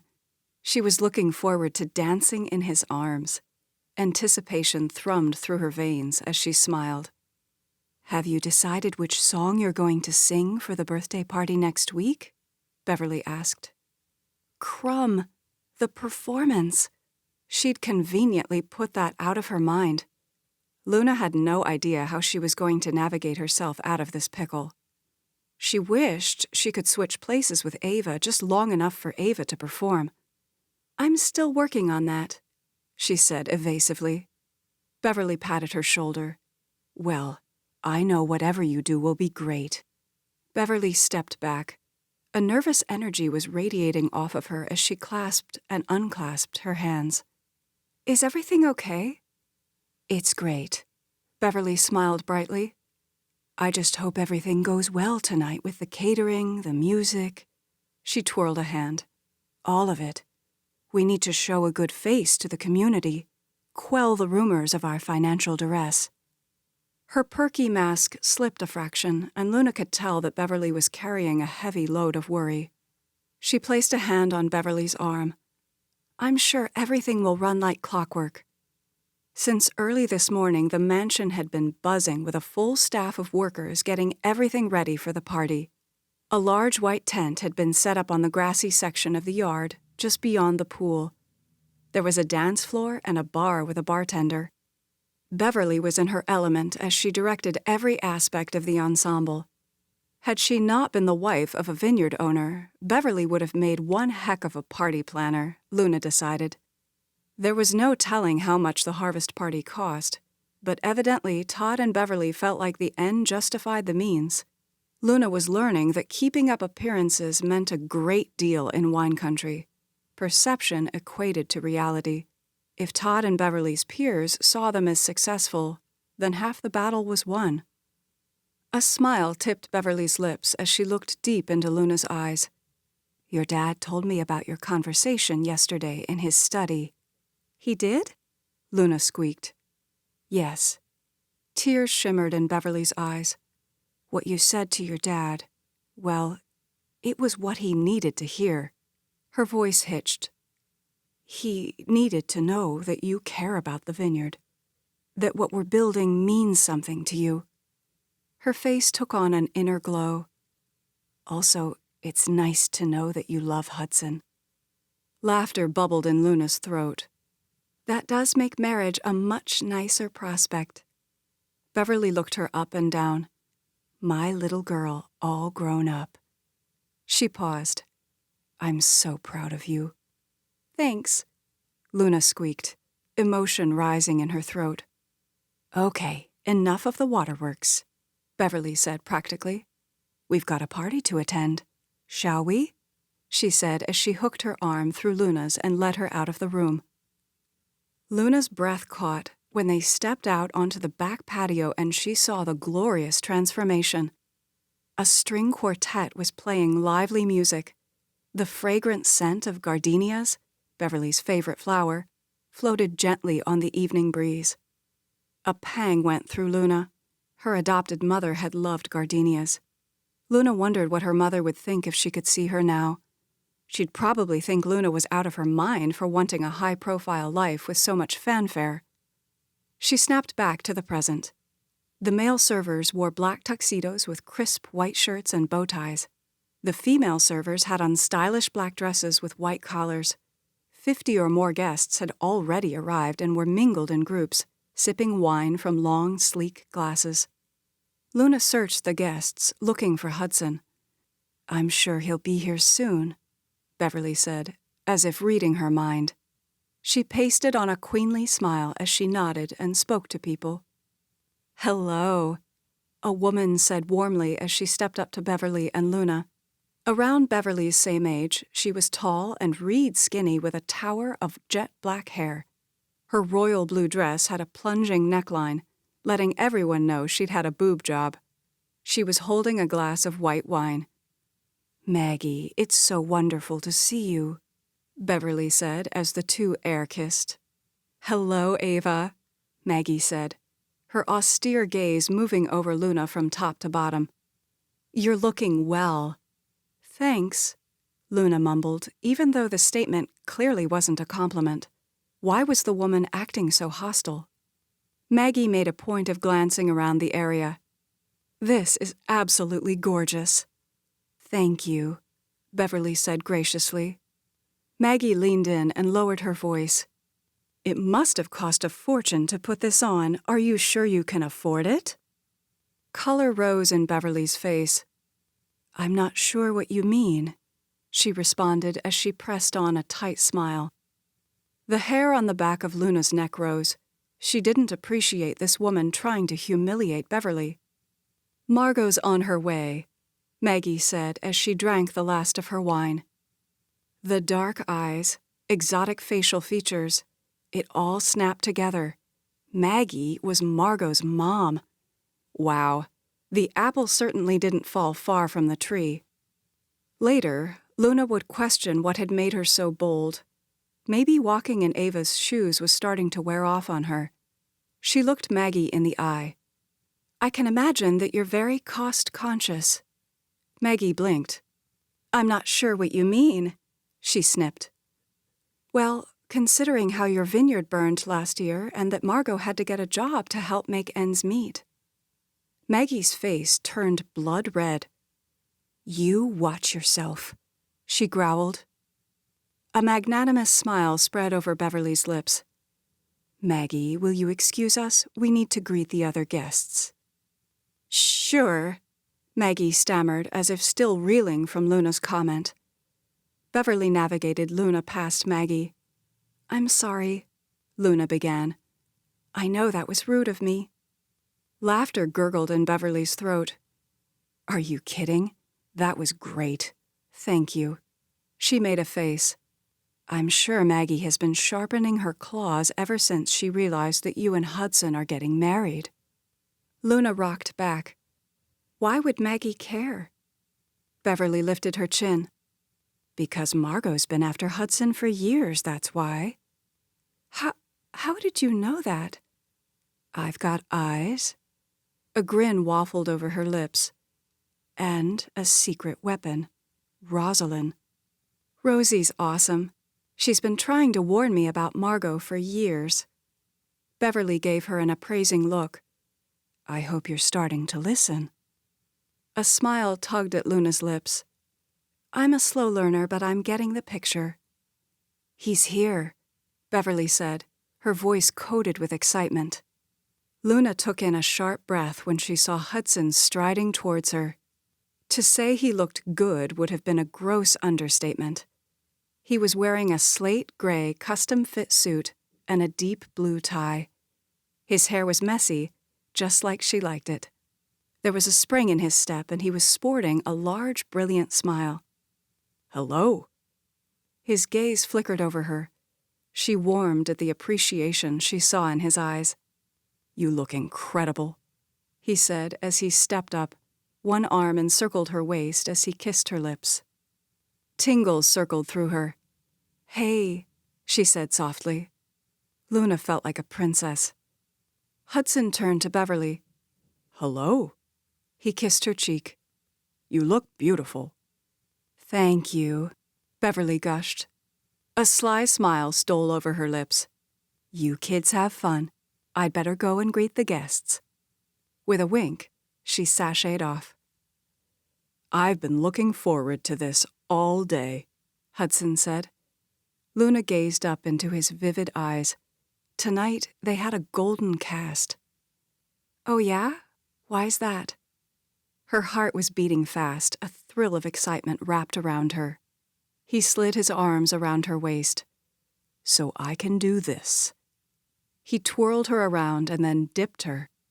Laughter floated from her throat as he stood her back upright. He pumped his eyebrows, a streak of mischief overtaking his features. We could rehash the other night. He looked at the pool. Her eyes bugged. Oh, no, we can't. My mom would tan my hide. Yours, too. He chuckled. I'm sure you're right. He sighed in mock disappointment. I guess I'll have to console myself with good food, great wine, lots of dancing, and the best company in the world. Speaking of food, what's on the menu tonight? You'll be happy to know that it's not chicken parmesan, she quipped. He rewarded her with a broad smile. That's good to know. He took her hand. Come on, let's go check out the food table. They were almost there when Margot came sauntering up, a bright smile adorning her lips. She was wearing a snug white dress, which complemented her olive complexion and dark hair. Margot's movements were as graceful as a cat. Hello, you two, she said cheerily. Hello, Luna said, forcing a smile. Margot turned to the guy next to her. Do you remember Peter Sedgwick? A charming smile spread over the guy's lips. Wow, he was pretty with his blonde hair and bright blue eyes, almost prettier than Margot. Hello, he said with a slight bow. His accent was British. Hey, Hudson said politely, but Luna could tell he wasn't in the mood for small talk. Margot homed in on Hudson. You and Peter have something in common. He loves to sail. In fact, he won a division of the Cows Week race last year. Oh? Which class? Hudson asked, a mild interest kindling in his voice. IRC Class 1. Margot laughed. Now, gentlemen, you have to understand that Ava and I have no idea what IRC means. It stands for International Rating Certificate, Peter explained. It's a classification for keelboats that allows them to race against like vessels. Hudson and Peter chatted back and forth about sailing for a few minutes. I saw your mom earlier, Luna said. Worry clouded Margot's features. Was she drinking? Yes, she was. I hope she doesn't make an idiot out of herself, Margot said quietly so the guys wouldn't hear. So Maggie had a drinking problem. That's why she said what she did to Beverly. She was probably drunk. Luna felt a dart of guilt for her snarky comment. Hudson looked at Luna. She sensed that he was as ready to get away from Margot and Peter as she was. Ava and I were just getting something to eat, Hudson said. If you'll excuse us. We'll go with you, Margot blurted. We will?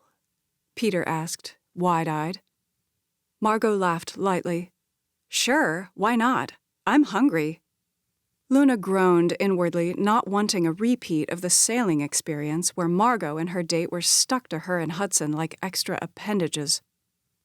Hudson slid his arm around Luna's shoulders as he pulled her close. You're welcome to join us, he grinned, so long as you don't mind me putting 100% of my focus on this amazing lady. He leaned in and kissed her full on the mouth. For a second, Luna forgot that anyone else was even around. All she could think about was the sizzle of Hudson's insistent mouth on hers and how it shot electricity through her. Then, Hudson pulled back and Luna caught the flicker of pain and resentment in Margot's eyes. Their gazes met for one long moment, before Margot turned to Peter and gave him a doting smile. "Maybe we should give them their space," Peter suggested, looking uncomfortable. Margot's face fell. "Really?" "Come on, beautiful," Peter said. "Let's go dance. We'll eat later." Margot looked like she was about to protest, but Peter pulled her away. Luna turned to Hudson, having just now realized what he'd done. "Smart move." Laughter danced in his eyes. "I have no idea what you're talking about." "Ha!" A grin slid over her lips. "So was the kiss just for Margot and Peter?" she taunted. "Partly," he admitted. He encircled her waist, pulling her to him in a swift movement. His voice went husky. "But this one is just for you and me," he uttered, as his lips took hers. The evening passed like a blissful dream. Conversation came as easily as breathing as Luna and Hudson ate, then danced. Todd got up and gave a great speech and toast. He expressed hope for the future, alluding to new ideas and innovations that would promote the longevity of the vineyard.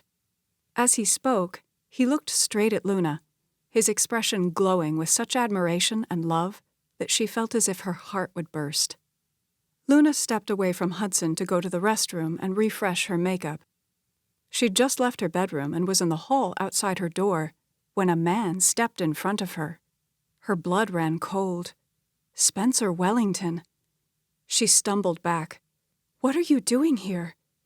"We need to talk," he growled. She lifted her chin. "We have nothing to talk about."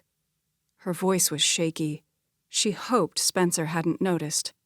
Luna's heart was pounding like a jackhammer, and she felt like she couldn't get a good breath. "As I told you earlier, you have me mistaken for someone else." She moved to push past him, but he grabbed her arm as he had before. "Let go of me or I'll scream." He rattled out a hard laugh. "You do that, Luna, and then I'll march outside and tell everyone at the party that you're a fraud." Blood drained from her face. "What are you talking about?" A cruel smile twisted over his lips. "After I saw you at the bistro," he grunted, "or rather the look on your face when you saw me, I did a little digging. As it turns out, Cash Romeo and Luna are doing a concert in New York City tonight, and surprise, surprise, you're here." "More proof that I'm not Luna Ellison," she said hotly. Her mind reeled. Spencer had no proof of the things he was saying, only speculation. "Gotcha," he said triumphantly. "What do you mean?" Her lungs were squeezing off her air. She felt dizzy and sick at heart. "I never said your last name. You just did." Tears sprang to her eyes. She was such an idiot. Of course. He'd been baiting her. Spencer probably wasn't sure about his theory until now. "What do you want?" she asked, hoarsely. He got up in her face. Contempt carved an ugly mask over his features. "I want you to hurt like I hurt." Her insides shriveled. "I never meant to hurt you or your family." Her voice trembled as the words spilled out. "I didn't know that Douglas was married. I realized he was the night you saw us at the restaurant. I ended the relationship." To her knowledge, no one except Spencer ever knew that she had a relationship with Douglas Wellington, not even Grandma Peach. Luna had been so ashamed when she realized that Douglas was married. Then, when Ruth Wellington overdosed on sleeping pills, the situation was compounded. Luna had been living with the guilt of her death for a long time. It was part of the reason why she'd left Huntsville and moved to Nashville. Rage burned in his eyes. "My mother's dead because of you." I'm sorry that your mother killed herself, but it wasn't my fault." She tightened her jaw. "I was 16 years old, a kid. Maybe you should be blaming your dad for all of this instead of me. Douglas lied to me. He told me his wife had died," she hissed. A wild look came into Spencer's eyes, and for a second, Luna feared he might hit her. She shrank back. "You need to leave," she ordered. He laughed. "I'll leave, but first you're gonna give me what I want." Fear lodged a cold spear through her chest. Her words stuck like molasses in her throat, but she managed to croak them out. "What is that?" "I want $50,000 to keep quiet." An incredulous laugh riddled her throat. "Are you insane? I don't have that kind of money." His jaw hardened. "From the looks of this place, I'm sure you can find a way to get it. $50,000 cash, or I tell everyone who you really are." Her mind raced. "I need time," she squeaked. He nodded. "You've got 1 week." "How will I find you?" "I'll find you." He let go of her arm, giving her a shove as he stalked away. Instinctively, she rubbed the places where his fingers had touched. He was so loathsome. She felt defiled. Luna's entire body was shaking. She couldn't believe this was happening. She stumbled into her room and closed the door as she collapsed on the bed. She tried to think, but her mind was in too much turmoil. Tears streamed down her cheeks. She needed to talk to Ava, but it would have to wait until tomorrow. Humiliation burned a scorching trail through her insides. Talking to Ava would mean telling her sister what she'd done. Why couldn't the wretched past stay hidden? Luna didn't know how long she sat there staring into nothingness. She nearly jumped out of her skin when she heard knocking at the door. "Ava," Hudson called. "Are you in there?" Her eyes widened as she jumped off the bed and sprang into action.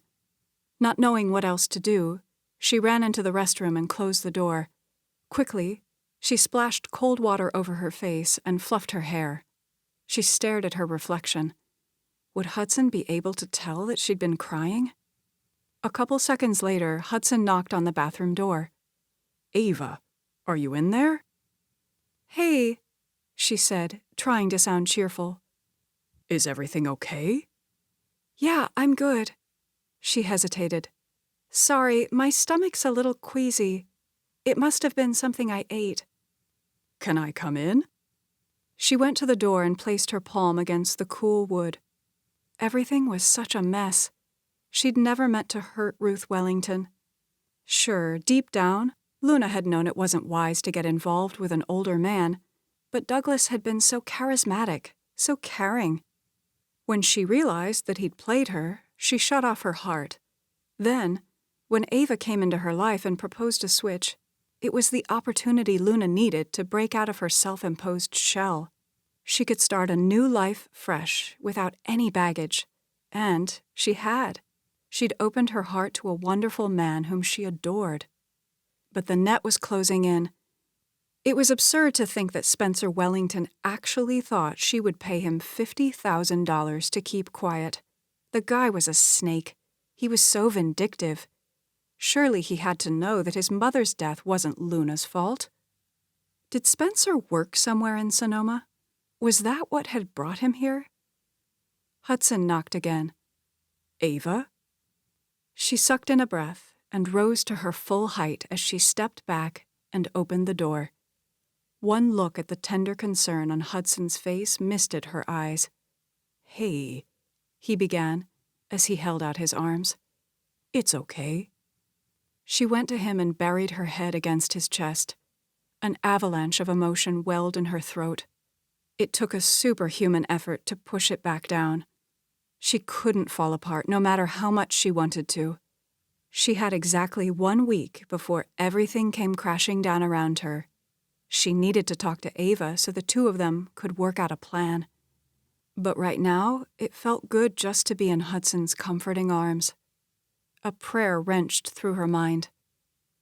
"Dear Lord, I'm so sorry for my deception in pretending to be Ava. I needed a new life and a new chance to start over. One tiny lie seemed so insignificant at the time, but now I see the havoc it has wrought. Please, help me work my way out of this mess. Please help me to know what to do about Spencer Wellington, and please help me find the words to tell Hudson the truth. I love him with all my heart, and I can't lose him. Not when I've only just found him. Please, show me the way. Chapter 12. After a fitful night of sleep, where her demons rose up with a vengeance to torment her, Luna dragged herself out of bed and went to church with Beverly and Todd. She was grateful to be able to go and worship. She needed all the help she could get. When the preacher began quoting the Bible verse that Grandma Peach had been driving home now for weeks, "And they shall know the truth, and the truth shall set them free," Luna felt like the message was hitting her square between the eyes. She felt like Dimsdale in The Scarlet Letter. All she had to do was confess her sins to Hudson, Beverly, and Todd. Then Spencer Wellington would have no further hold on her. The thought of telling everyone the truth pickled her insides, yet she knew it had to be done. She needed to talk to Ava. She'd tried calling Ava before church but couldn't get her. Now that church was over, she couldn't wait to get home to try her again. "Answer," Luna said to the computer screen as she dialed Ava's number. She breathed a sigh of relief when Ava's picture came up on the screen. "Hey," Ava said with a large smile. "How was the harvest party last night?" Luna clutched her hands. "Not too good," she said weakly. Ava's face fell. "What happened? Is everything okay with you and Hudson?" "Hudson and I are great," Luna said quickly. "Are Mom and Dad okay?" Ava asked, concern flicking over her features. "They're good." Ava's hand went to her chest. "Oh, good. You scared me." She paused, studying Luna. "What's wrong?" Tears rose in Luna's eyes. "Everything." "What's going on?" Luna sucked in a breath. "You know how you're always going on about how perfect I am?" "Yeah," Ava answered warily. "Well, it's not true." Ava frowned. "Okay, spit it out, sis. Did you have a fight with Mom? Are you tired of wearing all the clothes she picks out?" she chided. "No, it's nothing like that," Luna said irritably, not liking that Ava was joking at a time like this. "It's about my past." "Your past?" Ava made a face. "Remember when Cash did the background check on you thinking it was on me?" Her voice rose as she spoke faster. "Well, that came back clean as a whistle." She laughed. "So whatever it is, can't be all that bad." She groaned. "Come on, Luna, quit beating around the bush. Just tell me." Luna rubbed a hand over her forehead. A headache was pushing across the bridge of her nose. "After my mom died, I was a wreck. I couldn't eat. I couldn't sleep. It was bad. I spent several days at the library burying myself in books." She shuddered, thinking about all of the pain her mother endured before she passed. Luna had wanted so desperately to help, but there was nothing she could do. Ava's eyes widened in partial amusement. "I can think of worse places you could have gone," she said dryly. Luna pressed on. "While at the library, I met this guy. He was older, refined, a college English professor. We had a common love for literature. Douglas was kind, considerate. He told me that his wife had recently died. Our grief drew us together." Anger burned through her. "Only it wasn't true. Douglas was married." Her voice hardened. "You can imagine my surprise when Douglas and I were out to dinner and his son Spencer saw us.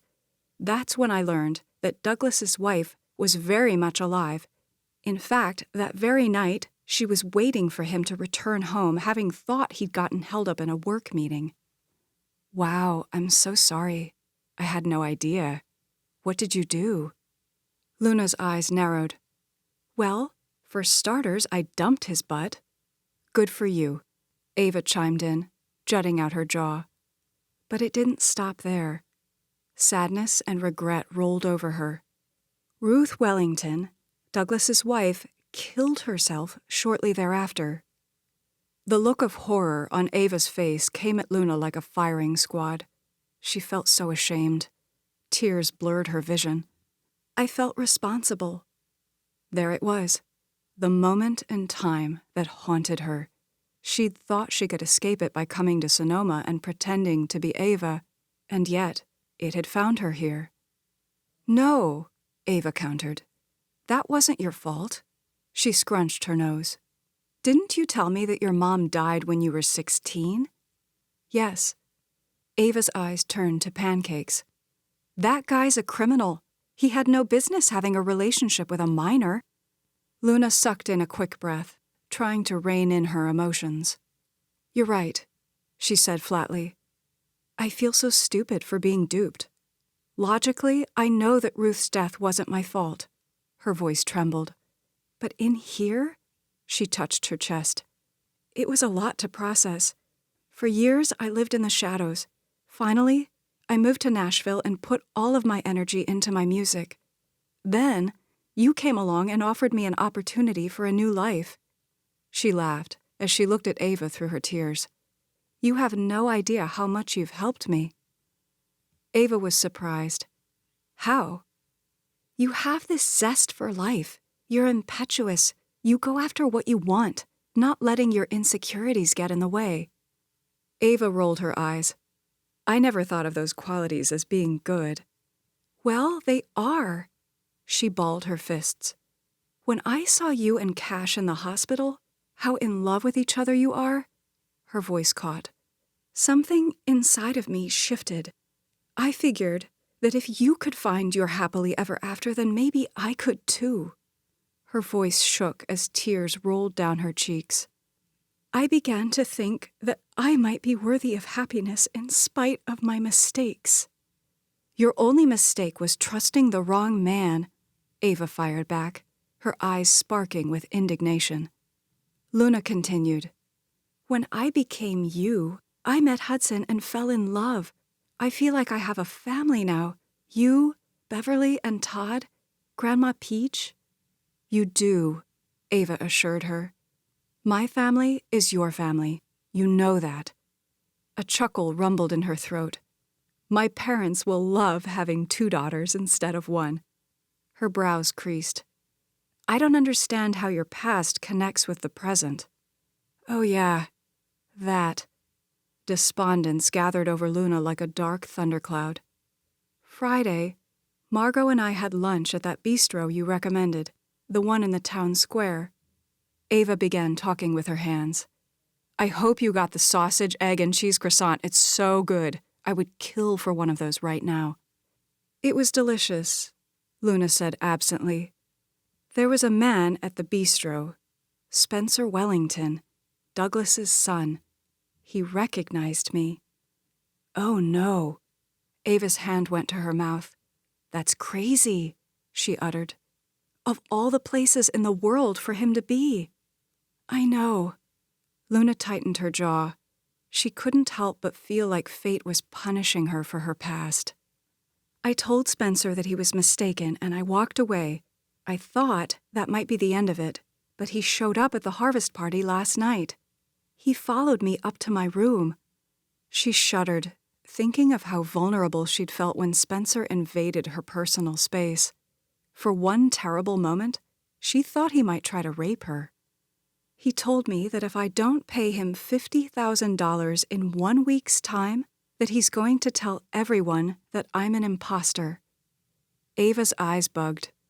"What? That's insane." A dry laugh escaped Luna's lips. "That's exactly what I said." "How did this guy, Spencer, know that we switched places?" Luna winced. "I'm afraid that's my fault. He could tell from the shocked look on my face at the bistro that I recognized him, even though I adamantly denied it. Then, last night, I inadvertently said my last name when I was arguing with him." She groaned as she propped her elbows on the table and buried her face in her hands.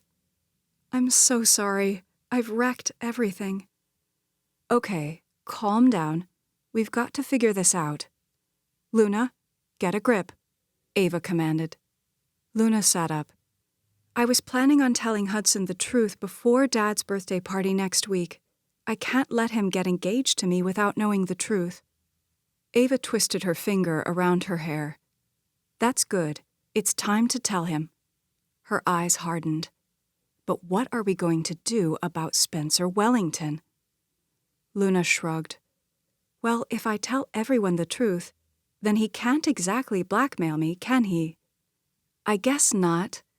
Ava hesitated, concern filling her eyes. But he's not going to be happy when he realizes that he's not getting the $50,000. You could be in danger. A jolt of alarm raced through Luna. Do you think he would do something to me? Her heart began to pound. Would he try to hurt Todd and Beverly? Luna sensed a darkness in Spencer Wellington. He was filled with such animosity that there was no telling what he might do. You know the answer to that better than me, Ava said grimly. A shiver ran down Luna's spine. She thought of the hatred burning in Spencer's eyes. She spoke in halting sentences, her breath coming in short bursts. He blames me for his mother's death. He told me that he'll never forget it. He said he wanted to hurt me like I hurt him. Shakes rattled through her hands. This is bad, she uttered. Do I need to go to the police? Ava bit her lower lip. Her eyes were deep lavender pools of thought. No, I have a better idea. Luna blinked. What? I think I need to have a chat with Cash's brother Ramsey. I don't understand. Ramsey works for a private security firm. He can put a stop to this right away. Conviction rang in Ava's voice. Hope rose in Luna's breast. Do you think he would be willing to help? There's only one way to find out. Okay, what do I do in the meantime? When are you planning on telling Hudson the truth? Luna's stomach tightened. I need to do it sooner rather than later. But you're for sure going to do it before the party on Saturday, right? Yes. That sounds good. But I don't think you should drop the bomb on Mom and Dad until after the party. Luna's jaw fell. What if Hudson doesn't take the news well? There might not be an engagement. Then Mom and Dad will know something is up. Ava scrunched her nose. True, she conceded. She looked thoughtful. I still think you should wait until afterwards. If everything blows up with Hudson, you'll have to come clean to everyone, but on the chance it doesn't, you should do it after the party. Okay, fine. I'll wait. Luna didn't really care when the conversation took place, so long as everything got resolved. Cash and I will talk to Ramsey. Ava tipped her head as she pursed her lips. Tell me everything you know about Spencer Wellington, his description, anything that could help Ramsey locate him faster. Did he say why he's in Sonoma? No, I assume it's for work, but I don't know. She frowned. Spencer has been keeping close tabs on your career, thinking it was me.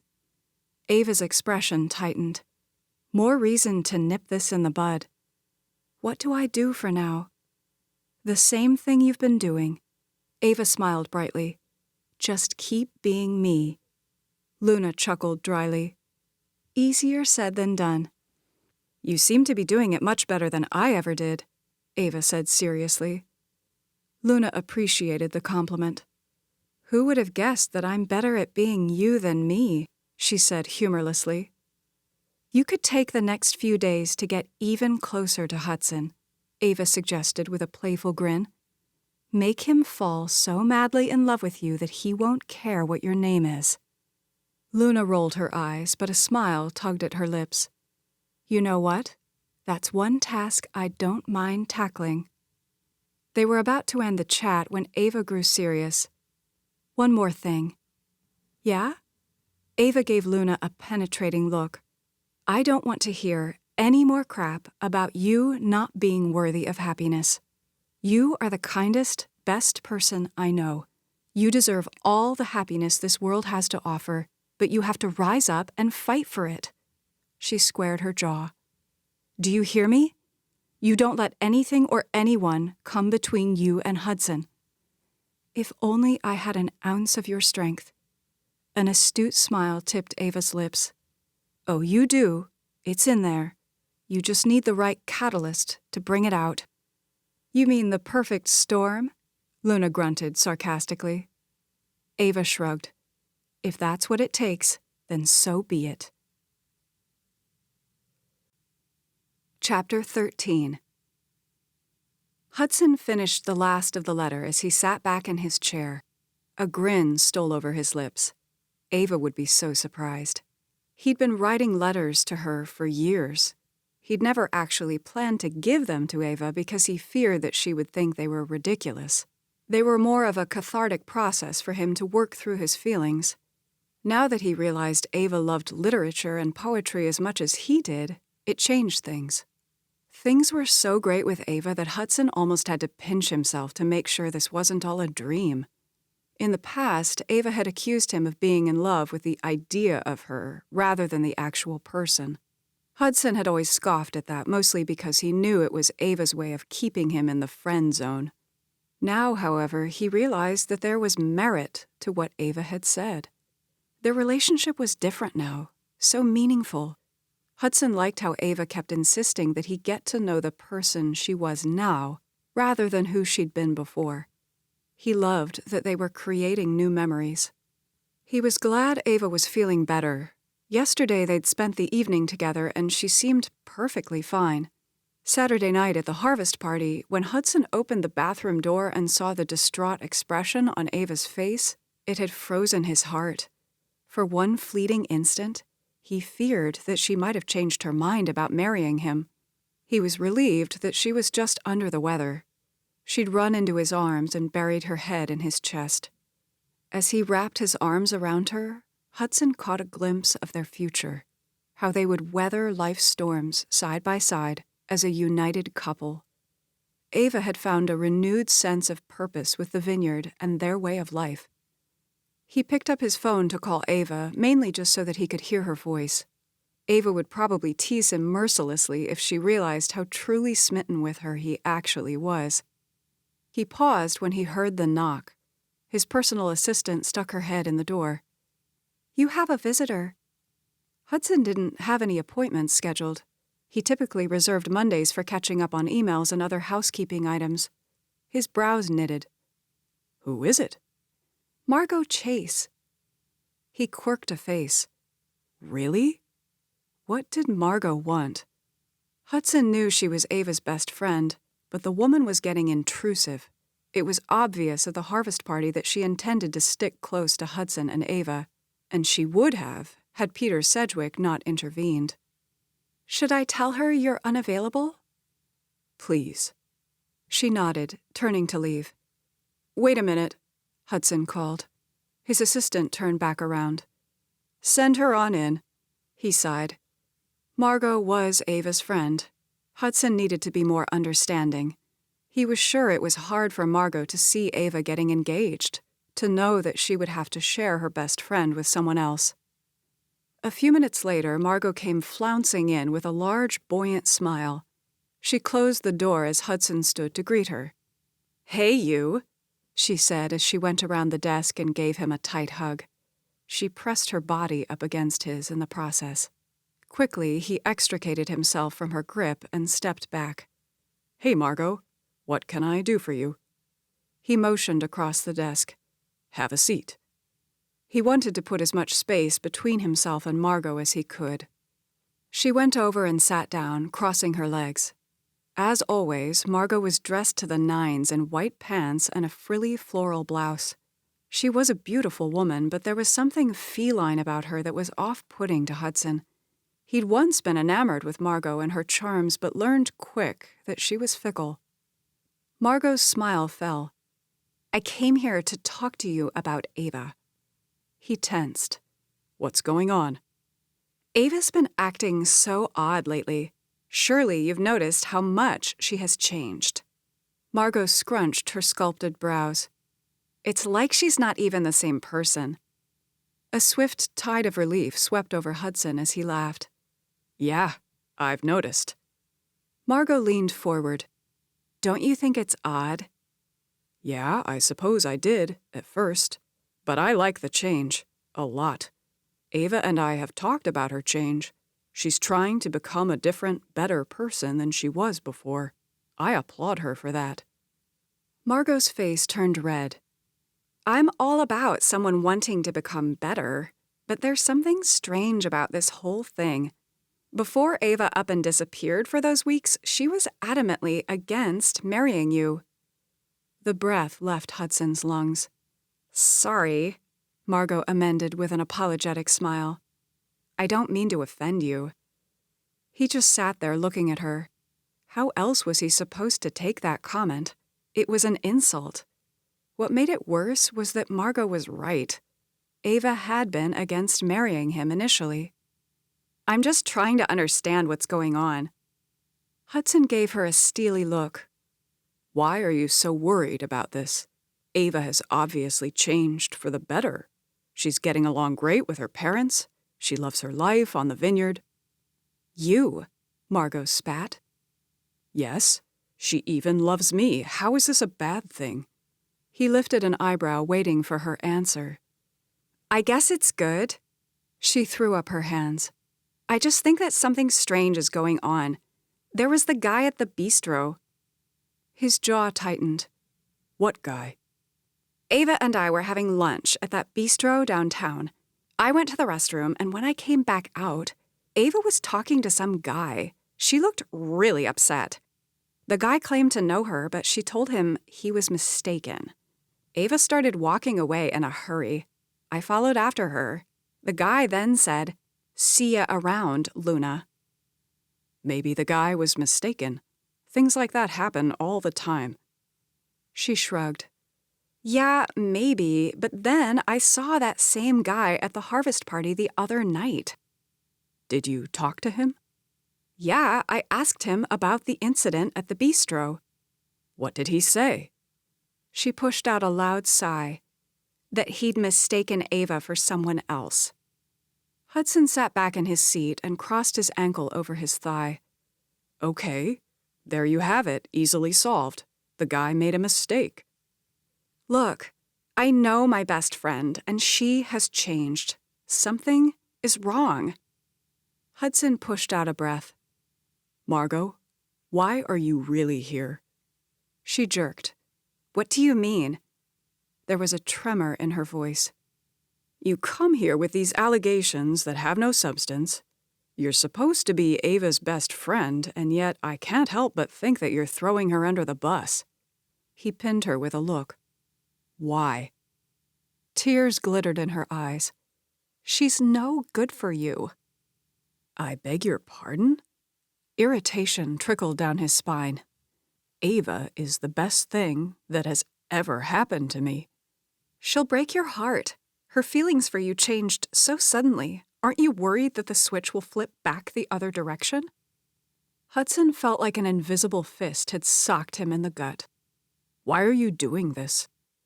He had been worried initially, but Ava had helped him put those fears to rest. Now Margot was resurrecting them. Apprehension clouded over him. Did he need to be concerned? His future had looked so bright before Margot came in here with her wrecking ball to demolish everything. Tears rolled down Margot's face. You need to be with someone who truly loves you, someone who has loved you for years. He flinched at the implication of her words. Are you talking about you? This conversation was getting stranger by the minute. She gave him a pleading look. Surely you know how I feel about you. I would never turn my back on you the way Ava has for years. A humorless laugh rose in his throat as he rubbed a hand over his forehead. Now he knew what this was really about. Margot had come here today to make a play for him. She was raising doubts about Ava to do it. He felt both anger and pity for Margot. You and I had something for one brief moment, but that all changed the minute I found you and your pool boy cozied up together. It was one tiny mistake. I told you I was sorry. Yes, you did. And I told you that I could never trust you again. But I love you. Her lower lip quivered. I love you more than you could ever imagine. Margot, the only thing I could ever feel for you is friendship. I'm in love with Ava. She cried softly, her shoulders shaking, tears running rivulets down her cheeks. She looked up at him. I just thought I owed it to you to raise a concern. I would think, as Ava's supposed best friend, that you would owe it to her not to make a play for her soon-to-be fiancé. She gave him a stricken look as she stood, wiping at her eyes. You're making a terrible mistake by not listening to me. Hudson clenched his jaw. I don't think so. Please don't tell Ava I came here today. He shook his head, unwilling to make her any promises. It would be a huge blow to Ava to learn that Margot had made a play for him. Maybe it would be better to keep this to himself. Hudson didn't want to do anything to taint his relationship with Ava. Margot would like nothing better than to drive a wedge between them, and he wasn't about to let that happen. She sniffled as she went to the door and opened it. She stopped and turned back, her dark eyes shining with determination. Something is going on with Ava, and I'm going to find out what it is if it's the last thing I do. She snipped as she marched out. Chapter 14. Luna's skin prickled with the feeling of being watched as she hurried up the sidewalk to Rosalyn's house. Was Spencer Wellington lurking somewhere near, watching her? The thought made her stomach churn. She glanced around, not seeing anyone. Maybe her imagination was getting the best of her. Luna hadn't been sleeping well.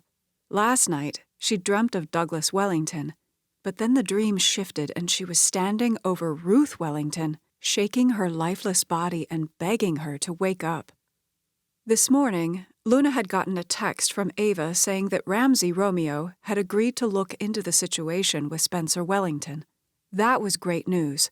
Hopefully, Ramsay could put a stop to the blackmail. With all of the turmoil going on, Luna had nearly forgotten about her appointment this afternoon with Isabella, Rosalyn's granddaughter. Thankfully, Rosalyn mentioned something about it over breakfast this morning. The row of modest houses with the chain-length fences reminded Luna a bit of Grandma Peach's neighborhood. She rang the doorbell and waited. A dog barked in the distance. She could hear the chatter of a TV. The door opened. "Hello," Luna said with a friendly smile. "Isabella?" The girl nodded. A brief smile touched her lips before she looked down shyly.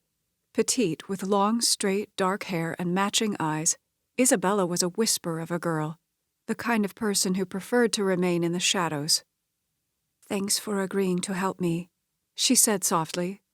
She had a Spanish accent, but her English was perfect. "You're welcome." Luna felt an instant kinship with Isabella. She reminded Luna a bit of herself at that age. Luna stood patiently waiting to be invited in, not wanting to crowd Isabella. Isabella gave her a hesitant look as she shifted on her feet, twisting her hands. "Would it be all right if we went to my school to practice? It's only a few blocks up the road. They have a piano. The music teacher said I could use the auditorium." "Sure. Would you like to ride with me?" Isabella nodded. Her eyes widened slightly when she saw the red convertible sports car parked alongside the road. It stuck out like a sore thumb in this neighborhood. Luna waited as Isabella gathered her things and locked the door. Rosalyn was still at work at the Giles home. From what Luna gathered, Rosalyn and her husband had divorced years ago, so it was just Rosalyn and Isabella. Isabella hugged her notebook to her chest, her chin downcast as they walked down the sidewalk to the car. Luna felt for Isabella. She was such a beautiful girl, but she was lacking confidence. "Go to the stop sign and take a right," Isabella directed when Luna pulled out from the curb. Luna glanced at Isabella. She was sitting stone still, pressing her notebook to her chest, as if she were trying to contain herself to a tiny space. A few beats of awkward silence passed as Luna tried to think of something to say. "Your grandmother is an amazing lady." Isabella nodded. "Tell me about your music," Luna prompted. "What kinds of songs do you like to sing?" "Pop mostly, some country." Silence. Sheesh, this girl was tough. She was even more shy than Luna was at that age. "Tell me about the talent show." She shrugged her thin shoulders. "It's mostly something that my grandma wants me to do." Rosalyn tells me that you're very talented. She smiled slightly at that, a faint rose color brushing her cheeks. What song are you singing for the talent show? I haven't decided on a particular song yet, Isabella said. I'm looking at a few. Okay, do you need me to help you choose? Sure, Isabella said in a nonchalant tone. She pointed. Turn here. Luna pulled in the parking lot. They got out of the car and went in through the main entrance. The auditorium is on the second floor, Isabella explained. Do you play the piano? Luna asked. A little, but not great. Isabella's expression grew worried. Do you play? Luna bit back a smile. I can get us through. Truthfully, she was quite good at the piano and guitar. Her adopted mother had made sure that Luna was well-versed in many aspects of music. When they stepped into the auditorium, the familiar scent of wood, cleaner, and dust invaded her senses, taking her back to her growing-up years. A pang went through her, making her miss her adopted mother, Gail. Luna had spent lots of time playing around the stage and auditorium while her mother taught voice and piano lessons after school. Let's see what you've got, Luna said as they gathered around the piano. Isabella's phone buzzed. She pulled it from her back pocket. Her brows creased as she began punching keys on her phone to respond to the text. Color seeped into Isabella's face. Is everything okay? Luna asked. Isabella nodded affirmatively, but her expression spoke otherwise as she kept typing on her phone. A bubble of irritation swelled in Luna's chest. Someone needed to teach Isabella that it was rude to spend all her time texting when someone was waiting to help her. Then again, Luna was doing this for Rosalyn, who was worried sick about her granddaughter. Luna took in a deep, calming breath as she waited. Was Isabella texting with her boyfriend? If so, things must not be going well, judging by Isabella's tight expression. Finally, Isabella shoved her phone back into her pocket. Sorry about that, she said. No worries. At least Isabella had the good grace to apologize. Show me your songs, Luna prompted. Isabella opened her notebook. The 3 contending songs were pop. Luna recognized the tunes. They wouldn't be hard to play. Okay, I'll play the piano and you sing. We'll run through all of them and then pick. Luna played the intro. She stumbled over a couple of notes, wincing. Sorry, I'm out of practice. Isabella began singing. She had a beautiful voice, just as Rosalyn said, but she'd never been taught to project. It was interesting to watch Isabella sing. A quiet glow came over her face. Luna could tell the music spoke to her. Luna could teach Isabella a few fundamentals that would help her voice carry, but there was no magical way to give her the confidence she was lacking. Watching Isabella sing was like watching herself. Luna had a good singing voice, but the thought of singing in public tied her in knots. That's why she'd opted to write the songs and stay in the background. Luna still had no idea what she was going to do about Todd's birthday party. They were expecting her to sing. Luna could probably make herself do it, but no way could she perform like Ava. They were almost done with the last song when Isabella suddenly stopped, her face rigid. A guy a few years older than Isabella stormed in. He was handsome in a bad boy's surly way. His hair was jet black, and he had a gold chain around his neck. "You look like a freaking moron up there," he jeered. Luna's fingers paused on the piano. Outrage surged through her as she looked at Isabella's distressed expression. "What are you doing here, Felipe?" Isabella asked. He climbed up onto the stage. "I'm getting you out of here before you make a complete idiot of yourself. You're loco, girl, thinking you can get up there and sing in front of people. They'll laugh you off the stage." He stood a foot from Isabella, his feet planted in a battle stance, hands on his hips. "Let's go." Tears pooled in Isabella's eyes. I'm so sorry," she stammered as she looked at Luna. A hot anger spiked through Luna as she stood and glared at Felipe. Talk about scum of the earth. "You need to leave now," she ordered. Felipe's eyes widened as he chortled out a hard laugh. "Stay out of this, lady," he taunted. "This is between me and my girl." He stepped up to Isabella and yanked her arm. "I said let's go," he said savagely. To her credit, Isabella stayed rooted where she was. "Stop it. You're hurting me." She looked up at him with wounded eyes, giving Luna the impression that a timid mouse was trying to escape the clutches of a ruthless cat. Luna's purse was resting beside the piano. She grabbed her phone and held it up. "If you don't get out of here right now, I'll call the police," she warned. Anger raged through her like an inferno. "It's okay," Isabella said in defeat. "I'll just go with him. I don't know why I thought I could do this anyway," she muttered. "He's right, I'm not good enough." Luna's chin shot up. "Oh, yes, you are. You're great." Her voice cut like a whip through the cavernous space. "So much stronger than you realize. Don't let anyone, especially not that pathetic excuse for a man, tell you that you're not good enough." "Lady, you're asking for it," Felipe thundered, his face darkening. "You need to leave," Isabella said, her voice surprisingly commanding. "What?" Felipe snorted, shock blitzing through his eyes. "You heard her," Isabella hissed. "If you don't get out of here now, she's calling 911. Felipe got up in Isabella's face, his eyes blazing. "If you don't leave with me this instant, me and you are over." Isabella jutted out her chin. "Fine, it's over. Get out of here." He barked out a laugh. "Okay, I see how it is." He released her arm as he held up his hands. "The two of us are through." He gave her a malevolent look. "I was done with you anyway." He turned on his heel and stalked to the edge of the stage where he hopped off. When he was gone, Isabella put her face in her hands and started weeping. Luna went to her side. "It'll be okay," she soothed as she placed her arm around Isabella's shoulders. The sobs gave way to sniffles. When the crying had subsided, Isabella looked up at Luna through tear-stained eyes. "I have to go after him." "What?" she exploded.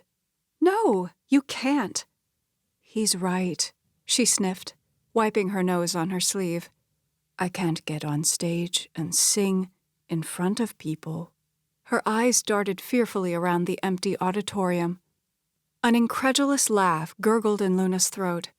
Oh, the irony. "You can." Her voice gathered intensity. "You have more strength than you realize.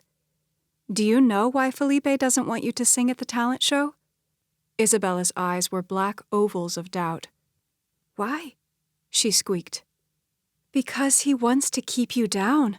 He wants to make you feel like you're nothing, so he can keep control over you. Felipe is a small man. He thrives on domination." She gritted her teeth. "You're better than this, Isabella. Your grandmother knows it, and so do I. But it doesn't matter what we believe. What matters is what you believe. You don't have to go back to Felipe. You're strong enough to stand on your own." A short laugh sounded in Isabella's throat. "No offense, but that's easy for you to say. You live in a mansion, have had everything handed to you on a silver platter." Luna chuckled. "Yeah, it would seem that way, wouldn't it?" She looked Isabella in the eye. "Let me tell you a story of a girl who was very much like you. She had big dreams and many talents, but she grew up with a mother who'd been hurt. So hurt that she shut herself and her daughter away in this imaginary fortress where they could never let anyone else in. The daughter desperately wanted to break out of her shell, but she was afraid." "Of what?" Isabella asked with wide eyes. Emotion lodged a thick ball in Luna's throat. Her words came out raspy. "Afraid of failing? Afraid of letting anyone see the real her? Afraid that she might actually be a success?" Tears gathered in her eyes. Afraid to truly open her heart, to love and to be loved. Understanding registered in Isabella's dark eyes. "That girl is you." Yes, Luna admitted softly. But how? Isabella frowned. I don't understand. Luna placed her hands on Isabella's shoulders. That doesn't matter, she smiled. What does matter is what you choose to do from here on out. You can run back to Felipe, beg him to take you back, and for the rest of your life you'll feel like the worthless piece of trash he makes you out to be. Or you can learn to stand on your own. You can face your fears and break out of your shell. Become the girl you were meant to be. The choice is yours. Isabella looked thoughtful. Okay, she said. I want to stand on my own. A tentative smile spread over her lips. Will you still help me learn to sing? Laughter rose in Luna's throat. Of course. She embraced Isabella in a tight hug. Thank you, Isabella said. No, thank you, for reminding me that some things are worth fighting for. She took a deep breath. If you're going to have a chance of winning the talent show, then we're going to need a better song than the ones you've picked. I have just the thing, she said as she went to her purse. The conversation with Margot had left Hudson feeling unsettled. He needed to see Ava. He needed to hold her in his arms, to have her look at him like she'd been doing recently. That was the only way he could truly put his fears to rest. He went to Ava's house and was disappointed when she wasn't there. Rosalyn informed him that Ava was helping Isabella learn a song for her school talent show. When Hudson heard that, he couldn't help but be impressed. That night by the pool, he and Ava had expressed a desire to somehow help Rosalyn, but Ava had stepped up to the plate and was actually doing something. Hudson asked Rosalyn where they were practicing. Rosalyn said it was at her house. She gave Hudson the address. He'd gone to the house, but Ava's car wasn't there and no one was home. He tried calling Ava, but she didn't answer. He'd just left Rosalyn's home and was driving by a high school when he spotted Ava's car. He turned into the parking lot and tried calling Ava again. It went to her voicemail. It couldn't hurt to go inside, see if he could find her. Hudson couldn't remember when public school started back, but he guessed it wouldn't be until the end of the month or the 1st of September. He stepped into the office, grateful someone was there. The older lady behind the desk looked up at him, her glasses perched on her nose. "May I help you?" she asked briskly. He cleared his throat. "I'm looking for my girlfriend. She's helping one of the students get ready for a talent show." The woman pursed her lips. "Yes, I saw them walk by earlier. They're probably in the band room or the auditorium." "Can you tell me where those are?" "Sure." "Thanks," he said as he left the office. He went to the band room first. It was locked. He went to the auditorium next. He heard the piano and singing before he saw them. Isabella was standing beside the piano while Ava played. Not wanting to interrupt in the middle of the song, he stayed back. When Isabella got to the chorus, Ava sang with her. "Give me a new song, a new dream to dream, clean air to breathe, a new voice to be heard. For so long I was caught up in my own shell. Then you came along and caught me when I fell. The mountain seems too high to climb, but oh baby, with you by my side, I know I'll be just fine. Give me new wings to fly, a new life to try." As the song ended, Hudson stepped forward, clapping. "Bravo!" Isabella ducked her head, her face turning cherry red. "Thanks," she said in a quiet tone. When Ava saw him, a large, surprised smile moved over her lips. "Hey!" He hopped up on stage, striding over to her with springy steps. "Sorry to interrupt." He went to her side, leaned over, and gave her a kiss on the mouth. "I missed you." Out of the corner of his eye, he caught Isabella's bashful expression as she looked down and smiled. Ava laughed with delight. "This is a nice surprise." She looked at Isabella. "She's learning a new song and she's picking it up fast." There was a note of pride in her voice. Isabella tucked a strand of hair behind her ear, beaming. I heard. That was a beautiful song. I've never heard it before. Ava wrote it, Isabella said. Hudson's eyes widened. You wrote that? Color rose in Ava's cheeks. I did. I didn't realize you wrote songs. Did you write the lyrics and the music? I did, Ava answered in an offhand way, as if she were trying to downplay her ability. Wow, he uttered. I learn something new about you every day. Do you mind if I hang out and watch? He held up a hand. I promise I won't get in the way. He grinned at Isabella. I'll go and sit on the front row and we'll silently cheer you on. How does that sound? A look of uncertainty crossed Isabella's features as she looked at Ava. It'll be good, Ava assured her. It will get you used to performing in front of an audience. Okay, Isabella said. Hudson winked at Ava. I'll be right down here. Ava smiled. Sounds good. A look passed between them, and Hudson felt her adoration encircling him like a warm blanket. Margot was right. Ava had changed, but it was a wonderful change. She loved Hudson as he loved her. The two of them were announcing their engagement in a few short days. Let's start from the beginning, Ava said to Isabella as Hudson sat down in a seat. This time, I want you to pretend that you're singing to the people in the last row of chairs, way in the back. Straighten your shoulders, Ava directed. Use good posture. Open your mouth wide so that the sound has plenty of room to come out. You've got this, Ava assured Isabella with a smile. Wow, what a woman. Hudson felt like the luckiest man on earth. He still couldn't believe that he was going to marry his best friend, the woman he'd loved since childhood. Isabella began singing, but Hudson wasn't focused on her.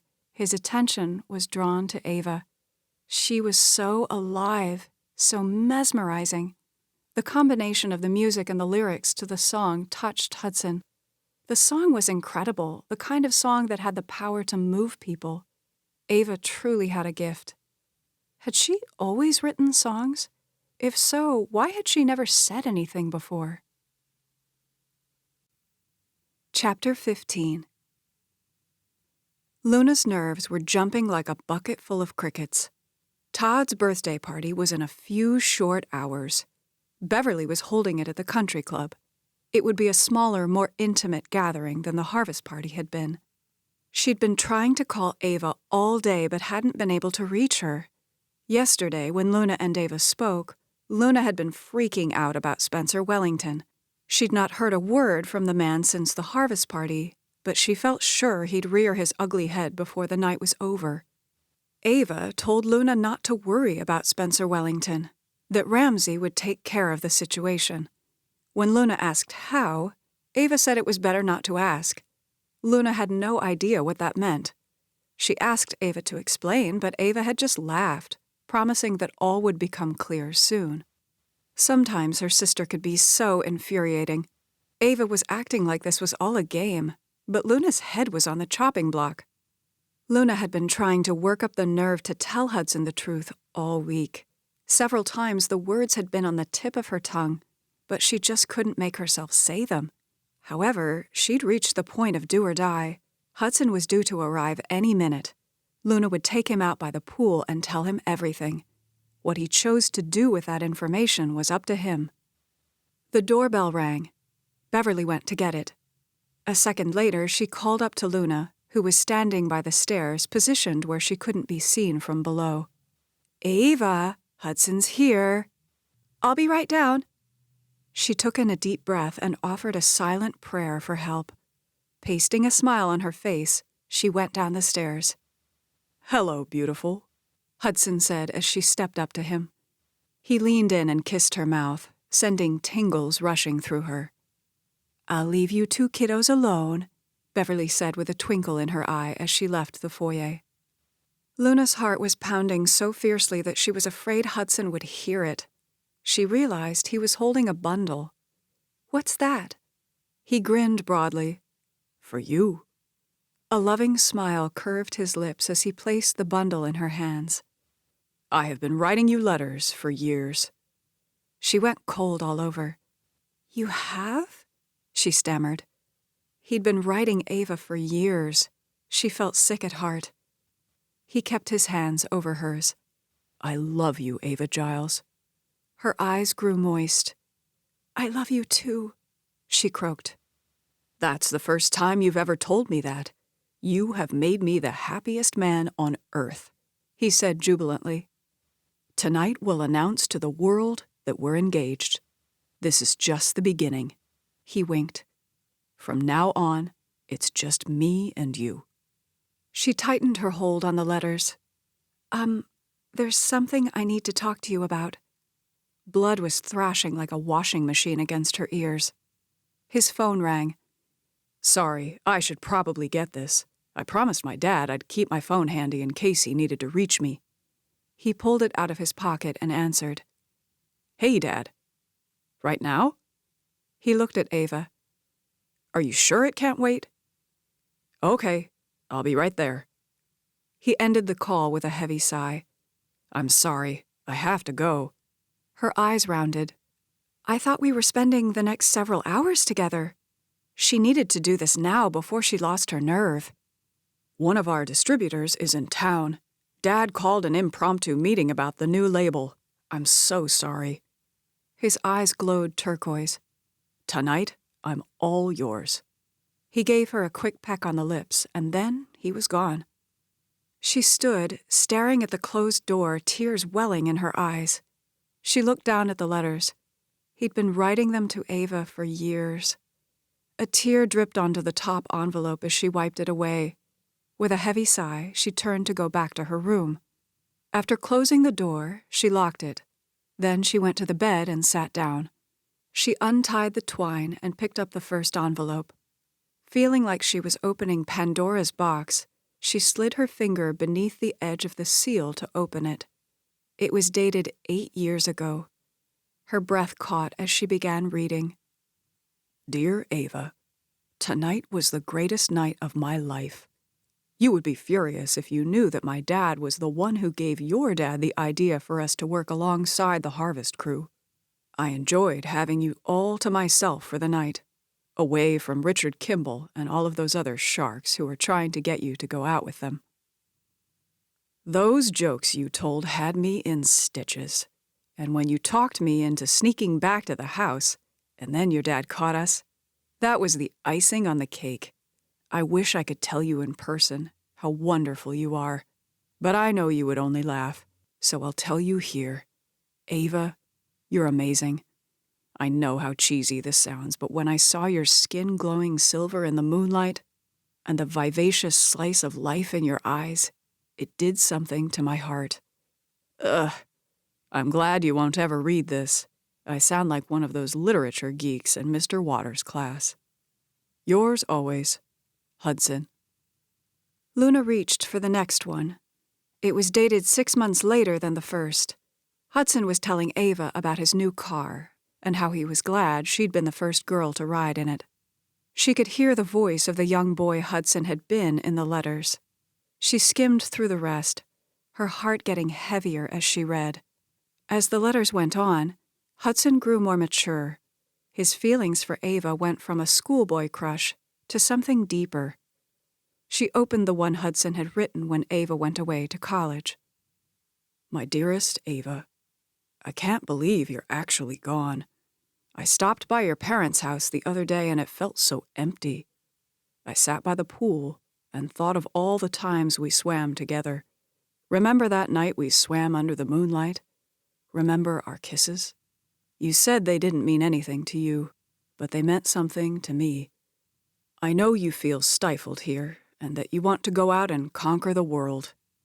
My biggest hope and prayer is that you'll come back to me. Ava, you are my first thought in the morning, my last thought before my head hits the pillow at night. You have my heart in your hand. I know you think of me as just a friend, but how can you not see what I see, that the two of us are meant to be together? I will love you always and forever. Hudson. Bitter tears flowed down Luna's cheeks and dripped onto the letter, smudging the ink. She couldn't read any more. How could she have ever thought that she could simply step into Ava's shoes and that Hudson would fall in love with her? Luna couldn't erase a lifetime of feelings within a few weeks. For Hudson, it had always been Ava. It was still Ava. A sob wrenched her throat as she slipped off the bed and sat down on the floor. Her shoulders shook as she let the tears flow, giving herself fully to her grief. The plan was for Hudson to meet Luna at the country club. Beverly was jabbering a mile a minute, her voice bubbling with excitement. Todd was driving. He too seemed excited about the party, but he was a bit more subdued about it. Luna knew that it had been a hectic week for Todd with the harvest. Thankfully, everything had gone well. "We'll let the guests mingle for a bit as they munch on appetizers. I'll give the official welcome. Ava, you'll sing, and then you and Hudson will make the big announcement. Afterwards, we'll sit down for dinner. Then, guests can go to the stations for caramel apples and donuts." Beverly turned to look back at Luna. "You never did tell me what you're singing." "Lonely Moon." Luna decided that if she had to sing in public, she'd go out with a bang and sing her own song that had topped the charts. Beverly's lips turned down. "I don't think I've ever heard that one before." "I think you'll like it." "I'm sure I will," Beverly said with a doting smile. "I took your guitar over earlier. It's there waiting for you." She hesitated. "Are you sure you don't need a piano accompaniment?" Todd chuckled. "Give it a rest, Bev," he said with a gentle reproof. "Ava knows what she's doing." "I know," Beverly sighed. "You know how I get before an event." She laughed. "Yes, I do," Todd said encouragingly as he reached for her hand and laced his fingers through hers. Luna looked out the window at the passing landscape. Everything was about to come to a head. Her stomach was tied in knots. While the guests were mingling, as Beverly put it, Luna was going to pull Hudson aside and tell him the truth. Whereas she'd been so hopeful that he could love her for herself, she now knew that he never would. Her heart felt dead and empty. "Honey, are you okay?" Luna realized that Todd was looking at her through the rearview mirror. She forced a smile. "I'm good." She clenched her hands. "Just a little nervous about singing tonight." He frowned. "You don't have to sing if you don't want to." Beverly harumphed. "Don't be ridiculous, Todd. Ava loves to sing, don't you, dear?" She turned to look at Luna as she spoke. "I'm good with it." Considering everything else that was going on in her life, singing was the least of Luna's worries right now. Ava had said that Ramsay would take care of Spencer Wellington, but would he? What if Spencer showed up at the birthday party demanding that she pay him the money? Shivers ran down her spine. She couldn't think about that right now.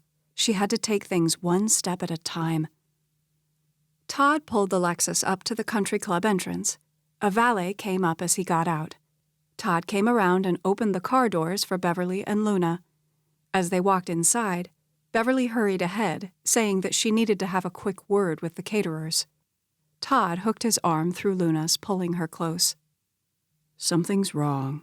Are you having second thoughts about the engagement?" "No," Luna said, trying to keep her voice light. "You don't have to marry him, sweet pea." Tears rose in Luna's eyes. "I know. I want to marry him. I love him."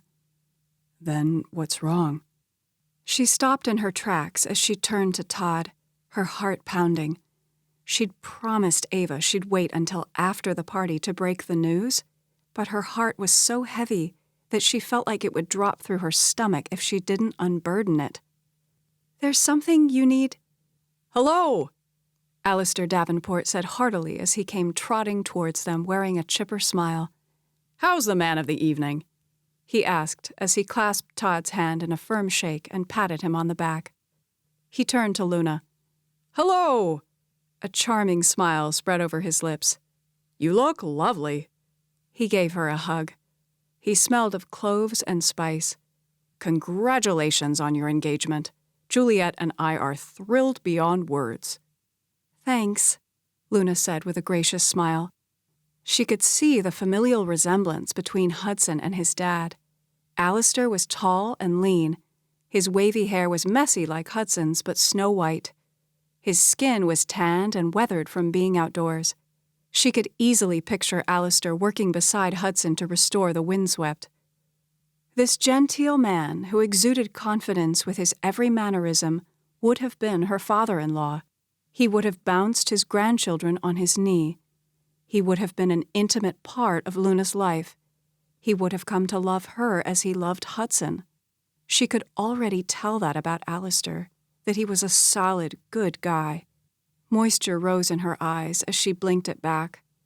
No sense in dwelling on what might have been. Alistair jutted his thumb behind him, a boyish grin overtaking his features.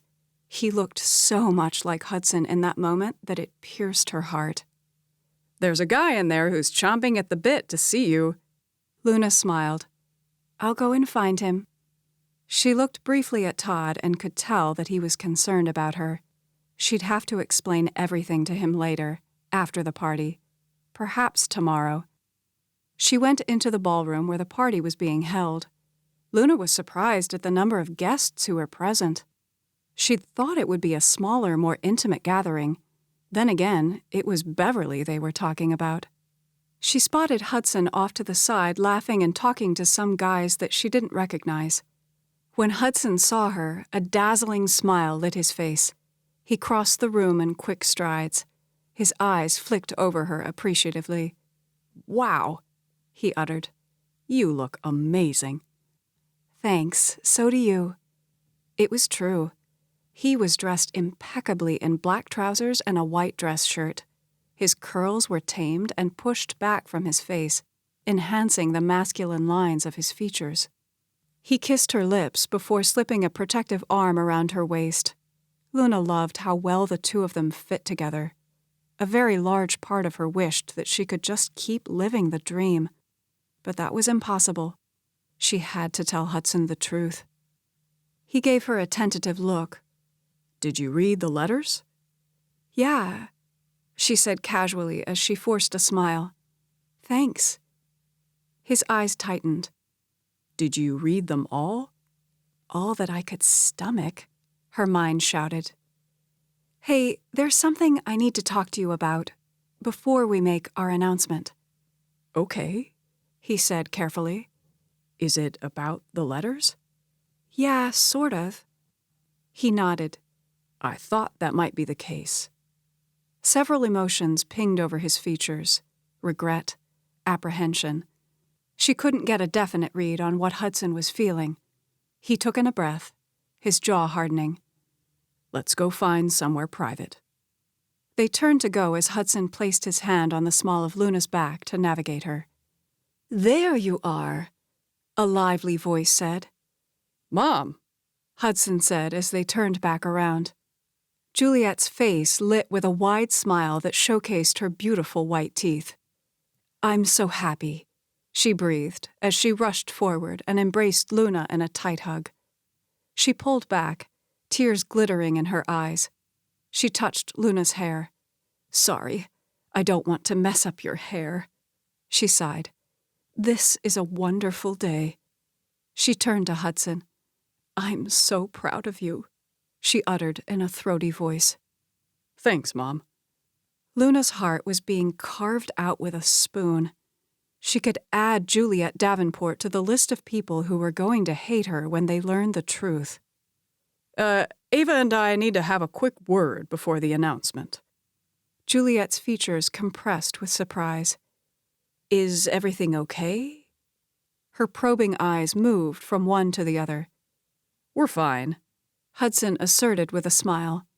But Luna could tell that Juliet wasn't convinced. Whatever's going on, you can work it out, Juliet said, giving Luna an encouraging smile. Tears pressed against Luna's eyes as she swallowed. She didn't know how much longer she could hold herself together. We just need a minute, Hudson said firmly. Juliet nodded, Her lips set in worried lines. "Thank you so much for coming out tonight," Beverly said exuberantly into the microphone. "Let me begin by saying that I'm so grateful for my wonderful husband." She threw Todd an affectionate smile. "Happy birthday, darling," she winked. 66 looks pretty darn good on you." This brought gentle laughter from the audience. Luna jerked as she looked wide-eyed at Hudson. "She's starting everything earlier than I thought." Juliet smiled in relief. "I'm sure whatever you need to discuss can be done after the announcement." She turned her full focus to Beverly. Luna looked at Hudson. "We really need to talk," she whispered. "You can't get engaged to me until you know everything." He looked her in the eye. "Do you love me?" Her answer was immediate. "Of course." Tears sprang to her eyes. "I love you so much that the thought of losing you cuts me to shreds." His handsome face creased into a large, radiant smile.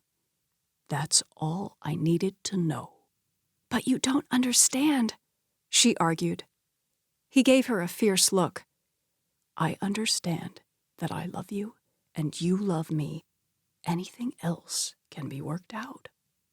"Ava, come on up here," Beverly boomed. Luna stood frozen. "Go on," Hudson urged. "We'll talk afterwards." With a defeated sigh, Luna straightened her shoulders and pressed on a smile. She felt like she was going to the guillotine as she walked up to take her place beside Beverly. Luna met eyes with Hudson. He gave her an encouraging smile. He'd said that if they loved each other, anything else could be worked out. It was a long shot, but she would keep her focus on that sliver of hope. "I've asked Ava to sing something for Todd's birthday," Beverly said. As if on cue, one of the male servers came forward and handed Luna the guitar. Another placed a stool in front of the microphone stand. "Thanks," Luna said automatically as she slid the strap over her shoulder. A wave of dizziness assaulted her as her knees buckled slightly. Luna was grateful for the support of the stool as she sat down. She'd thought she could do this, but now her throat felt impossibly small as she swallowed. She looked at the expectant faces in the audience. Luna's eyes rounded as her gaze caught on Rosalyn and Isabella. She'd been so determined to get to Hudson and tell him the truth that she'd not even realized that Rosalyn and Isabella were here. Isabella gave her an encouraging smile. It was amazing how much courage that one small gesture infused into Luna. She'd given Isabella such a great pep talk. She just needed to remember everything that she'd said. She offered a silent prayer for help. For some reason, she heard a whisper of her mother's words, instructions Luna had heard her mother give countless times to students. Sit up straight. Open your mouth to project your voice. Feel the music and the words. In a way she couldn't explain, she could almost feel her mother's arms cradling her. This was Luna's song. It had come out of her experiences and her heart. No one could sing it more genuinely than her. Her fingers felt a little stiff as she began strumming on the guitar. She played the intro and began singing. As the song progressed, her courage increased. Luna was not a performer by any stretch of the imagination. She had no doubt that Ava could do 1,000 times better. All Luna could do was to sing straight from the heart. Tattered dreams and intermittent screams fill the chamber of my searching heart. You say you want a fresh start, but trusting you, well, that's just not smart. I see your lying smile, and hope you'll stay for a while. My heart knows what my head will refuse. It's no use, because there's always another excuse. Don't mind me, because I'm free to go back to my lonely moon. Lonely moon, forever in my room, always there, always plays fair. My lonely moon, I won't leave you so soon. As Luna sang, Her mind went back to the modest house of her youth. She'd sat in her room at night and gazed out the window at the large, luminous moon, wishing for a better life.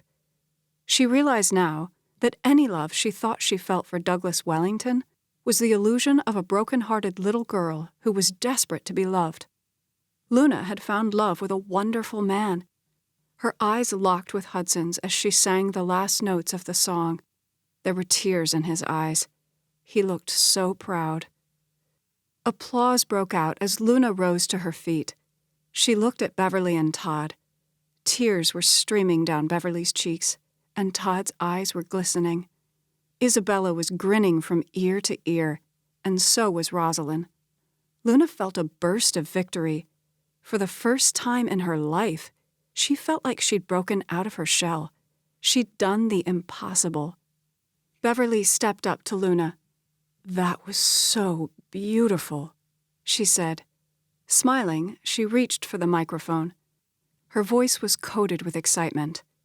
"Now, Ava and Hudson have an announcement to make." She waved a hand. "Hudson, come on up here." "Stop," a woman demanded. Luna stiffened. It took her brain an instant to process that Margot was marching towards the platform. "What are you doing?" Beverly asked indignantly. Margot's face was a hard mask of determination as she came up the steps and over to the microphone. "You'd better have a good explanation for your behavior," Beverly warned in a low tone. "I do," Margot asserted, her voice ringing with confidence. She glared at Luna and spoke in a loud, accusing voice. "This woman is not Ava Giles. She's an imposter." Murmurs rippled through the audience. Luna felt the blood drain from her face. Clutching the guitar, she looked at Hudson. He looked completely baffled. Beverly's face turned bright red as she zoomed in on Margot. "This is outrageous. You need to leave," she demanded. Margot jutted out her chin, her dark eyes shooting daggers. "It's true. Her real name is Luna Ellison," she grunted. "I knew there was something fishy about you from the get-go." She kept her eyes trained on Luna. "Then, I happened upon a YouTube video of Cash Romeo and Ava singing together." She smiled smugly. "When Ava started twisting her hair around her finger, I knew the truth." "Margot, I have no idea what you're babbling about, but you are way out of line," Beverly seethed. Everything came at Luna in a blur. She looked at Beverly's disbelieving expression. It was commendable how adamant she was in her stance, but she would soon realize that she'd been duped. Hudson's expression was confused. Juliet and Alistair Davenport were looking at Margot in disdain. Luna had no idea how she was going to make it out of this in one piece. She wished Ava were here to help her through it. Margot riddled out a hard laugh. "I'm sorry, Mrs. G. I don't mean to ruin the party, but I wanted you and everyone else to know the truth." She raised her voice. "The real Ava is right here." Gasps sounded as Ava threaded through the crowd and up to the platform. Her arm was in a sling. Her blonde hair was flying out behind her like wings, her chin set with fortitude. "What are you doing here?" Luna croaked. Ava flashed an apologetic smile. "It was meant to be a surprise for you and Mom and Dad." She shot Margot a death glare, until some idiot ruined everything. Margot's face registered triumph. "Welcome home, Ava," she said sarcastically. Ava's eyes narrowed. "You've had your little moment in the spotlight. Now I suggest you slink back to your hole." Margot laughed. "Is that any way to talk to your best friend?" "You're no friend of mine," Ava fired back. "Not anymore," she thundered. Beverly's face was ashen. I don't understand what's going on here." She looked back and forth between Ava and Luna. "I'm sorry, Mom," Ava said meekly. "This is all my fault. Luna is my identical twin. My birth mother contacted me. That's the real reason I disappeared for a few weeks." She smiled faintly at Luna. "While in Atlanta, I learned that I have a twin sister. I talked Luna into switching places with me." Her voice gathered enthusiasm. "Mom, you have 2 daughters now." Panic filled Beverly's eyes. She turned to Luna. You're not Ava?" Her voice was childlike, plaintive. "No," Luna uttered. "I'm sorry." She looked at Hudson, tears blurring her vision. I'm so sorry." Her voice broke. "That's what I was trying to tell you." He pushed a hand through his hair. She could feel his confusion, his disappointment, his anger. "I can't believe this," Beverly sputtered. Her legs wobbled. She would have fallen had Ava not stepped forward and caught her. "It's okay," Ava soothed. She steered Beverly to the stool and helped her get seated. Beverly's eyes widened incredulously. "There are 2 of you," she stammered, as if trying to make herself believe it. She looked at Ava. "I can't believe you have a twin. I never knew." "Neither did I," Ava chuckled. "It's great having a sister, actually." "What happened to your arm?" Beverly asked. "It's my shoulder, actually. I'll explain later." Irritation bubbled in Luna's chest as she looked at Ava. "You certainly know how to make an entrance." "I'm sorry." Her eyes were pleading. "I didn't know what else to do. I was trying to help." Luna's mind raced to put the pieces together. "What are you doing here?" It was supposed to be a surprise. Cash and I had the night off, which was a miracle in and of itself. It was just how the concert schedule worked out. That's why I asked you to wait until after the party to tell Mom and Dad the truth. I wanted to be here with you when you did. I figured I owed it to you and them to help any way I could. Also, I wanted to be here for Dad's party. I was standing in the back when you sang. I had intended to sneak out the back before anyone saw me and meet up with you guys at the house. Admiration flickered in her eyes. "You were great, sis. Hearing you sing Lonely Moon, well, it helps me understand what you've been through." "Somebody had better do some explaining," Alistair roared. Luna heard Todd make a noise. She thought he might be trying to answer Alistair, but then she heard gurgling and saw the panic on Todd's face as his eyes bulged. His face turned dark purple as he clutched his chest and collapsed. "Oh no," Beverly cried as she jumped up and ran down the platform. "Somebody call 911, she screamed. "I think he's having a heart attack." Chapter 16. The next few hours were a blur as the paramedics rushed in and carried Todd off on a gurney. Beverly was beside herself, perpetual lines of tears streaking down her face. Ava stayed by her side trying to comfort her, but Luna could tell she was also fighting her own emotions. Luna saw Cash Romeo and another man whom she guessed might have been Ramsay, standing off to the side, keeping a respectable distance. The guests all dispersed, offering their mumbled condolences. "I need to get to the hospital," Beverly said. Ava looked at Cash. "We'll take you," she said. Beverly nodded. Luna wasn't sure where she fit into this picture. She felt completely numb from head to toe. She saw Hudson over in a corner talking to his parents. Alistair and Juliet were livid. They kept casting dark looks at Luna and Ava. It looked like Hudson was trying to calm them down. "I guess I'll go back to the house," Luna said. She wanted to go to the hospital, but she didn't know if she would be welcome.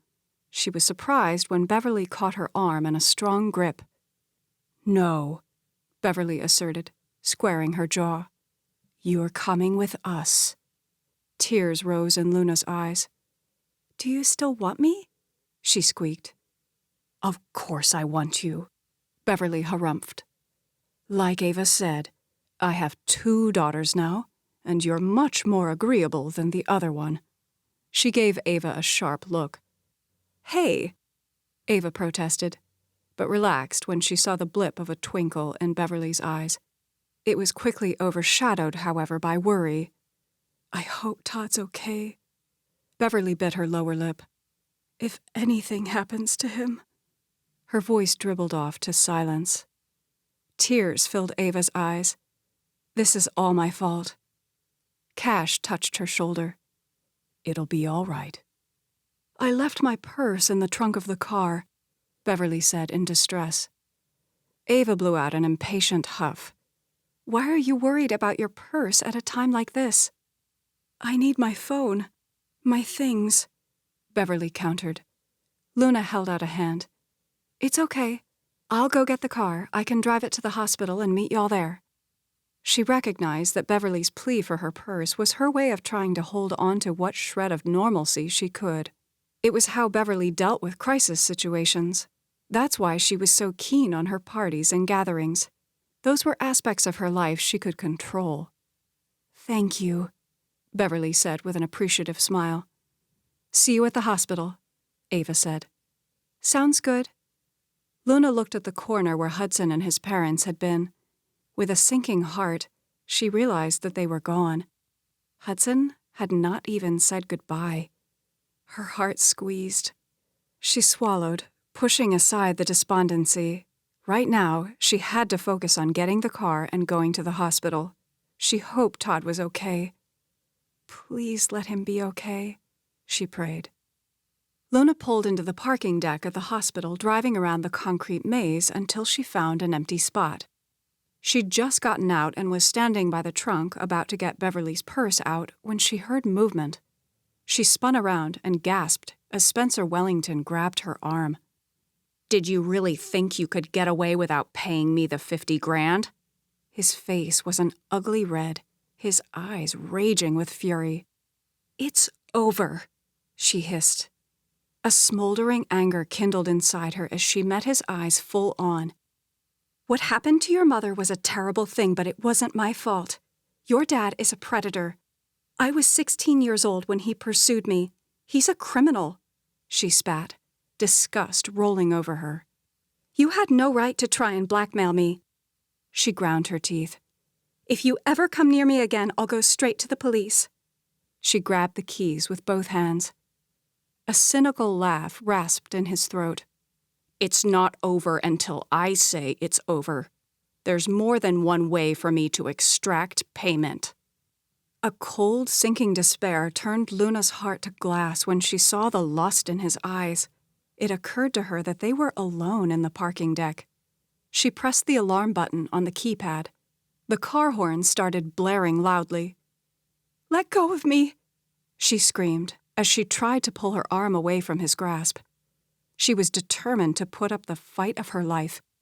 A sharp pain streaked through her when he slapped her face.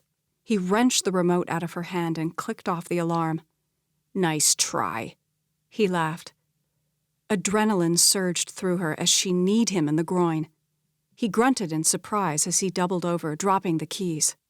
She made a break for it, sprinting, but she didn't get far in her heels before he caught her ankle. She went sprawling, catching herself with the palms of her hands. Her purse had been on her shoulder. It went flying. Spencer let out a string of vile words as he got on top of her, pinning her hands down. Nausea overtook her when she saw the look of cold pleasure in his eyes over what he was about to do.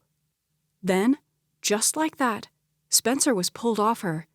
She felt the liberating weightlessness. She saw the towering form of another man, heard Spencer's grunt of surprise and the loud pop of his jaw as he fell to the concrete, moaning. The man had punched Spencer. She looked up. Recognition pinged. It was the man who'd been with Cash earlier. "Ramsey?" she said hoarsely. He reached to help her up. She was shaking all over. She looked at her palms, scratched and bleeding. She looked down at her knee. It was also scraped. Spencer swore as he got back to his feet. Ramsey pushed Luna gently out of the way and then edged a couple of side steps away from her. He was in a crouched position. It dawned on her that he was trying to get her out of the line of fire. Spencer charged full force, but Ramsey easily sidestepped the attempt. Spencer fell into a parked car. He turned and came at Ramsey again. This time, Ramsey caught his arm and twisted it behind his back, bringing him to his knees. "Call 911, Ramsey said to Luna. She looked around and spotted her purse, the contents scattered. She ran to grab her phone and did as Ramsey instructed. Spencer began laughing. He looked up at Luna, his eyes frothing with malice. "This isn't over. Do you think I'm scared of the cops? Think again," he barked. Ramsey jerked his arm as Spencer yelped. "Let me tell you how this is going to go," Ramsey began. His voice held the controlled fury of one who intended to follow through with every threat that came out of his mouth. "Once the cops are done with you, it's my hope that you'll be put away for a very long time. But after that, if you so much as come near Luna ever again, I'll make you wish you'd never been born. Trust me when I say that I have friends in very high places. Friends that could make you disappear if you get my drift." Luna saw the shock in Spencer's eyes. "And just in case you're wondering if I mean what I say, you need to know that I know all about you. I know what you did to Kelly Crenshaw and Phoebe Johnson. You bullied them into staying silent, but now that you'll be incarcerated, they're willing to testify against you. 2 counts of aggravated sexual assault, 1 count of attempted rape and blackmail. Like I said, you're going away for a long time." Luna's heart lurched, realizing how close she'd come to being victim number 3. They heard sirens in the distance. A few minutes later, the police arrived and put Spencer in handcuffs before placing him in the back of the cop car. Ramsey showed his credentials to the officers. The officers asked Luna a few questions and told her that she would need to give a formal statement. "We can either stop by your home or you can go to the station." "I need to get inside the hospital to check on Beverly and Todd," Luna said. "Can I go in tomorrow to the station?" She didn't want to bring the ugliness of Spencer Wellington into Beverly and Todd's home. "Sure," the officer said. Ramsey and the officers shook hands before the policeman drove away. "Thank you," Luna said weakly. "You saved me." Ramsey touched her arm. "I'm so sorry you had to go through that." Her voice caught. "I'm so grateful that Ava got you involved." She grimaced. "I knew that Spencer Wellington was filled with hate, but I had no idea that he was so degenerate." "Yeah, he needs to be put away." He paused. "For what it's worth, I know all about what happened with Douglas Wellington." Her insides tightened. "You were a kid," he continued, his eyes growing hard. "You were the victim, and even then, you had the good sense to break away from him." She clenched her hands, which were throbbing. "I know," she said quietly. "I'm glad it's finally over." A grin stole over his lips as he shook his head. "I feel like I'm experiencing a bit of déjà vu. At least you didn't get shot," he said drolly. "At least." She rolled her eyes. He rubbed his neck. "You know, I'm glad we can finally put the twin thing to rest. You and Ava caused quite the stir with your little switch." She drew her lips together as she nodded. "I know. We hurt a lot of people," she lamented. Her brain was still trying to process everything that had happened in the last little while. Was Todd okay? That was the big question. Guilt churned a hard ball in Luna's stomach. If what she and Ava did caused Todd to have a heart attack, she didn't know how she could ever live with herself. She sucked in a breath, trying to get a grip. Ramsey's eyes softened. "All's well that ends well, right?" Luna chuckled at the Shakespearean reference. "I guess so." Her heart hurt, thinking of Hudson. For her, that remained to be seen. Ramsey motioned at her purse and the scattered contents. "Let me help you gather your things, and then we'll go inside." "Thanks." She looked around for the car remote. She spotted it as she went to grab it. "I need to get Beverly's purse." She laughed under her breath. "She's probably freaking out, wondering why I haven't brought it yet." Chapter 17. Before Luna went into the hospital room, she excused herself from Ramsay and took a quick detour to the restroom to clean herself up. Gingerly, she ran cool water over her hands, wincing at the stinging. She wet a paper towel and pressed it to her knee. Next, she wiped off the blood around the edges of the scrape on her knee. A red streak across her cheek was evidence of the hard slap that Spencer had given her. There was nothing she could do about that. All in all, she considered herself very lucky. As she studied her reflection, tears bubbled in her eyes. She offered another prayer for Todd. An image of Hudson rushed through her mind. Did he hate her now? She sucked in a breath. She had to focus on Todd right now. Todd was being held in the emergency room section of the hospital. She found Ramsay and Cash waiting in the hall just outside the door. "I'm so glad you're all right," Cash said as he stepped up and caught Luna in a hug. "Thanks to your brother." She looked at Ramsay. "I don't know how I can ever repay you for what you did." "No payment necessary," Ramsay said casually. Cash hooted. "What he means is that no payment is necessary from you," he said to Luna. "I'm sure he'll make me pay dearly." "That's right, little brother." Ramsay laughed as he shoved him lightly. "You're racking up quite the tab." "That I am." It was obvious that Cash and Ramsay were close.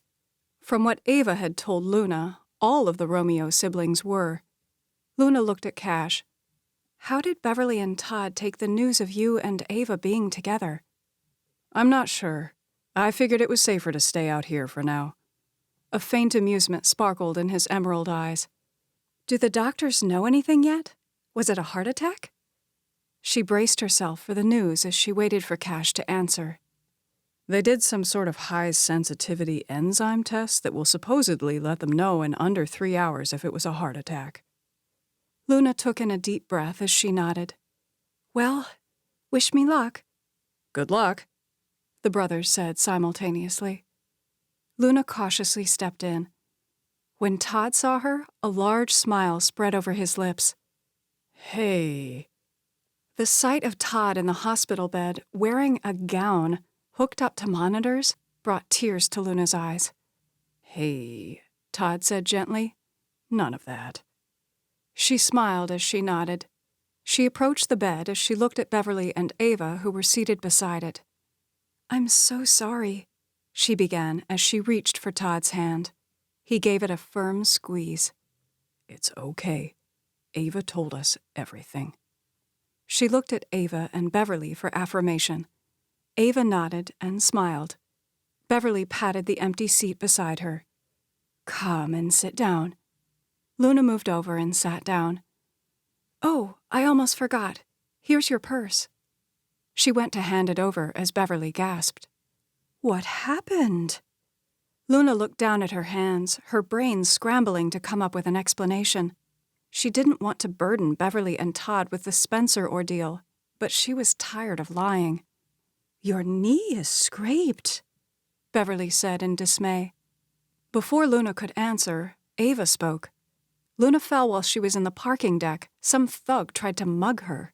Her eyes flashed with anger. "Oh, no," Beverly said. "Cash's brother Ramsay intervened," Ava continued. "The police have the man in custody. He won't be hurting Luna or anyone else ever again." Her voice rang with conviction as she looked at Luna. "I'm glad you're okay," Todd said, worry etching over his features. No, not just worry, but a fatherly concern. For Luna. The knowledge brought fresh tears to Luna's eyes.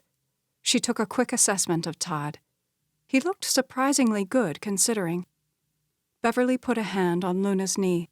"Okay, we need to talk turkey." Luna blinked. "Turkey?" A large smile waffled over Ava's lips. "Yeah, turkey." Beverly rushed on. "Ava told me about the earnings from your music and how you're both putting it into the vineyard." Her eyes misted. "I couldn't be prouder."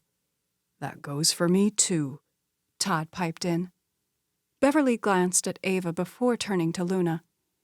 I know all about how you fell in love with Hudson.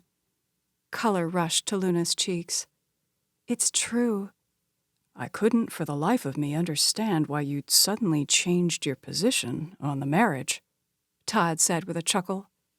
Or why you suddenly didn't mind life on the vineyard or even me telling you what to wear, Beverly added. Luna and I are certainly different in that regard, Ava retorted. Beverly went on as if Ava hadn't spoken. The adoption was closed. We never got any information. Had no idea Ava had a twin sister. She reached for Luna's hand. When Luna winced in pain over her scrapes, Beverly quickly released it. Sorry, she said. She touched Luna's arm instead. Here's the point I'm trying to make. She looked Luna in the eye. You are like a daughter to us. We would like for you to continue living here with us. Tears sprang to Luna's eyes. Are you sure? Absolutely, Todd boomed. Your mom and I will need the company while Ava's out touring the world. Luna noticed that he was speaking as if she were indeed his daughter. Beverly smiled through her tears. I've always told Ava that she was our gift. Well, it would seem that the good Lord has bestowed us with 2 gifts. Welcome to the family, she said as she embraced Luna in a tight hug. A couple minutes later, Beverly pulled back, frowning. You and Hudson didn't get to announce your engagement. A surprised laugh bubbled in Luna's throat. I'm not so sure that he'll have me now that he knows the truth. Beverly waved the comment away. Of course he'll have you. Anyone can see that he's madly in love with you. Luna's stomach tightened. No, he's in love with Ava. I would venture to say that you're wrong about that, Todd said. Hope fluttered in Luna's chest. What do you mean? I had a nice conversation with Hudson a couple days ago. Luna's jaw dropped. You did? Yep. Hudson didn't feel like it was appropriate to announce his engagement without asking my permission first. Wow, I had no idea, Luna said quietly. What did he say? She was eager to hear more. A doctor stepped into the room, announcing that they would be getting the results of the test back soon. After chatting with Todd for a few minutes about the injustice of having to go to the hospital on his birthday, he left. Luna was itching to ask Todd about Hudson, but the conversation drifted to other topics. Beverly wanted to hear all about Ava's tour and her relationship with Cash Romeo. Both Beverly and Todd were concerned about Ava's injured shoulder, but she kept assuring them that she was fine. Before long, Ava hopped up and went to get Cash. She brought him back in, her expression so glowing that it was obvious to all in the room how madly in love with him she was. They talked until their tongues wagged dry. Luna opened up about her life growing up in Alabama and her adopted mom. It was so liberating to be able to be herself. She laughed, telling them about Grandma Peach and how feisty she was. Ava chimed in that Grandma Peach would be elated that the sisters had come clean. Finally, the doctor came back in and told everyone the good news. Todd had not had a heart attack. His fainting spell was brought on by emotional stress. Luna, Ava, and Beverly broke into tears at the news. I guess we can go home now, Beverly said. She looked at Ava. You can stay in the guest room beside Luna's room, and Cash and Ramsey can take the rooms in the basement. Luna's heart swelled. Luna's room. How she loved the sound of that. Ava seemed to be reading her thoughts as she smiled. Welcome home, sis, she said exuberantly. The following morning, Luna went to the police station to file a report. Ramsey, Cash, and Ava went with her. It was nice having so much support. When they returned to the mansion, Cash and Ramsey decided to go swimming in the pool. Ava, not wanting to get her wounded shoulder wet, opted to lounge by the pool and read a book. They invited Luna to join them, but she declined. She was exhausted, emotionally and physically, from everything that had happened. Luna hadn't heard a peep from Hudson. She was tempted to call him, but figured he needed space to sort things out. She lay down in bed and was getting ready to take a nap when someone knocked on her door. "Come in." Rosalyn stuck her head in the door. "Hola," she said brightly. "Hey, Rosie," Luna said with a warm smile as she stretched out her legs against the cool sheets. "I think I'll take a nap." Rosalyn's dark eyes twinkled. "Better hold off on that. You have a visitor." Luna's heart began to race as she sat up in the bed. "Hudson?" Rosalyn nodded. Luna threw back the covers, trying to think.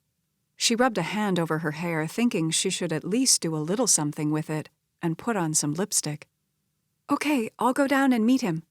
She felt shaky all over from anticipation.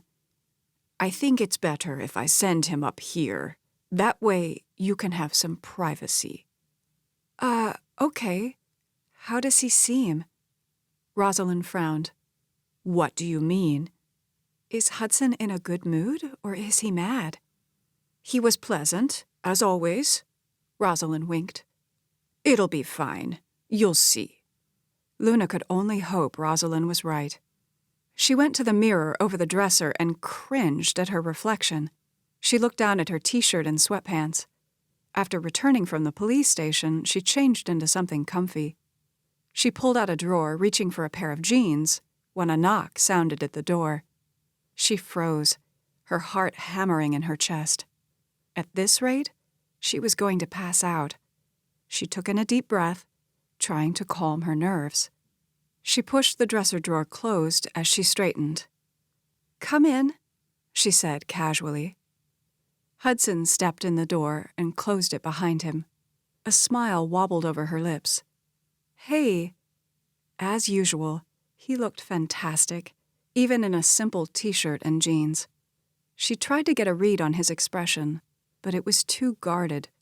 He motioned to the bed. "Mind if we sit down?" "Sure." She went and sat down beside him, both of them on the edge of the bed. He frowned. "What happened?" Luna looked down at her hands. "Oh, I fell last night in the parking deck at the hospital. A guy attacked me." Horror streaked through his blue-green eyes. "Are you okay?" "Yes, I'll be fine." He gave her a long look. "You want to talk about it?" She shook her head. "Not right now. I'd rather talk about us." He took in a deep breath. "You really threw me for a loop last night." "I know." She bit her lower lip. "I can't tell you enough how sorry I am," she said hoarsely. A humorless smile tugged at one corner of his lips. "Well, at least I now know why you changed so much, and why you wanted us to act as though we were just now getting to know each other." He shrugged. "And I feel a little better about you not remembering how sick I got from the Parmesan chicken."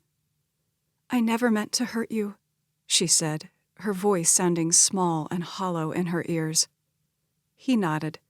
"I know." She looked him in the eye. "I meant it when I said that I love you." Her voice caught.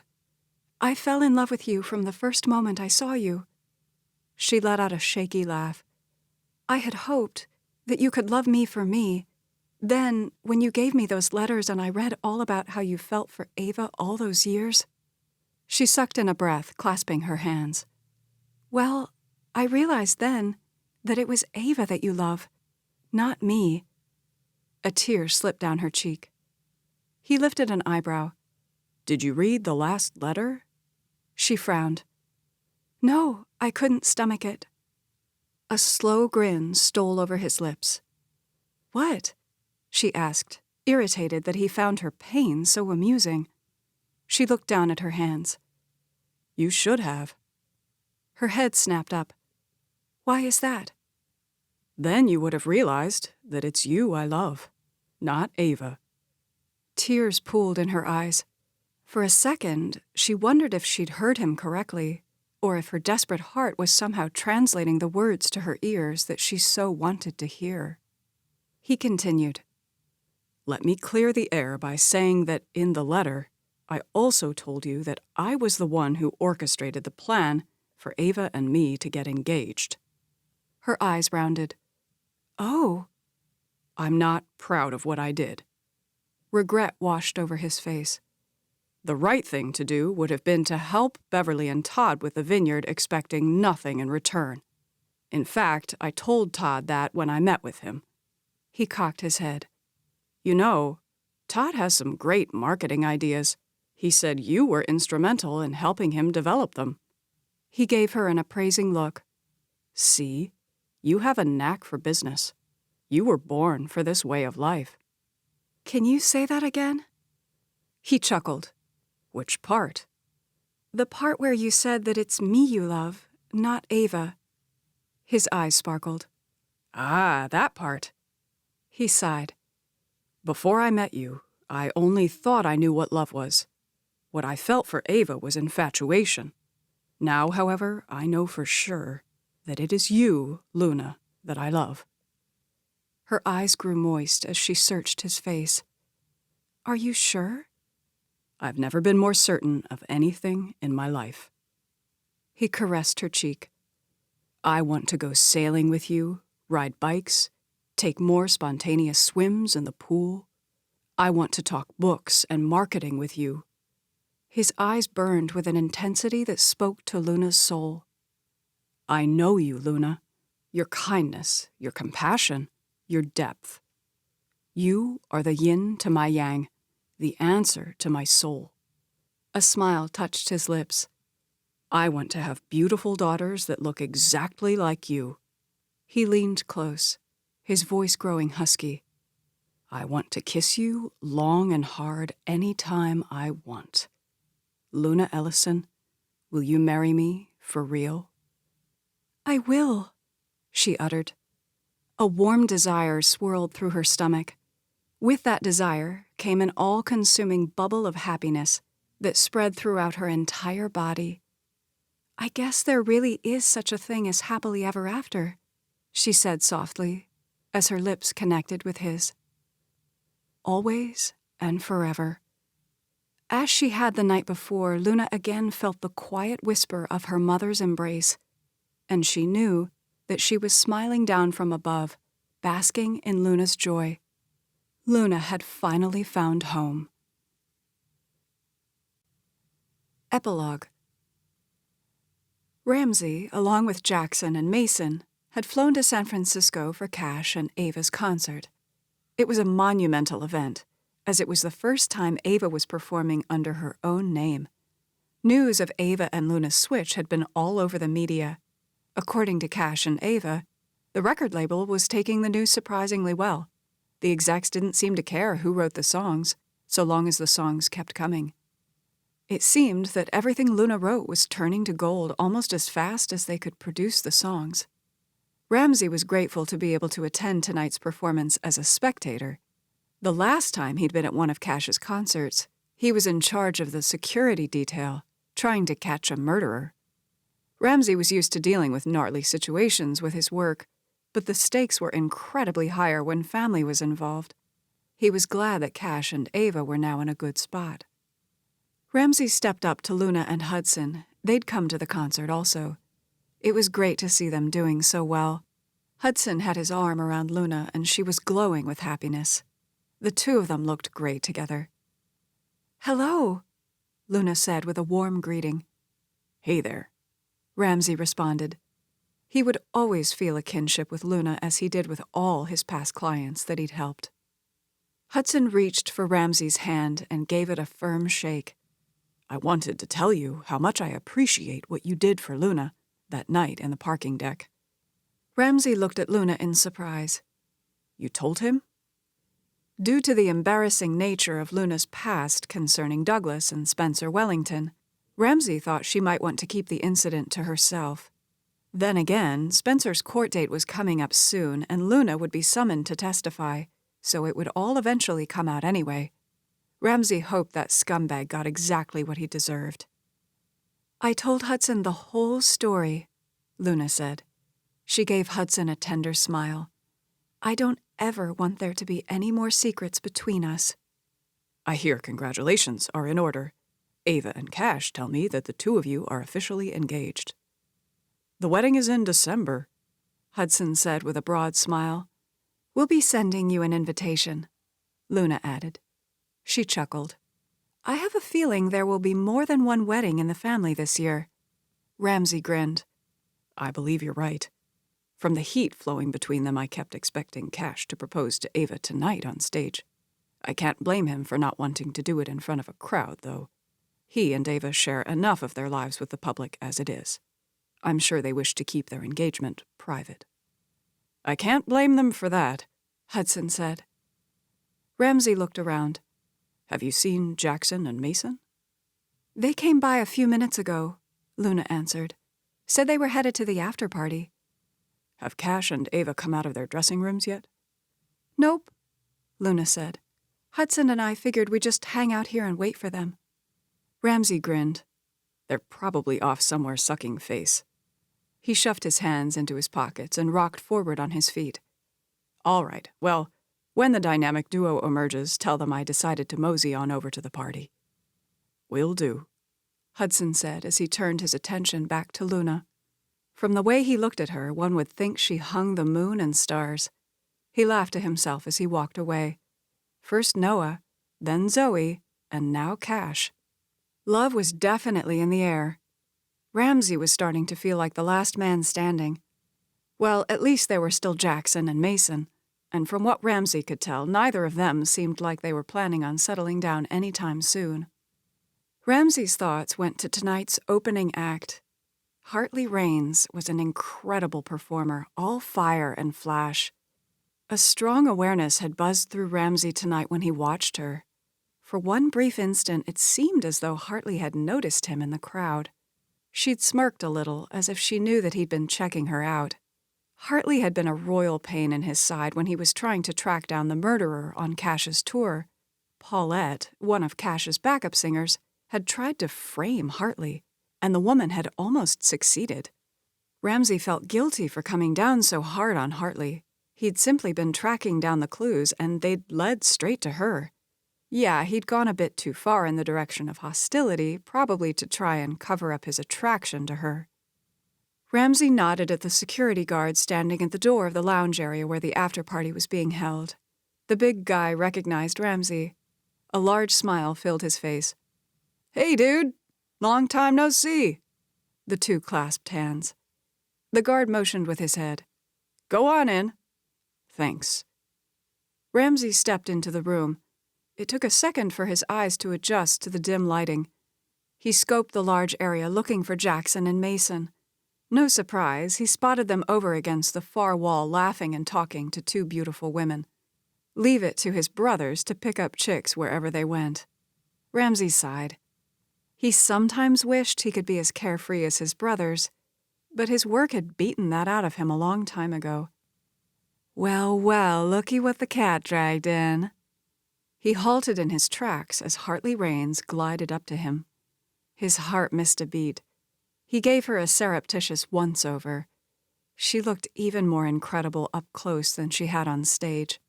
Her blue eyes were zinging with amusement, her long red hair trailing like flames down her back. She was wearing jeans, cowboy boots, and a tight red blouse that matched her hair. "Hey, Hartley," Ramsay said casually, as if she were an afterthought. Truth be known, he'd thought of Hartley far too many times over the past few weeks. Seeing her in the flesh did strange things to his head. "How have you been, pretty boy?" Her voice was soft, sultry, playing up the southern twang. "Good," he said nonchalantly. He didn't know why Hartley always had to be so sarcastic. She had this way of getting under his skin. He still couldn't believe she'd slapped him. "So, Superman, are you keeping the world safe?" she taunted. "Tracking down unsuspecting criminals?" Light laughter rose in her throat. "Or maybe it's just tall redheads that you're after." He blew out a heavy breath. "Give it a rest, Hartley. I was just doing my job." At Cash's concert in Germany, Ava's hotel room got broken into. A tall, slim redhead wearing a hoodie showed up on the video surveillance.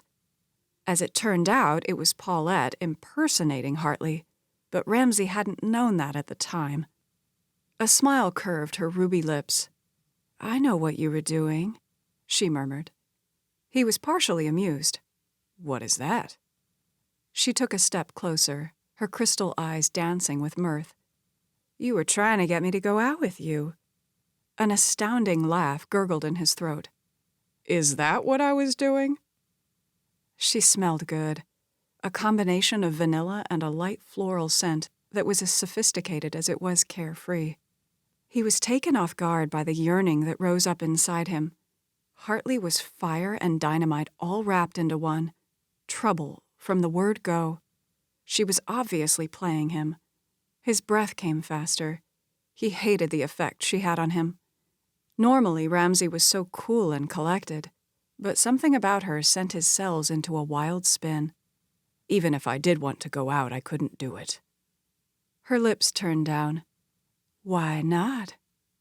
He traced the lines of her exquisite face moving down to her smooth, milky neck. I could never be with a girl my brother once loved. That was the first rule of bro code.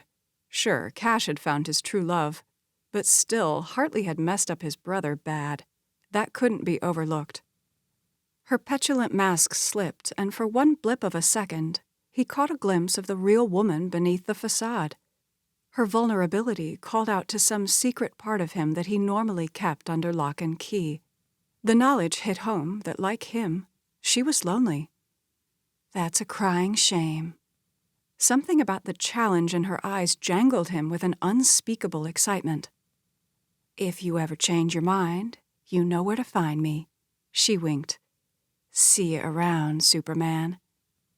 She moved to walk away, but he caught her hand and turned her back around.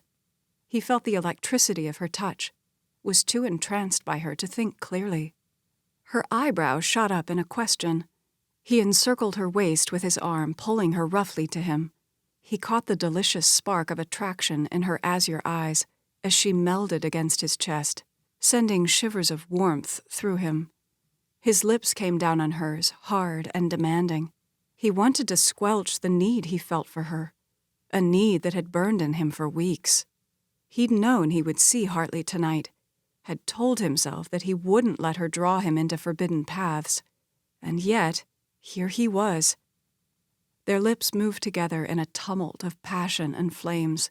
She radiated such energy that he feared he might be consumed by her. When their lips pulled apart, Ramsay stepped back, embarrassed that he'd lost his composure.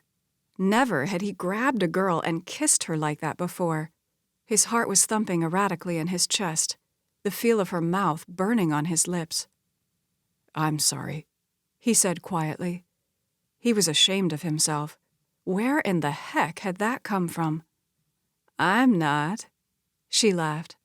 A large, pleased grin spread over her lips. Well, that was something, she drawled. I was only hoping we'd go out for coffee. His jaw dropped. For a second, he was speechless.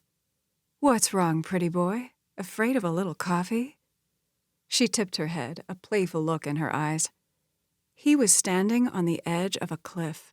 Common sense would dictate that Ramsay step back while he still could. He got the express feeling that if he jumped, he'd never get back to the safe zone. Then again, maybe he'd already taken the jump weeks ago, only he was just now realizing it. A slow smile overtook his lips. I'd be up for coffee. She wrinkled her nose. Nah, I don't think so. She laughed as she sauntered away, her hair bouncing jauntily on her shoulders as she went. This has been One Tiny Lie, written by Jennifer Youngblood, narrated by Majel Connery.